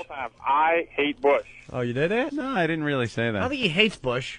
No, I think Bush is a liar. Speaking of New Orleans, we got to find Tom. We have to find Tom, see if he's still alive. Our Tom. old pal from our old radio show. Yeah, he got canned. Doesn't Tom share an office with Guy Bannister? They let you drink right here in the airport. He got after our whole thing. He would prank call me, going, "May I take your order, please?" You know, like joking around with me. And then, like 2 weeks after we got canceled, he got fired from his second radio job down there. You know, we're gonna have to talk about New Orleans maybe tomorrow. Yeah. That whole story is just legendary with Tom that ran the station and When we showed up went with the down there cooler to do and beer. Mardi Gras, Ugh. we broadcast live from Mardi Gras and just were drunk. We almost got kicked out of Mardi Gras because the girl was giving the BJ live on the show. Yeah. No one gets kicked out of Mardi Gras. We just about did. Mhm. Inflicting wounds on people with those god-awful beads. Yep. Hey, Mike from Staten Island. What did you learn? What's up, guys? Welcome back. Opie, sorry about your loss, man. Oh, thanks, bro. I learned for some reason colored people are now called golfers. Colored? What decade are we living in? I'll see you guys later. You guys Colored. All right. Someone figured that out. Henchman from Jeepers. Brooklyn. I learned that there are still some things O&A can't talk about, like video games. Well, when it comes to Grand Theft Auto, the new game, we got some things we do want to say, Some but things going on. we kind of signed some things. Yeah. That's all we're trying to say if you think about it. Has really. nothing to do with, FCC or anything like that. Don't worry about it. No. We'll spill the beans when the game comes out. Harry from Long Island, I learned today that Black Girl's phone service deteriorates with how angry he gets. Very true. I don't know what happened, guys. He hung up on us. John from Maryland, what's up? Hey, I learned today that I really missed cigarettes, coffee, and O&A. Cigarettes, coffee. Why the cigarettes and the coffee? You gave that up? Pretty much. But nothing beats listening to you guys with cigarettes and coffee unless it's beer and Jack Daniels. All right. Thank you, John. Thank you. Thank you, sir. See, Eric, if you write what they learned on the screen, then I could do some editing. And I could pick the better ones. And then we look like radio superstars. Geniuses. We look like radio superstars at our old job because we had it all figured out. It all the was tricks so of the trade. all figured out. All the tricks of the trade. We had that bad equipment working. All Remember right. that? Larry from Jersey, I learned that Anthony doesn't think he ever paid for sex but had an expensive three-way. Sam Smith from Jersey, I learned today, though impressive, Jim's mule doesn't measure up to Ant's fever junk. Fever junk, yeah. Ah, Philly checking in. Right on. Johnny, today I learned that your show is still hard to effing hear. Paul from North Carolina, I learned on the road to rebuilding the show, today was one more gooder. One more gooder. It wasn't bad. We added What's in My Pants today. It was nice. Tomorrow we're going to try to find some stoners that are smoking their pot nice and early for Stoner Spelling Bee. I like touching on familiar ground. But if you're smoking the pot really early in the morning, you think they could afford the XM satellite radio? Something to think about for tomorrow. You could just say it. Big Kev has one. I learned that the C in Steve C is for combative. Yes, we did learn that. Andy from Vermont, what's up, buddy? Hey, how you doing, Opie? He's all mad back there now. Look at him. He needs a martini. He's just about ready for his first martini of the day. Poor Steve. What's up, Andy? What I learned today was not only do Opie and Anthony have the broadcast audience of a college radio station, but the production value of one, too. And the equipment. This is state-of-the-art equipment. Equipment's Someday we're going to figure state-of-the-art. this out. You can throw in the advertisers, too. How'd you guys land that XM radio ad? Pretty good. Is that all they got when we go to break? That's right. Advertisements for something that people already have. We're sponsored by XM. Nice. All right. Thanks, Andy. Thank you. Okay. Eric from Jersey, I learned today that you can put the word teen in front of anything to make it sound better. You got another example of that, Anthony? Of what? The whole teen concept, how it makes things sound better? Teen, the word teen, put it in front of anything, and it sounds better. Although somebody put man boobs on immediate feedback, and teen man boobs, I think he might have found one that doesn't quite work. Yeah. But it does sound better than regular man boobs. At least if they're teen. I will say anything's an improvement over man boobs and teen. At least you know they're smooth. True. Yes. Hey, All right, so it still works. Jason from New Hampshire, what did you learn on the show today? The callers have learned it's okay to say "fuck the fucking fuckers." The callers love the F word. They love it more than we do so far. It's Cram from Yonkers. I learned today that I learned why Frenchie's pillowcases are not on his bed. French faggot. And Peter from Brooklyn. I learned the Invisible Man hung up on Earl's phone. Have a couple of examples here, Opie, from immediate feedback. Jesus. Slumber party. Teen slumber party. Now stop it. That's great. And bleeding. Teen bleeding. And then teen bleeding. Somehow it's just better. Yeah. All right, let's go to Brian. What's up, Brian? What's going on? Hey, man. Isn't it Brian? No, not quite. Oh, all right. What's up, Brian? I learned that I got to get my ass up earlier in the morning. Why? Because I just can't seem to catch a show. No, we do the replay all day long. Yeah, that's true, but By the time midnight rolls around, you're so sick of this show. That's what I learned. So what do you think the Twins are going to do tonight there, Brian? I don't know. I don't watch sports. Oh, all right. Okay. Loser. All right. Not you, the Twins. Thank you, Brian. Thanks, dude. But you too. Cage from Long Island. I learned today Anthony can't turn anything on. I learned the studio needs some posters. I learned Bob hates Frenchie. I learned Norton's breakfast looked like puke, and he's a master decorator. Is this Bob Kelly? The Bob Kelly? Yeah. Oh, is that Bobby from? Yeah. Is he listening every day? He should just call the show. Yeah, he also commented on your poker. Said you're terrible to play poker with. The worst I did guy. play with that dumb Bob, and he had. Well, this is what he wrote about you.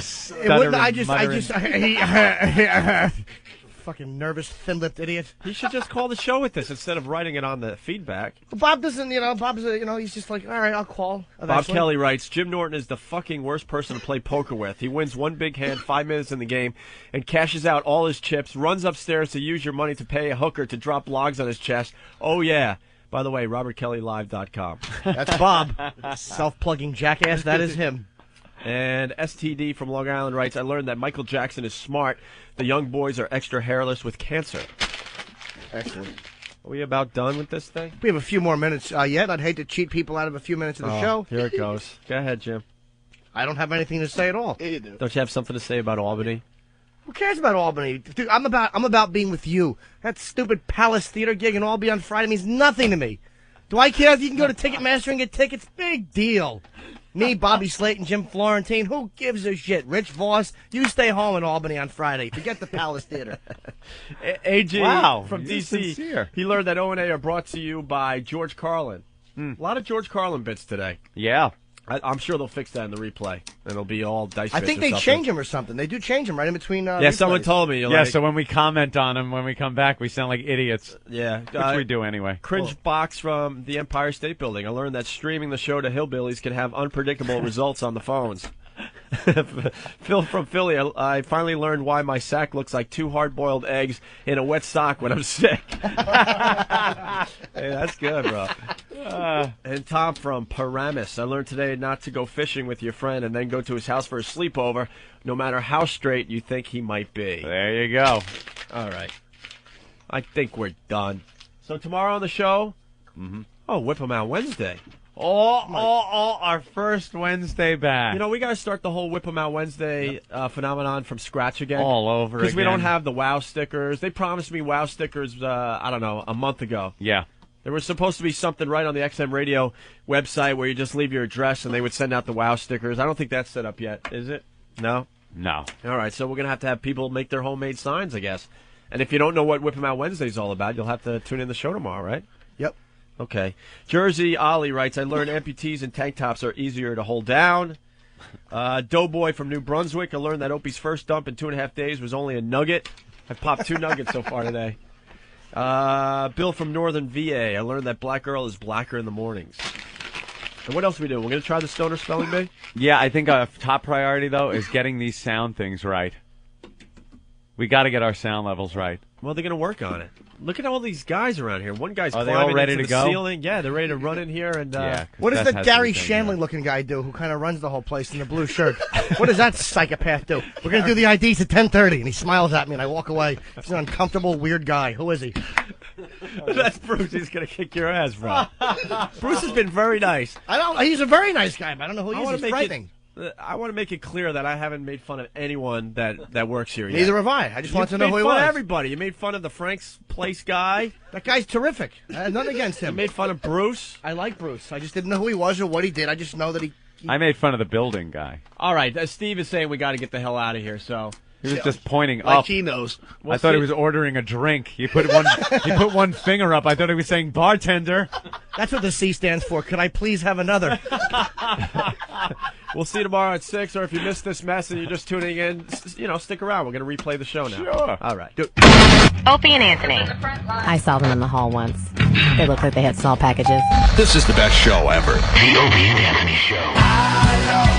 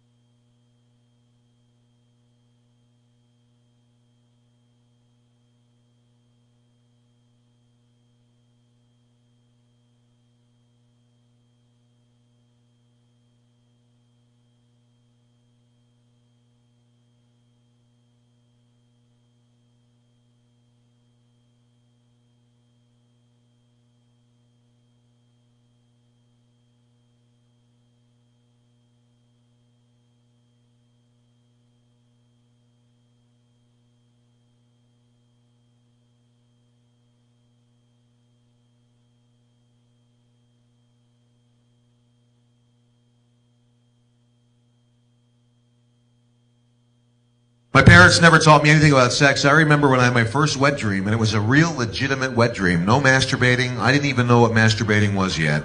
And I was like 12 years old, and my mom used to make my bed and do my laundry, and I remember I was getting ready for school, and she calls me into the room and goes, "Robert, is there something you need to tell me today?" "Yeah, don't sit over there, because that's still a little damp to the touch."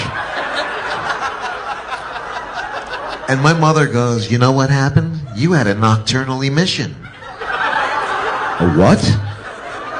"A nocturnal emission, you know." And I said, "No, what are you, with the space program?"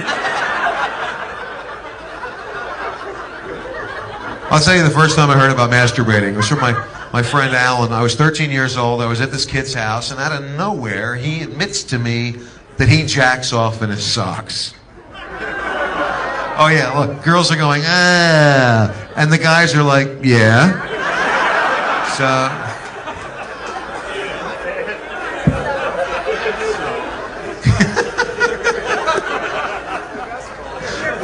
Sorry, girls, we can't fuck a carrot. So,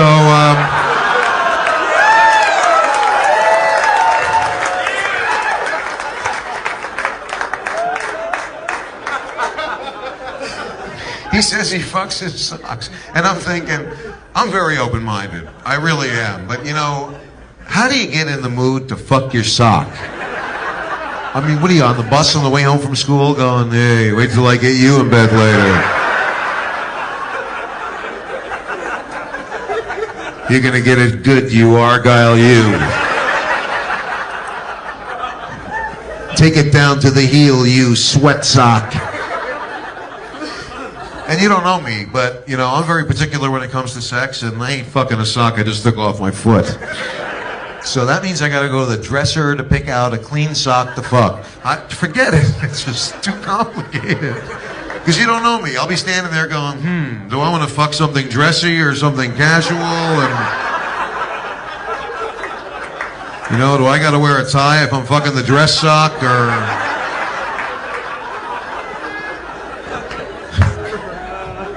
And then after you're done, you got to throw the sock in the dirty clothes, and you know, and that's when it dawned on me, you know, when I was 13, that the washer and dryer never eats your socks. I had a friend that said, "Oh God, you know, the dryer must be eating my socks." No, you only fucked one sock. That's why there's only one sock in the dryer. It's the other sock is in the dresser, waiting to get fucked.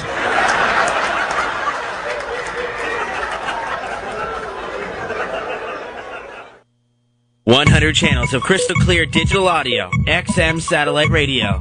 Radio to the power of X.